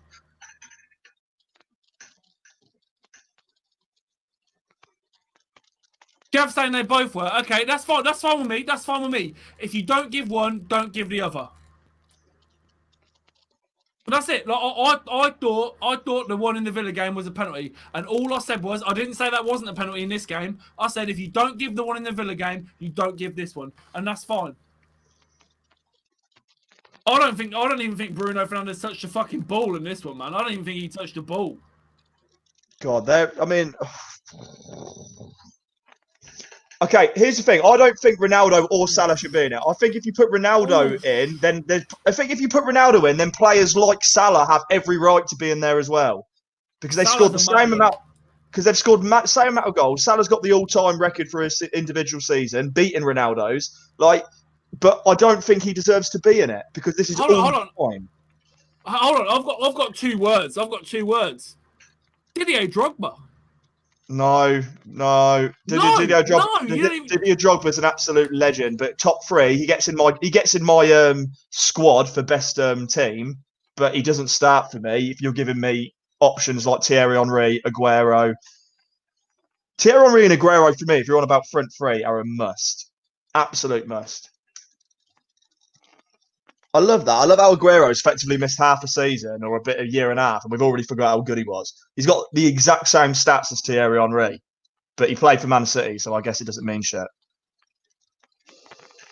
Drogba, most overrated player to be in the conversation. Okay, I never said overrated player.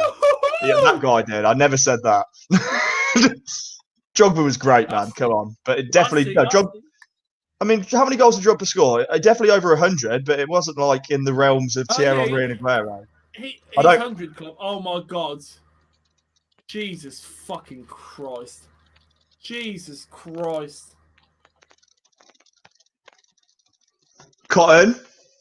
I'm a Manchester United fan. Get me out of here. If Martial cuts in and shoots from there, I fucking swear to God. All eyes on Cotton. What's going on here? I'll tell you what's going on something. here. I'll tell you what's going on here. Oh! And it's a Manchester United penalty. Handball for West Brom. It's a Manchester. It's been 2 weeks since United got a penalty. Come on! And Manchester United and Drogba bum. Pace spill. Okay, I think this is a conversation we can come back to. Hold on. Let's have a look. Oh, no. I've just seen the replay. I was about to say, watch them overturn that. They won't overturn that. Come on, boys. Come on, boys. Come on. Fresh Amstel out the fridge. Come on. Oh. Hold on. No, don't do that. You're so far ahead of me. Yeah, Let me give you some ASMR. ASMR for the chat. You ready? You ready, guys? You ready? Oh. That's what I like. No, we're not still taking a look at it. It was blatant handball. What's Peter Walton saying? Oh, it's handball! Get out of it! Get out of it! Right, I'm minimising this window so I don't see chat or anything. There we go.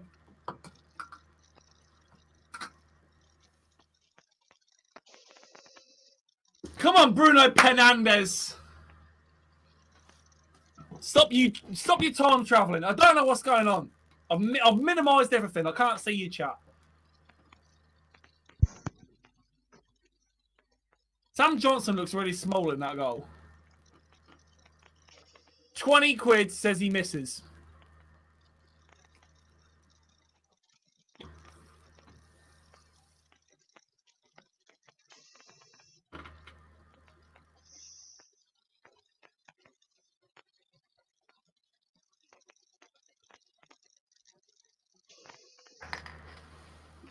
I think the penalty's being retaken, Cotton. The penalty's being retaken by the looks of it. All right, don't. So I'm just telling you that because I was quiet for that, but the penalty's being retaken. Oh, he's miles off his line. He's miles off his line. Miles off his line. Look at Cotton's face. Miles off his line. Fucking hell. Let someone else take it. All right, because I'm ahead, I'm going to put all eyes on Cotton now, and I'm taking my headphones out as well. You can't be trusted either. You can't be trusted. I've minimised chat. I've taken my headphones out. No one can be trusted. He's about 7 foot off his line. Fucking hell. Look at Cotton's little face. Look at him. Look at him. I hope they miss again. Look at him. What's Fred doing? Oh, Fred's going to come look in at and him. Look take at him. Look at him. He cares so headphones much. are out. I can't Look hear at nothing. him. He can't hear anything. Cotton, you're a pussy, Chat mate. is minimised. Colin, like, fuck Cotton, this. you're an absolute pussy, mate. I'll knock you You're all out. against me. Say nothing if you're gay. Exactly. I'm getting ready to headbutt this wall. Why is he still doing that run up? Hey, everyone put... Fucking hell. Shambles, man. Fucking hell. Well, that was dramatic, wasn't it? Fucking horrible. Jesus Christ. Right. Keeper being off his line. Is that... Right. Should there now be a rule? Asking. He's still off his line for that one as well. Look.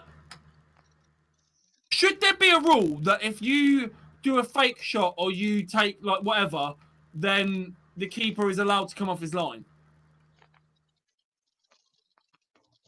Because if you're about to do a hop, step, and a jump, and you're like going to do a fake shot, like the keeper's going to come off his line.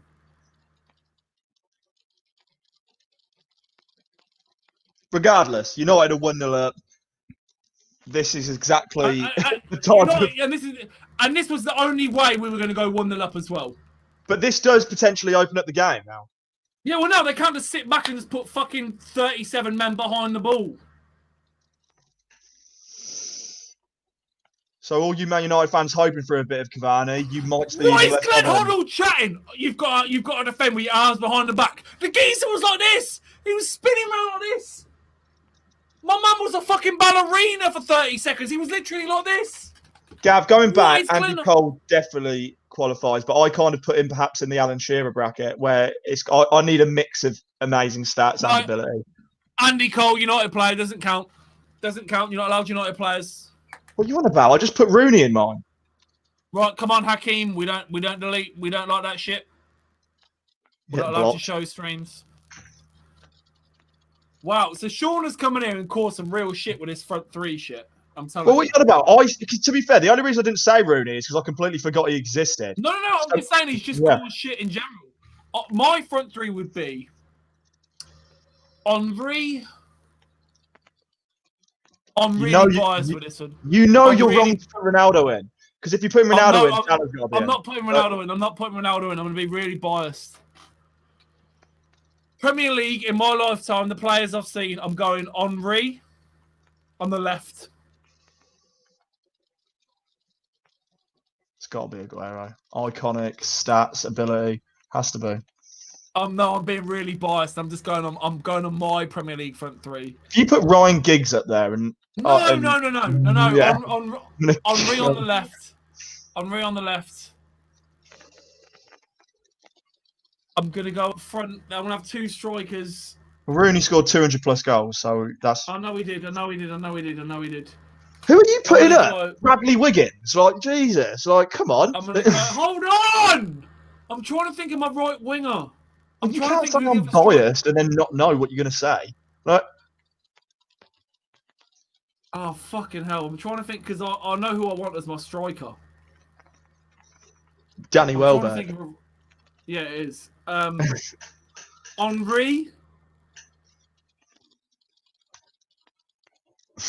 Podolski. I can't even. I don't want. Cotton doesn't want Podolski wide. I'll tell you what. I'll put you out of your misery, right? Cotton doesn't want Podolski wide right. My thinking now is I want Henry, Ruud van Nistelrooy, and I'm trying to think who I'd want up top with the three of them.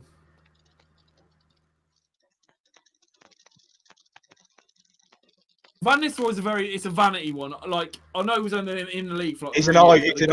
Yeah, no. Yeah, but the reason he scored while he was there, man, like fucking hell. No, but that's ridiculous because if by that the same logic you've not put Ronaldo in is the same logic you put Ruud van Nistelrooy in. All right. So I'm gonna go. All right. So you can't put Van Nistelrooy in. Honestly, it's Henry, Ronaldo, and that's so biased. It's Henry, Ronaldo, and because there's been no better individual season up front than fucking Luis Suarez's 31 goals. Can he miss the opening 6 game? Alan Shearer. He's got a mix of stat padding and bias. So, ladies and gentlemen, that is the last you'll see of Cotton on the show. Alan Shearer is a problem. Like the geezer's still top goal scorer, isn't he? Yeah, but but that's but then by that logic, I'd have Andy Cole in there. It'd be Rooney, Andy Cole, and Shearer. But great, I think Shearer's fantastic. But I can't put two United players in there, can I? You can put whatever you want in. But you've gone for Shearer because he's the top scorer, and then you've gone for what? Ronaldo and Van Nistelrooy, Ronaldo and Henry. Ronaldo's got 100 and something goals. That's it. Like, Shearer's golden, man. It doesn't matter what Shearer does. Shearer in the Premier League is a fucking boss, man. Alex, the reason I put this up because I don't put Luis Suarez in because I have to base it on a pure icon of the thing. But that 31 goals he's scored... Luis Suarez doesn't even come into it, man. He had one good season. No, he didn't. No, he didn't. He scored 20 plus goals every season, plus that 31. Look what you've created. Look at the anger. This is bullshit because everyone says that. Everyone's like, so he puts Ronaldo in when Ronaldo's best season is the exact same as Suarez's, but Suarez had less games. And Ronaldo was in for like... Suarez here was in... What do you mean? He got 20 plus goals all the other seasons, and then Suarez... How many titles did he win in those seasons? But okay, then how many did Shearer win? 1 for Blackburn. So what the fuck is that logic? By that, okay, in that case, Anderson's in my front three. Anderson is one of the best. So he should be. No, he fucking Anderson. Yeah, he should. Bollocks, man. Shearer had 3 seasons of 30+ goals for Blackburn and then Newcastle. Yeah, man.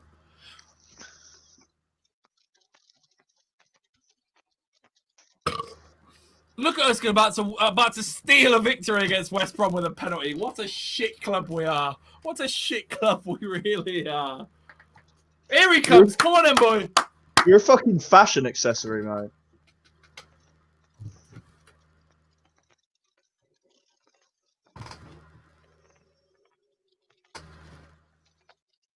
Hold on. What the fuck's going on there?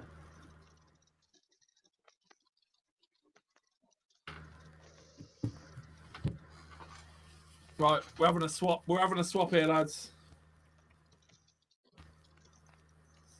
I'm getting naked live on stream. This is my OnlyFans, by the way. Can you at least give me some da da da da? No, I've taken you off so we don't get banned. Oh, I thought you were making me the one. I was like, oh, okay. No. Last thing I need is a bloody porn strike. No.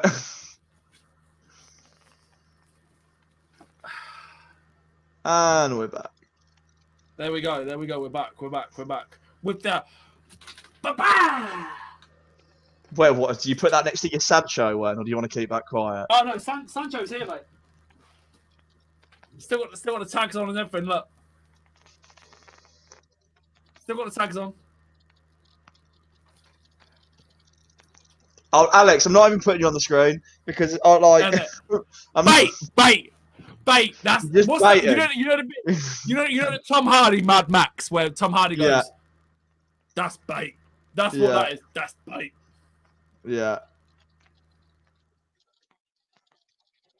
That is fucking bait.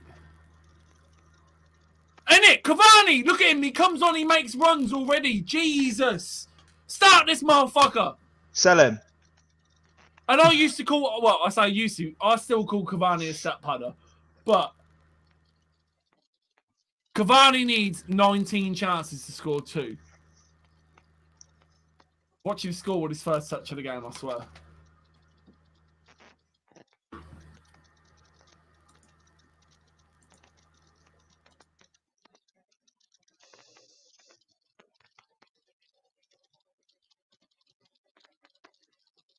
Oh my God!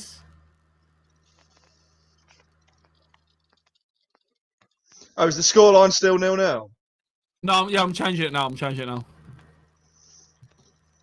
I'll beat your mum all ends up with a fucking...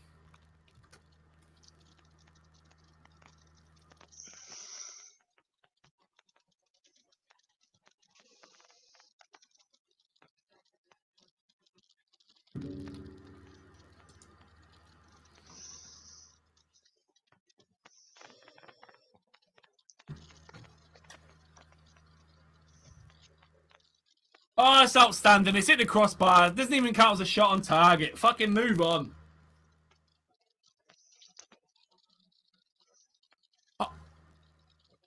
Is Glenn Hoddle okay? Like, I know he had his heart attack and his stroke or whatever, but he's literally just said that the crossbar came too early for that shot. Like, the crossbar stays the same, Glenn. It's there the whole time. Cavani already looks a threat, man. He's been... Anytime he's come on for us, he's looked good, man. Plus, he drags people out of position.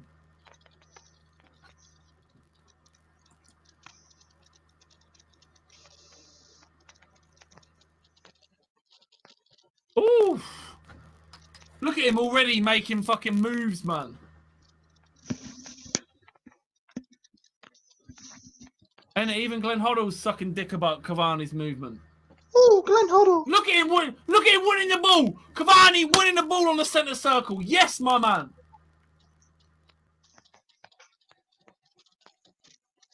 One of you! What are you fucking doing? How have you hit that straight at the fucking keeper with no pace? What are you doing, Marcus? my god! Him and Martial both straight at the fucking keeper. Oh my god! No, not what a save! It's not what a save at all. Who put what a save? Are these commentators watching a different game? That's the best of the 3 saves we've seen. Are you fucking high? He's 4 yards out and he's hitting straight at him. Oh my god.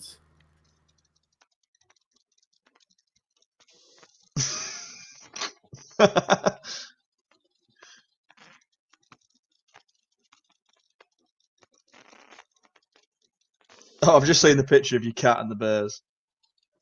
Oh yeah. That was before they were drunk. But he was just like refusing to get out of the way, so he was just like, nah, I'm chilling. I'm telling you now, West Brom still have a decent chance. West Brom get at least one really good like attempt on target before this game is through.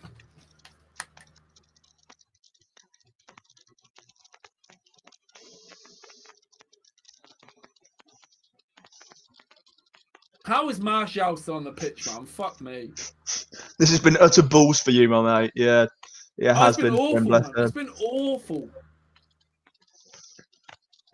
Painful to watch, man. Oh, referee coming back to retake it. Like, come on. At least the Champions League's back soon. Oh, yeah, that means I've got to do another 6 hours of graphics. Can't fucking wait.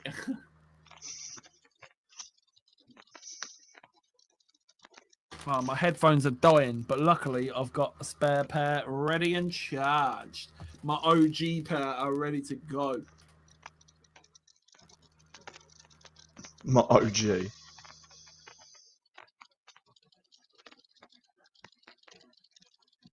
How are we are literally the most cliche, like, everyone takes a piss at our United in penalties. Like, we're literally going to win again against West Brom with a fucking penalty. It's like giving them ammunition, isn't it? Isn't it? It's a joke. And do you know what? We've been awful. Other than the penalty, we've offered nothing. God, Fred with the aggression, wasn't it? What is that pass, man? Fuck me.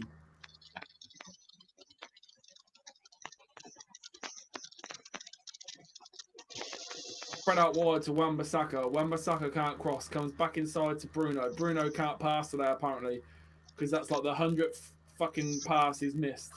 Matic, over the top. Martial takes a touch. Takes about 10 years to get the pass away. Cavani misses a shot. This is absolutely dross for Manchester United. Absolute shite from everyone. Alex, you must be watching a different game, man.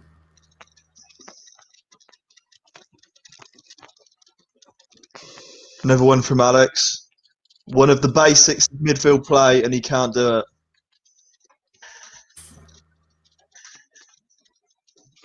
I mean, this is coming from a guy that supports a club that Lucas Torreira and Guendouzi were supposed to be their next big things, and pinning everything on the 2 guys, and they're both out the club now, aren't they? Yeah. Great. Not entirely sure about that one. Fred's been actually all right today. As soon as I saw, I know how much he loves Fred. Come on! Oh! Well, hold on. I've lost power.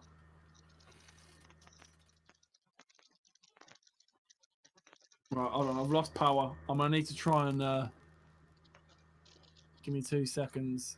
You've lost power on what? Hopefully, this doesn't fuck everything up. Oh, don't end the stream, bro.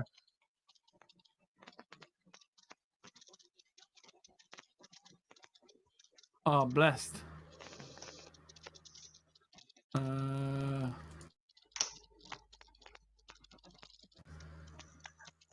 Yeah, honestly, mate. As soon as he said about Fred, I just instantly put it on Cotton, and I was like, "This is gonna be a joke." Alex is on a wind up. Yeah, Alex lives for this, man. Alex purely lives for this. Same guy that thinks Lewandowski's a stat padder. Yeah. Down.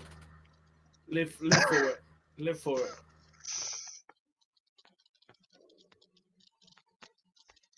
My Alex, headphones this did is dies. hold on a So I've sec. got- Alex, man to man, I'm curious. Do you think wait, no, it's you.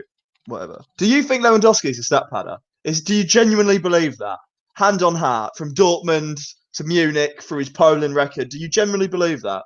Because I thought it was just banter. No. Is that your True genuine story. opinion? True story. Because he used to play second. Aubameyang used to play second fiddle to him at Dortmund.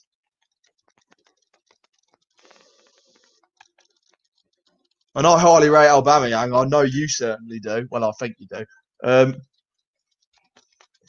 Robert Lewandowski is one of the most overrated players of all time. Wow.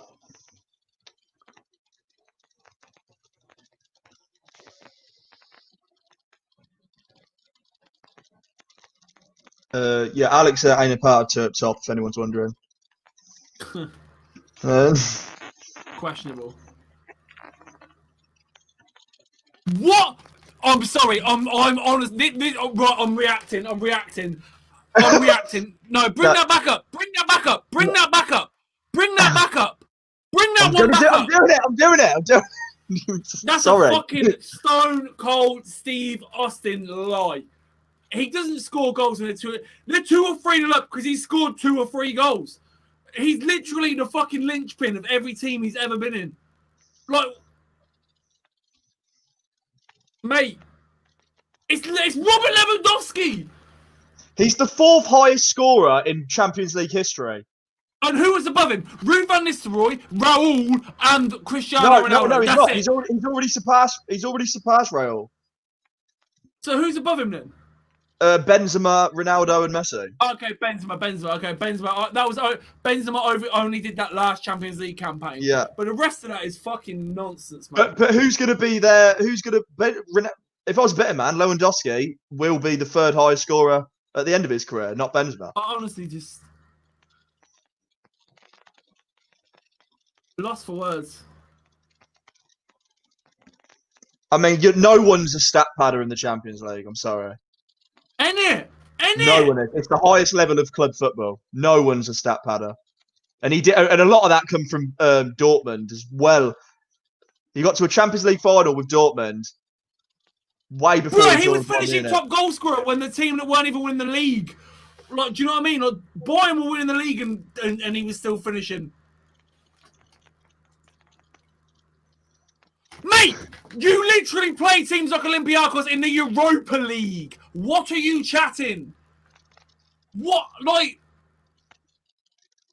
you wouldn't even know about the Champions League. Your team aren't in it. You can only score, right, anyone that's scoring 8 goals in a group stage, whether it's Olympiacos or Salzburg, does it fucking matter?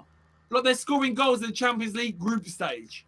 What are you on about? So, okay, so on that, whatever you're talking about, so the Bundesliga is a joke, yeah? Aubameyang shitting. Aubameyang scoring against the same fucking clubs, man. Aubameyang was like he said, playing second fiddle to Lewandowski at Dortmund. So, like, madness. 8 goals a season against Olympiacos. Wild, mate. Because Raul and R9 and Van Nistelrooy, they only scored their 100 Champions League goals. They were only against Real Madrid, AC Milan, Inter Milan, Barcelona. They didn't score against any lower league teams, man. Any lower league teams. Ed, get yourself in this as well. Fuck me, I'm done. I just can't. I literally can't even. I can't even.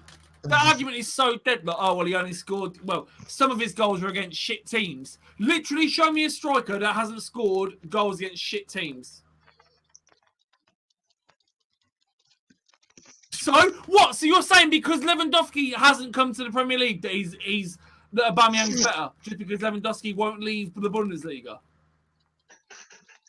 Mate, James Beattie finished like runner-up in the fucking Premier League. I can't agree with that because let's be honest, when Salah was playing for FC Basel and Roma, no one saw him breaking the Premier League goals record in the Premier League. Like, he was scoring 10, 15 goals for Roma in Serie A, if that's a worse league than the Premier League. He didn't score a Champions League knockout goal for 4 years. So? I think I'm losing Cotton a bit more. But so? But what's that got to do with anything? Oh, okay, right. So, has Lewandowski won the Champions League? Yes. How many 5. finals has he been in? 4, 2 wins. No, 3, 2 wins. The one loss was with Dortmund against Bayern Munich, who were the superior team, innit? So it was 2 Bundesliga teams in the final. Hold on. So I see what it is. I see what it is. Winning the Champions League isn't for everyone. I see that. I see that.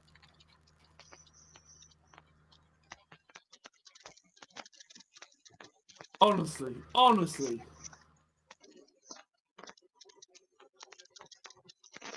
But we are all entitled to our opinions. As crazy as they may be. Alex is entitled to his. Lewandowski is a stat padder.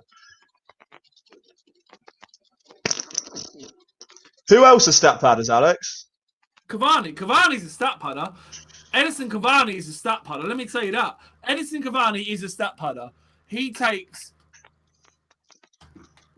Ibrahimovic. Where does Ibrahimovic... There we go. And Gav, 1/3 of his Champions League goals. How many of those Champions League goals? Because wasn't he just like top 4 Champions League goal scorers of all time? Yeah, he is top 4, and he will be third at the end of his career. Top 4 goals. Behind Ronaldo and Messi. Just put that into perspective. Behind Ronaldo and Messi, and a third of them were in the knockout stages. Okay.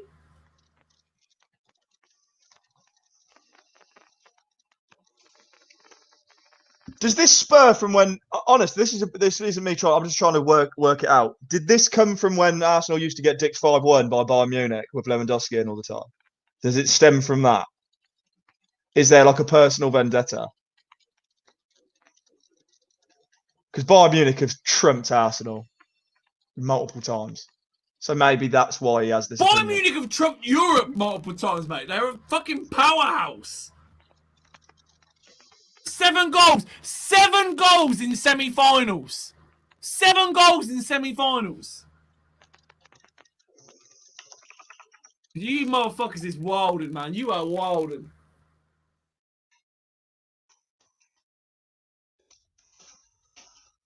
Who has more goals in Champions League semi-finals? I'm gonna find out. Will be Ronaldo. I don't know. No, Ronaldo definitely. He's always getting Madrid to the final. He was, so I know he's not there anymore. Yeah, 13. 13. And in second place, Robert Lewandowski with 7. Lewandowski's scored 63 international goals, more than any England player has ever scored. 63 international goals. And Alex has just sent some dead graph into the chat that I can't even decipher. That's prolific or decisive. Like, that's so fucking subjective. A key goal refers to... So someone has put that together for him. Robert Lewandowski is the 20th highest international scorer of all time. 20th. Playing for Poland. He scored more than Robin van Persie, Sanchez, Thierry. He scored more international goals than Thierry Henry, Wayne Rooney. It seems like the only stat padding is going on is Alex that's desperately trying to find the stats to pad his opinion. Like, it's Robert Lewandowski, for fuck's sake. I'd love to dispute someone like Shearer's Premier League goal scoring record and be like, well, how many goals are against the top 10? How many of those goals? In 17th is Robbie Keane, who scored for Northern Ireland.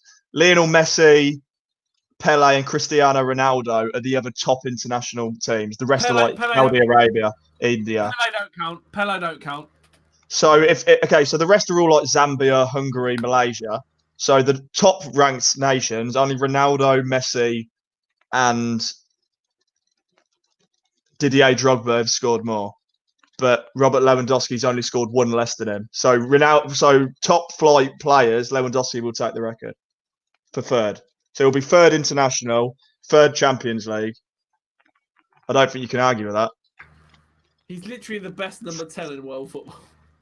He's the third best. He's been the third best attacker in the world, behind them two for a long time. I agree. Luis Suarez has been up there for about 4 or 5 years, but he's been on the decline. Suarez has been up there. Don't get me Yeah. wrong.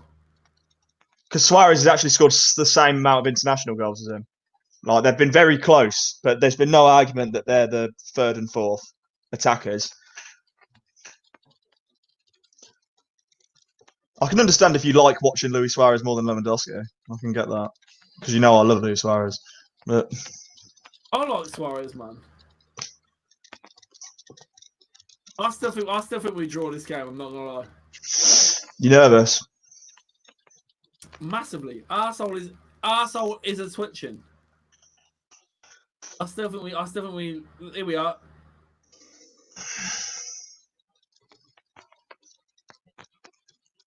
Flooding forward. Yeah, all 6 of them have left their own half. Flooding forward.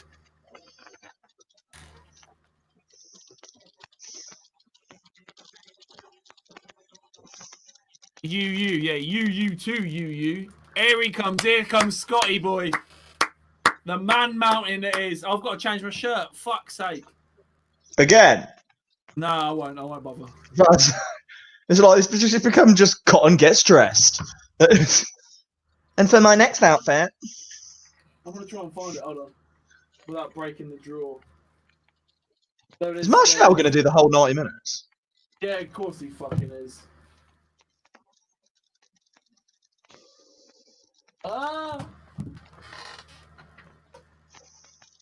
There we go. McTominay's up there. The blue and white's gone. McTominay's up there.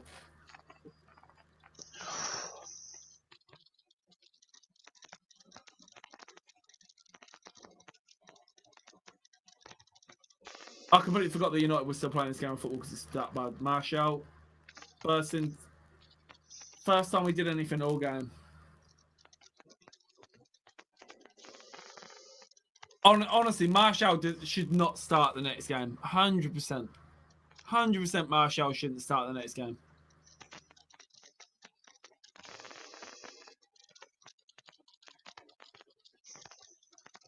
But will he though? Will he though? 150th fucking appearance. Like, for what? Who's your next game against? Manchester United. I mean, it was the penalty.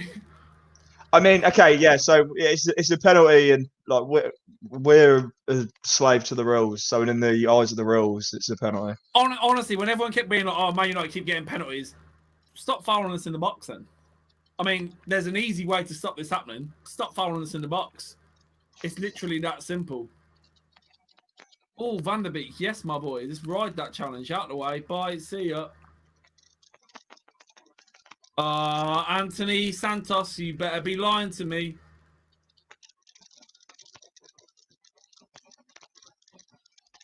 I can't pronounce your name, Q, but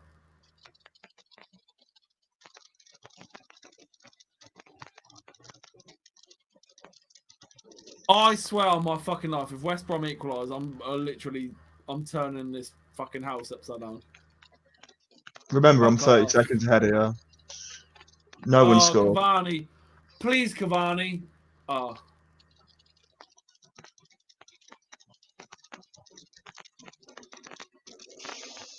Solid as a rock.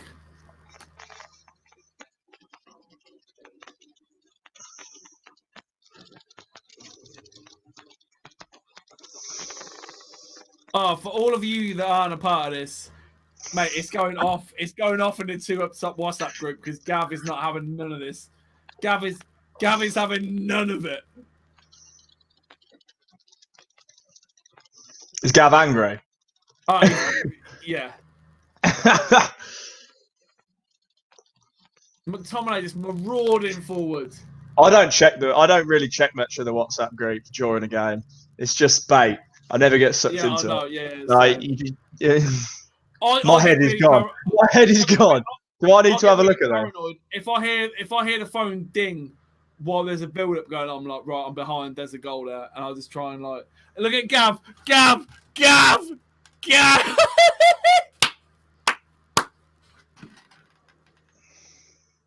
Gav's head is gone over this situation. Well, Get ready for deadline day, Alex. We're transferring you to the armchair pundits. not even pandering to the crass anymore. Wild scenes, man. Wild scenes. Wild scenes. All right, Gav. Father of the year goes to. And then what you will get is wild scenes. Wild scenes.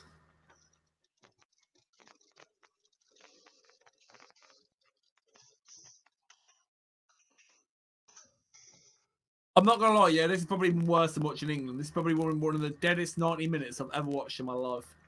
Nah, this has been a better laugh. It's been a better laugh. It's not been a better 90 minutes.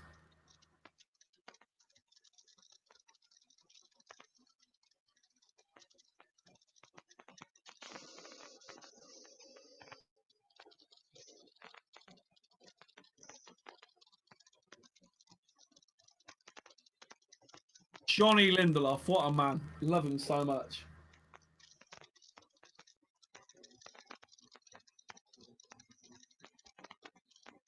Fuck Slaven Bilic, man.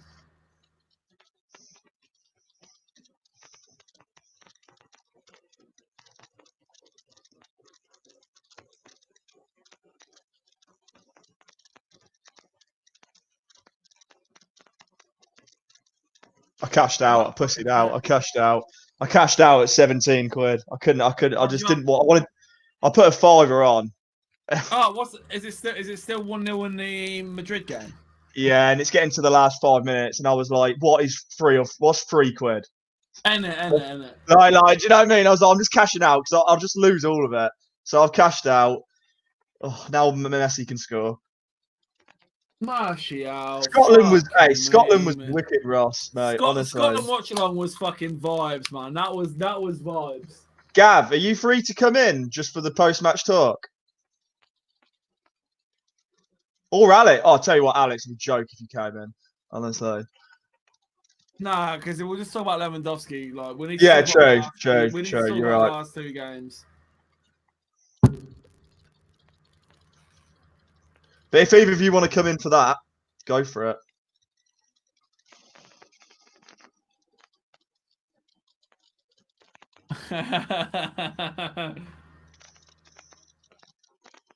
Gav, join us on air. Join us live on air. And Yeah, put your money where your mouth is. Edit.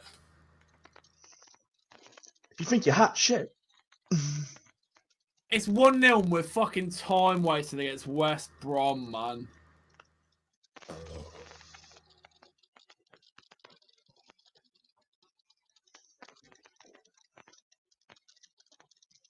Fucking hell.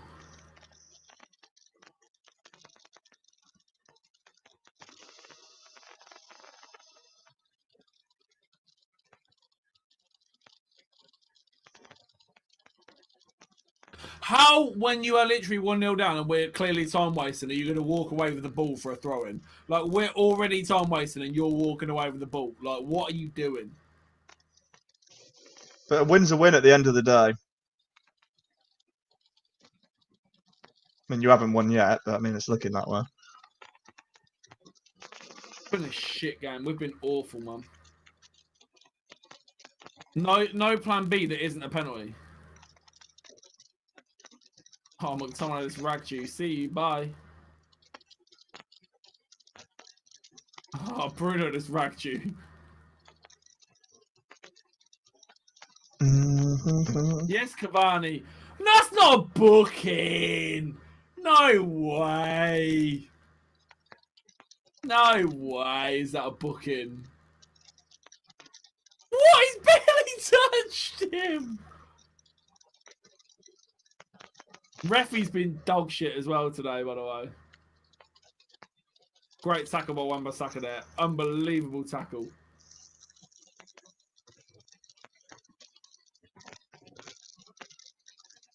Wan-Bissaka, if you could cross. Oh my God, he's left it. Martial, you are shite. You are shite. You are shite. You are actually shite. He's done nothing all fucking game. He is literally just the worst part of this whole team right now. Fucking shit.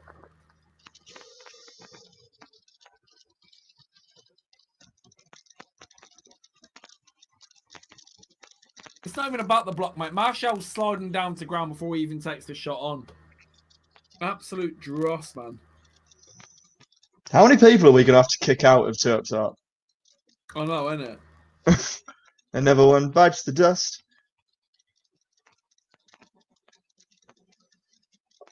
Right, we're in the last 2 minutes of the game now. I've just put it back in the group. That's not the argument. It's not a case of RVP or Lewandowski. That's not the argument. The argument is he's a stat padder, and he fucking ain't.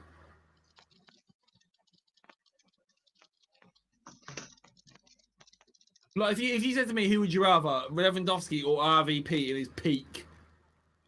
Difficult question. But that wasn't the question. Or the statement. The statement was that that Lewandowski was a stat padder. Oh my god.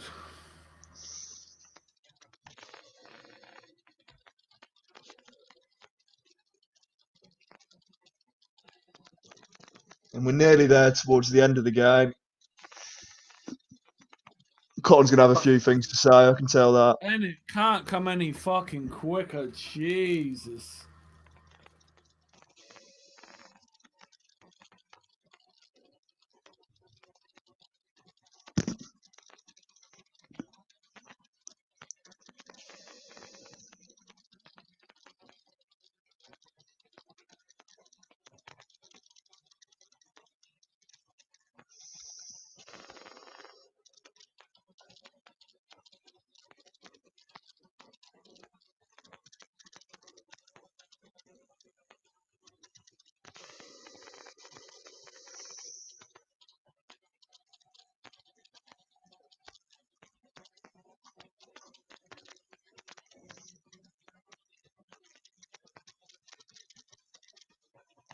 Hey, we've just hit 100 reactions on the Facebook. Oh, you'll get 100 reactions from me at fucking full time as well.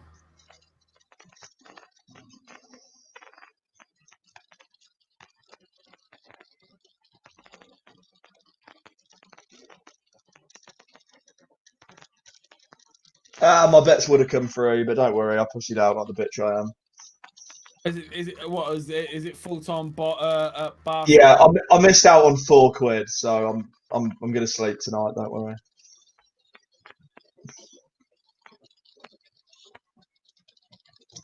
I've been seeing Barcelona play and they're very uninspiring. But Manchester United has ended. They've won 1-0 in a thrilling performance. It's been one of the worst games I've watched this season. But at the end of the day, results matter. And Man United get a second win on the bounce, beating Everton and West Brom. Manchester United go to 13 points, I believe. Might be 14. I don't want to. Let's have a look. Manchester United are on 13 points now. They go up to 9th position. They actually sit 4 points off 4th. But that is Liverpool, who still need to play tomorrow. Ross Miller. What a defensive masterclass against a team that doesn't attack. Fuck me, boring. Doesn't cover it.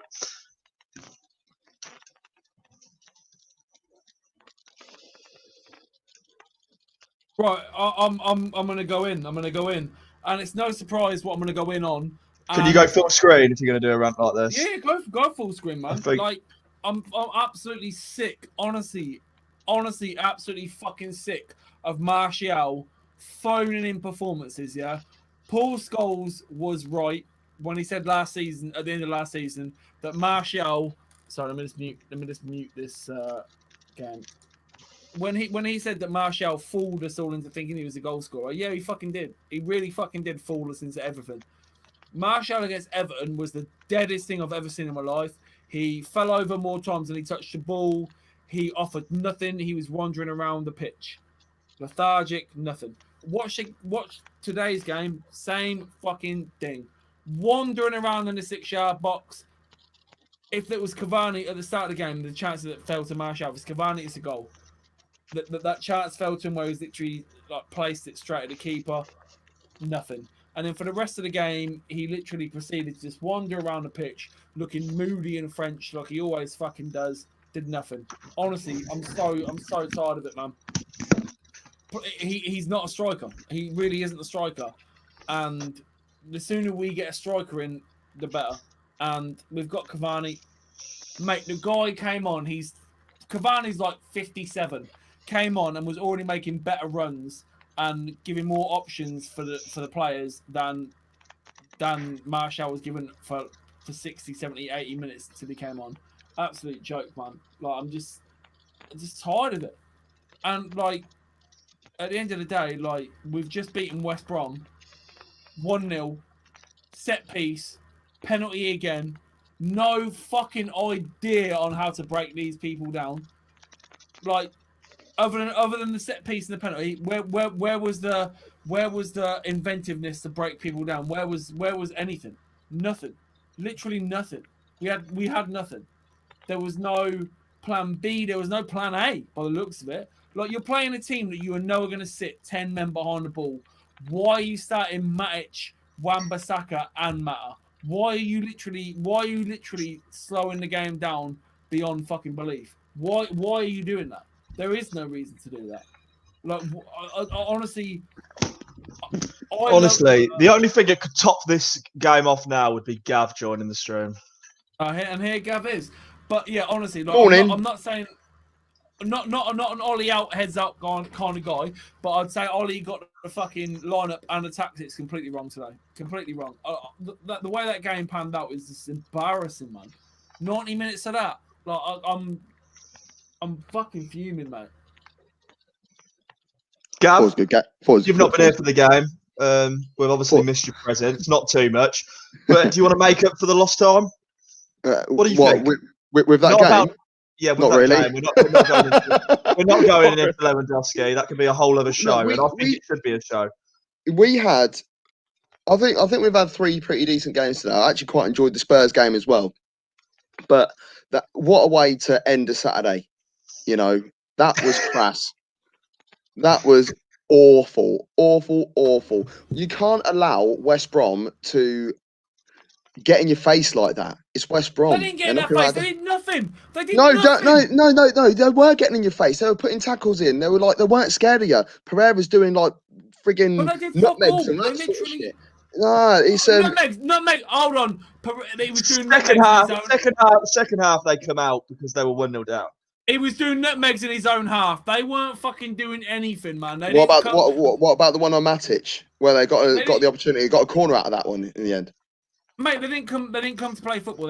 They came to play 10 men behind the ball, counter attack if you can. It was dead to watch. Just because it was awful game of football. Yeah, because I was expecting 5-5 again, like when Lukaku was knocking about.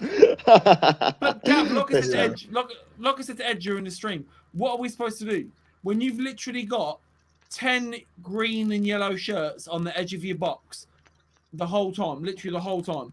What are you supposed to do? You can't. Do you think that you could have had a bit more pace in the middle? Just like you got Mata knocking about. You got Matic. You know, Fred played in some of the game times where I like Fred, but the issue is that there wasn't any energy in the middle of the park. Do you know what I mean? Like if they're gonna put 2 banks of 5, pretty much, because that's what it was, weren't it? If they're gonna put 2 banks of 5 there. You're being kind. It was a bank of an 8 and a bank of 2. That's what it was. But you want someone that can unlock. You want someone who's going to be able to unlock it a little bit, and they weren't. You know, Man United didn't really come up to. Hold on, we unlocked it, and then fucking Martial just tapped it straight at the keeper after 10 minutes. That changes the game. We score a goal, then they've got to come out and play. I was disappointed with the Rashford chance, where he sort of like tried to scoop it, and I think the commentator said something about it being a really good save. I was thinking, mate, you've hit it at him. Oh no, Hoddle kept saying every fucking chance he was like, great save that, well done, Sam Johnson. Like, bruh, he's literally p-rolled this like at the floor to the geezer. Like, what are you talking about? We were awful back to front. Well, not back to front because the defence did their job. There was nothing to do, but I've said this to you before. I've said this on the channel before. Martial's a fraud, mate. Paul Scholes was right with what he said at the end of the season, and he said Martial was tricked us all into thinking that he's a goal scorer because he ain't, and he really ain't. I'm telling you now, that chance that drops to Martial in the first half drops to Cavani, and it's a goal. And as much as I hate him, well, not hate him, as much as I used to take the piss out of the guy, you know that's the goal, straight up.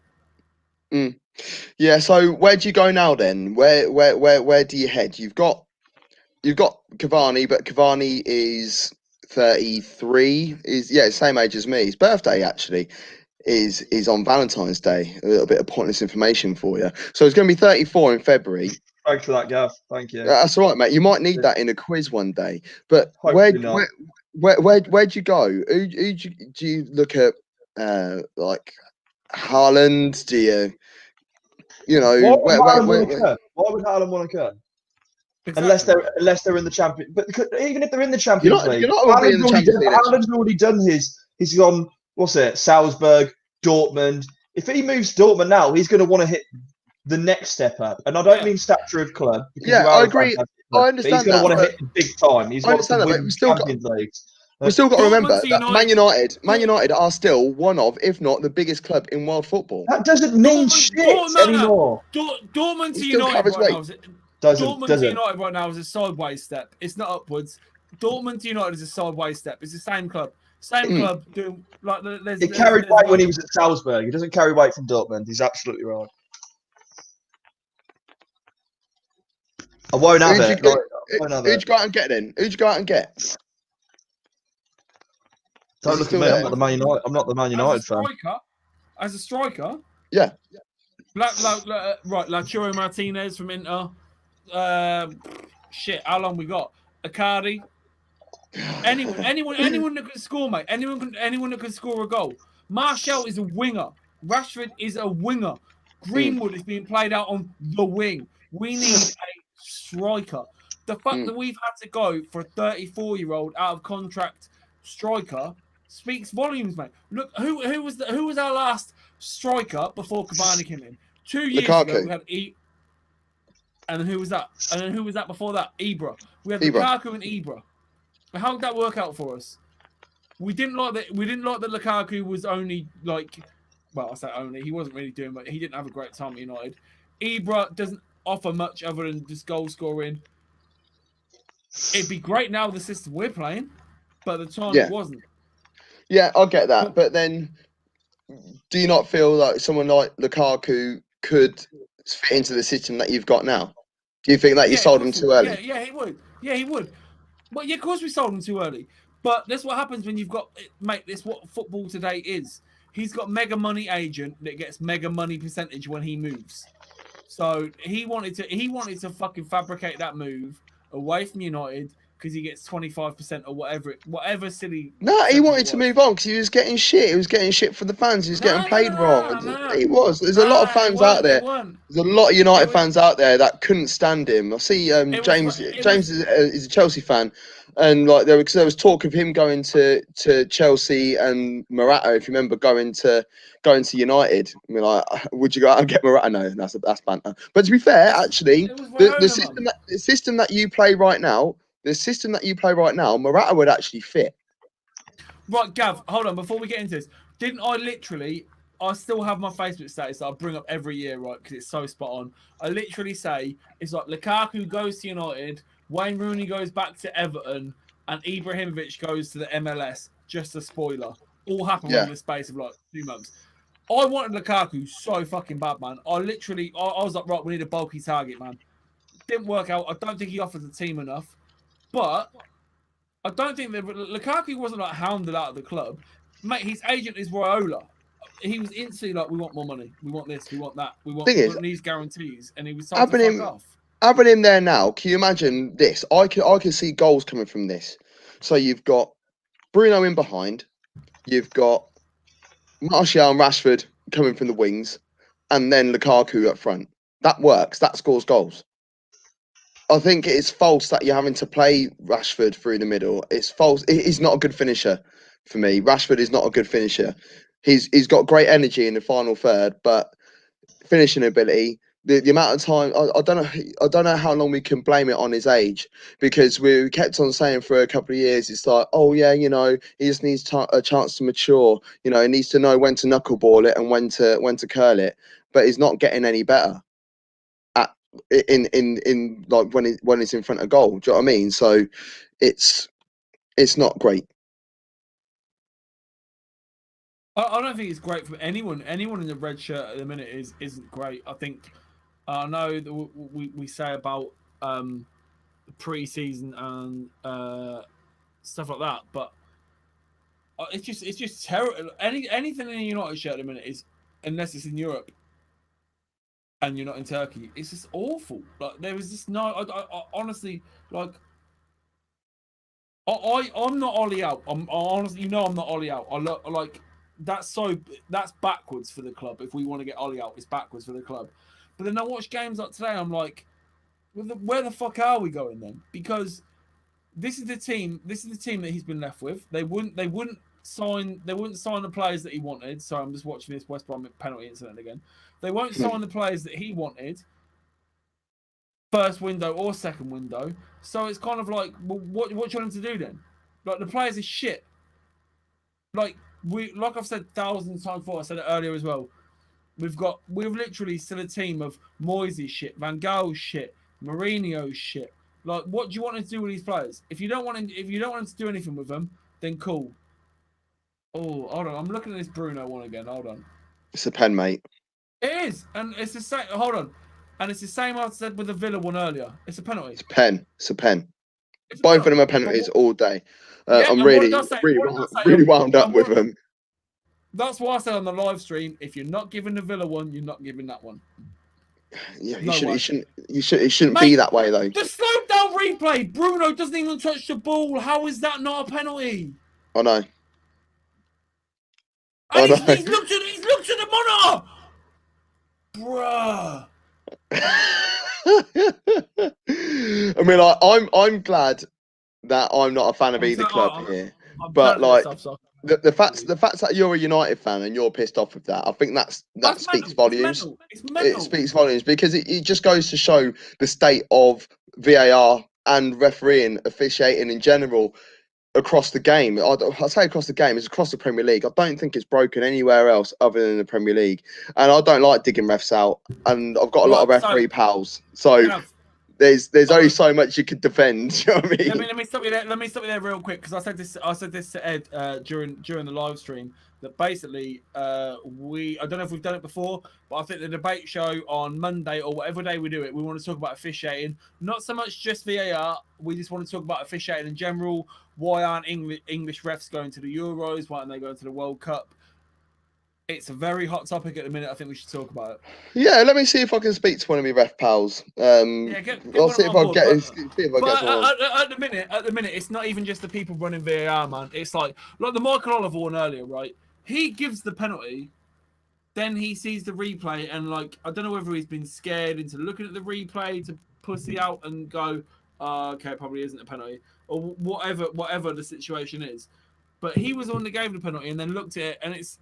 I mean, to go back and not give that one is it's a brave decision to make, and I think the only reason why is because what was it last week or the week before? There was a lot of stuff in the media saying anytime the referee goes over to have a look at the penalty, they never overturn it. It's never been overturned in the Premier League since VAR's come in. Look, lo and behold, happens in two situations. And they still haven't overturned it. Well, what they've done, they've given a penalty and then they've overturned their decision. They've overturned themselves. Exactly. Yeah. So it's almost like, we're brave enough to say that it's not a penalty, especially at a big stadium like Old Trafford or a big stadium like Villa Park. It's bollocks, mate. Both of them are clear penalties. Also, I will fucking say this as well. Like the West Brom one's a penalty, right? But the pull on the shirt to Martial penalty. If that happens. It happens on the halfway line. It's a free kick. It's a free kick and a yellow card because it's blatant. Yeah, it's blatant. Okay, so it's a foul. This is the most pissed off I've ever seen you after a victory. You know, so No, it's I a want, I want, shit I want, performance, man. I get that. I just want to zone in a little bit on Man United because there's got to be an inquest there. I know you're not, I know you're not Ollie out. That's apparent, and I would like to know if there's any Man United fans watching across any of our platforms at the moment. What your thoughts are? I know you just won the game, but where is your head at, Man United fans? I want to know where do you think you'll end this season? You know, we spoke about the striker situation, Cotton. It needs addressing. You're not doing too well in the league at the moment, but where do you genuinely see yourself ending this year? Hold on, just a quick one because we were talking about this earlier, which with results the way they went. Hold on, standings. Oh, I think it pops you up to like 8th or something like that in the league. So we are now. Hold on. We are now 1 point ahead of City. Now I want all the PE teacher Pep. I want all the shit aimed at Pep. I want all of this. Why isn't he doing this with this squad? All aimed at Pep Guardiola, please. Because we have a shit squad. We do have a shit squad compared to City. City have like a ridiculous squad compared to us. So how come we're above them in the league? Like, I want this sort of energy aimed at them. But where we are, I think we're fucked, man. Honestly, I watched that game, and we beat PSG, and I will put that down on the manager. That was quality tactics. Won us that game. Leipzig. I'm touch and go on whether I would say that. It's a number of counter-attacking goals in that game. That was 1-0 at like 78 minutes. So yeah, 5-0 is very flattering. And then you look at we lost 1-0, 2-1 to Basak Shear. Like we've had some pretty shitty results. Looking at that today, man, it was just the deadest game of football. Like, you know, West Brom are going to come out and park the bus, right? They're not going to put all 11 men behind the ball. Why are you starting Matic? Mata, who is like slower than broadband in Kazakhstan right now. Like you start like you just don't need it. You don't need it.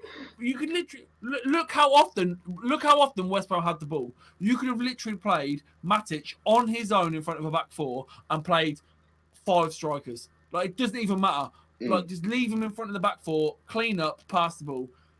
Like it just seemed really negative. But then you say about it's not about Ole and whatever, and you still have got some talent at the club.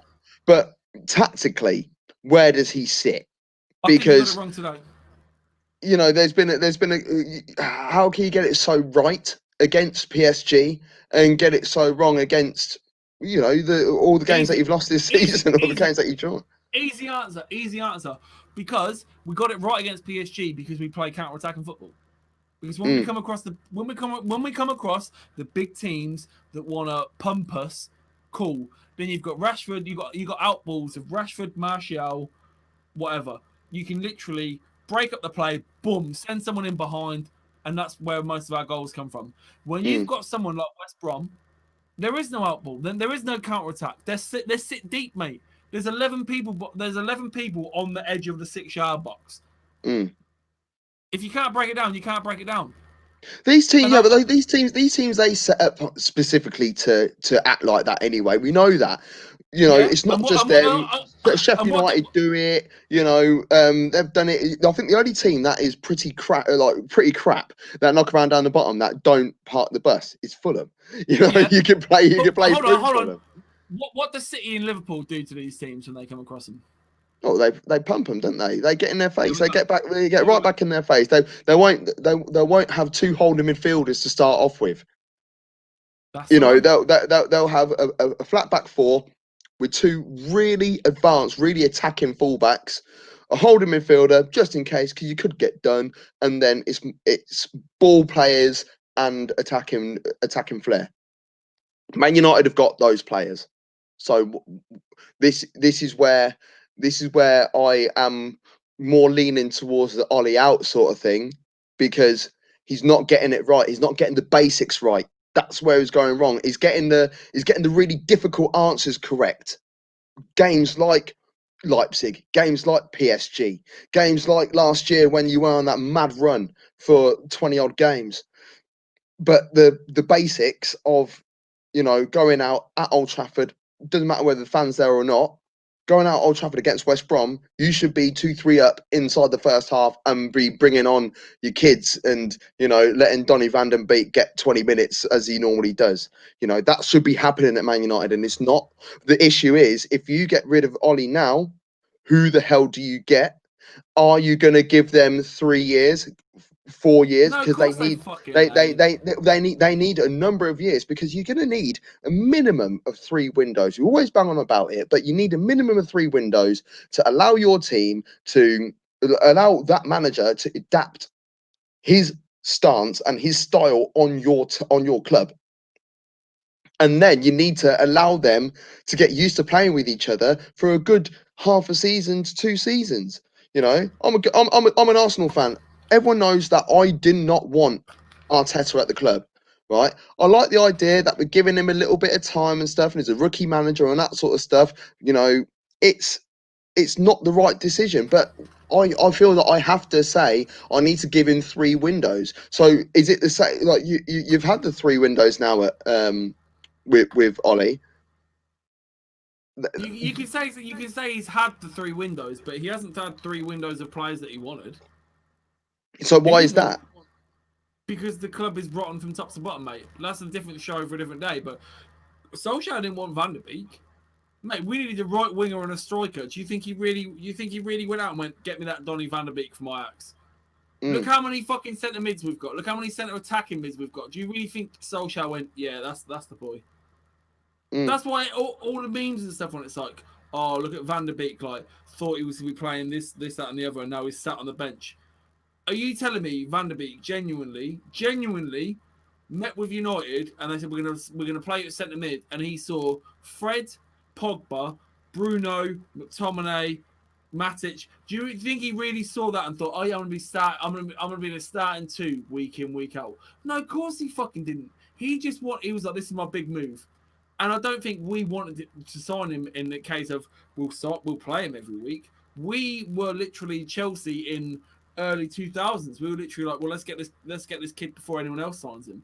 Yeah, but he is a good player, and he was meant to. Well, he was linked with Real Madrid. You know, me and you. I know. Like me and you are very similar. We watch every single ounce of any particular game. It don't really matter. I'm currently missing MLS football right now. I don't really give a shit about the MLS, apart from Austin FC. Love Austin FC. Much love to the boys over there. But like, we watched Eredivisie, we watched Ajax when they're in the Champions League. Donny van der Beek is a solid player, but I don't feel that he even fits in the Man United side right now. Even if, like, just say if you turn around and said, right, put out your best 11, whether you're playing 2 holders and a 4-2-3-1, whether you're playing a 4-3-3, whether you think fuck it, I'm going old school, I'm playing 4-4-2, 4-5-1, doesn't matter what formation, Donny van der Beek doesn't get into your team. I don't feel. We didn't need him at all.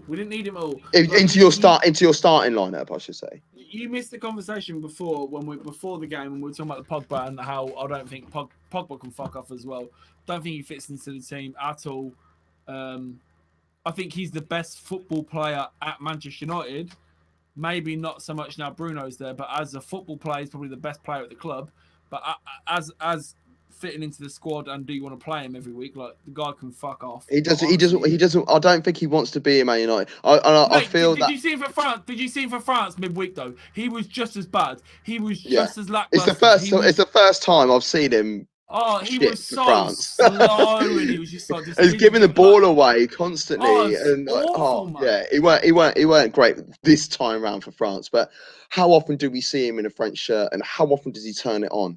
He turns how on. How often do we see him in a red shirt, and how often do we see him be shit? Yeah, but he doesn't turn it on at Man United. It's so rare that they turn it on. He needs to go then. Just try to cash in. I don't know what Man United fans think of the Pogba situation. Do you keep him? Do you move him on? Do you think what sort of money do you think you'll get for him right now? 100 mil. You still think you'll get 100 mil for him in COVID times? And with the dip in form and stuff, just triggered his new extension on his contract. So if they want him, they've got to wait at least like 18 months to 2 years. So 2 years on his contract. And by then, what will he be? 28, 29? And if he wants to leave for free, then fuck off for free. Honestly, I have no time for the guy, man. Fergie was right about him and Raiola from minute one, man. Bloody hell, it's 27. It's 28 in March. Isn't it? Christ alive. Okay. Yeah. Go play the peak. Go play the peak of your football in League One. I dare you. Go on, off you go. Go do it, man. Yeah, I had enough of him. Go get absolutely outclassed by fucking Fabregas on a Friday night in League One. Like, I dare you. Off you go. God, fucking hell. Yeah, Monaco beat PSG yesterday, didn't they? Bunts. Yes, they did. They absolutely outclassed them. Yeah, I was going to say we're PSG 2 up as well. That is bad. That is one stadium I would love to go to, by the way, the Louis II. It's just sick. It only has like 17,000 fans. When we're allowed to travel again. We're allowed to travel, and when we're flossing, because Monaco ain't cheap. Honestly, fuck me. Like it's cheaper to shop in Harrods than it is to buy a pint. Buy a pint at the boozer down in Monaco. But no, so yeah, but you didn't answer my question. Where are Man United going to finish in the league this year? Outside of the top 6. Outside of the top 6. You'll still finish higher than Arsenal, though. I'll tell you that. That's fine, but look at that table and tell me who we're going to finish above. Honestly, top 6 teams. Yeah, I can't see it. I mean, like, I don't think Spurs are going to go win the league, but I think they're a shoo-in for top 4. I think they're going to push it. I think they're going to push it all the way now. I really do. Really do. If there's a season to win it for someone else. This is what I said earlier. If it's someone outside the usual top 4, because I'm sorry, Tottenham, I know you want to be big, but you aren't quite there. No. If we're going back, like as a Premier League powerhouse, Tottenham are not part of that group. You know, and despite Man United being shit at the moment and Arsenal being shit at the moment, both of those two teams are. And even even before Liverpool have had their decent last 5 years or so, prior to that, they were still a Premier League powerhouse. So you missed it earlier. We had a massive conversation about why North London is red rather than white. So God, yeah, that's a basic conversation. I'm not going to entertain that sort of conversation because we already know what the crack is. Oh, we come higher in the league than you for the last couple of years. We got to the Champions League final. Congratulations! Right, lovely. And then we were speaking. That's when we were speaking about that Premier League front three or whatever. And I was literally like, look, I'm spoiled because I'm 30. Well, I'm 31. I was like, me watching football was Football Italia on a Sunday on Channel 4. That's what I love. Or it was going to the working men's club with my old man. And I was like, my whole entire lifetime was Arsenal versus United, Keane, Vieira. Like, I literally couldn't have given another shit about another club other than Newcastle in '95, and I was 6. So I didn't actually care at the time. Like, so my existence growing up with football was just United hated Arsenal, and they were the. Even though both teams are so shit now, it's still for fans for our age group. There's still grit, isn't there? It's like fucking hell, got my United man, fucking hell, rah. You know, it don't matter where we are. Fucking man, Keown hitting Van Nistelrooy on the back of his head now. Yeah, fuck that, ain't having it. It's 2020, and I'm still like, no. Yeah, no. Exactly. And the drama in the tunnel as well. When Roy Keane's like, I fucking see you out there. I fucking see you out there. Yeah. You want to say that to me, will you? You want to start? Paddy Vieira's like almost in tears. I'm like, ooh. You know what I mean? Like, so, but like, we won that game like 4-2, didn't we? Roy Keane got in his fucking. That's when fucking John O'Shea scored that shit. Oh my lord, mate! Honestly. Oh, what a goal! What a goal! What a goal!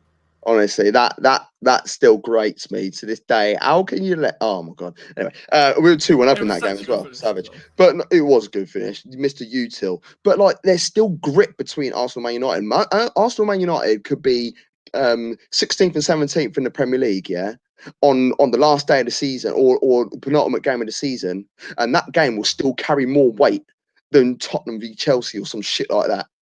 Do you know what I mean? Like Tottenham are nothing. And this is someone who I openly admit as an Arsenal fan, I don't actually hate Tottenham. I actually quite like Tottenham because I like the way they play. I think the way they've conducted themselves over the last 6 or 7 years, as a football fan, they're actually quite a joy to watch. So it's not oh well, you're an Arsenal fan, so of course you hate fucking Spurs. No, it's not the case, because I'm quite educated when it comes to football as it is anyway, just like Cotton is as well. I know we both swear and shout a lot, but we know our shit. Tottenham need a good 10 years from now. We're in 2020 right now. Between now and 2030, you need to win 3 league titles.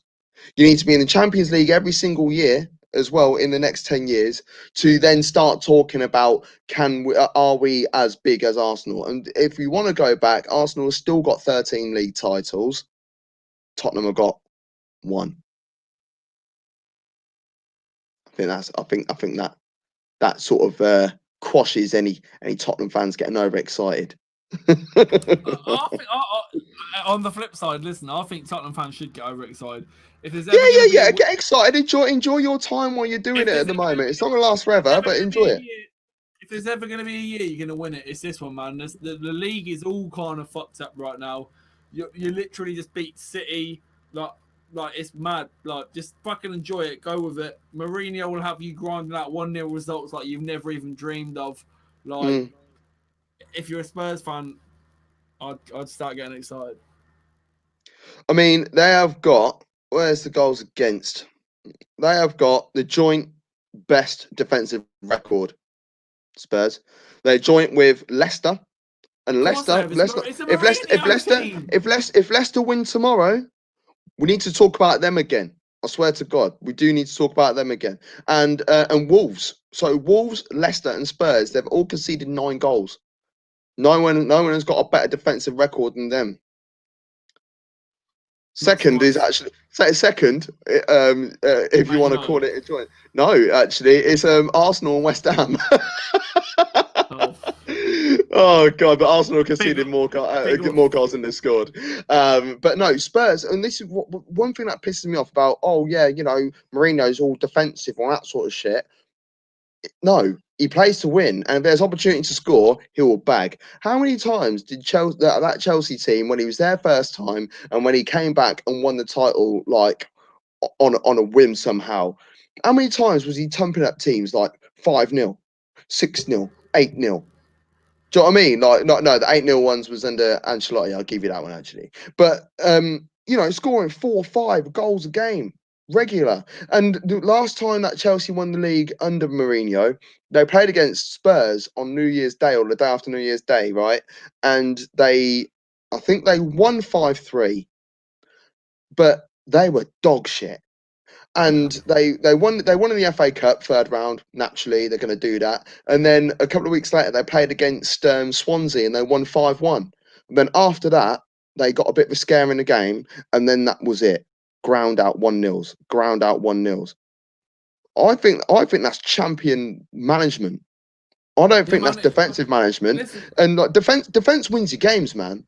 Look at Liverpool. 3 points. Look, 1-0 is 3 points, and also +1 goal difference as well.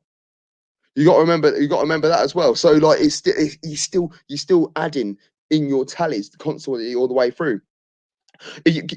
By leaking goals left, right, and centre, you ain't going to win the league. Kevin Keegan football, we always talk about it. It's like, oh my God, yeah, Kevin Keegan football is so exciting, blah, blah, blah. Did they win a title? No. Liverpool, 2013-14 season. You'll score 3, but we'll score 4. Same mentality. Did they win the title? Nope. You've got to go out and get your clean sheets. If you are going to concede, if you are going to concede 2 goals in a game, make sure you score 5. Yeah. Make sure you really go for it if you're going to do that. And this is what Spurs have scored 4 in a game. They scored 6 in a game. They conceded 1 goal in each of those games. That's what I mean. So if you are going to concede, make sure you are slapping up the other way. So therefore, your goal difference is nice. They've scored 21 goals in the league this season, Spurs. That's only second to Chelsea. You know what I mean? Listen, well, Mourinho, you're going to get a defensive unit, but now the fact they're scoring goals and winning games, there's the fucking problem. That's where it's going to be like, listen, when you're saying like Spurs fans calm down, I'm saying Spurs fans. No, get Spurs active. fans. No, Spurs fans get excited, yeah, but don't make out like you're bigger than Arsenal. Well, not even that. This is the thing. Like you win the title. Just do you know what? If you go out and win the title this year, you know I'll be upset. Of course I will, because I don't want Spurs coming anywhere near a league title. But do you know what I'll say? I'll be one of the first people to say congratulations, mate. No, I'll be one of the first people to put my hand up and say, do you know what? Congratulations. I'll say congratulations to every team that won the league, whether I kick off about it or not. Like when Man United won it in 2013, 12-13 season. What a dead season that was. But congratulations. You won the title. Put you on 19. 20, put you on 20, innit? You know, Liverpool last season, I didn't want them to win the league. Didn't want them to win. So all their fans are going to go mad. But you want it at Cantor. There's no way you can't hate on that. Congratulations for winning the league. I'll always say congratulations, whether I'm happy about it or not, because I'm not a bitter guy. But don't be giving it we're bigger than Arsenal because you decided to put in an extra 500 seats out of spite. You know, shit like that. That is such small club mentality. It's unreal. You've decided to turn up for one season. Yeah, sad shit. Anyway, I've got to look after my kid. What's the crack tomorrow? Tell us what's happening tomorrow. We're back tomorrow for another watch along. Let me just check what times the games are kicking off. Let me just see what time I have to actually wake up tomorrow is the key. So we are back tomorrow. Starting with the Arsenal game. Yeah, that's what we're doing. So we're doing a watch along again tomorrow. We're going to do a double feature again tomorrow.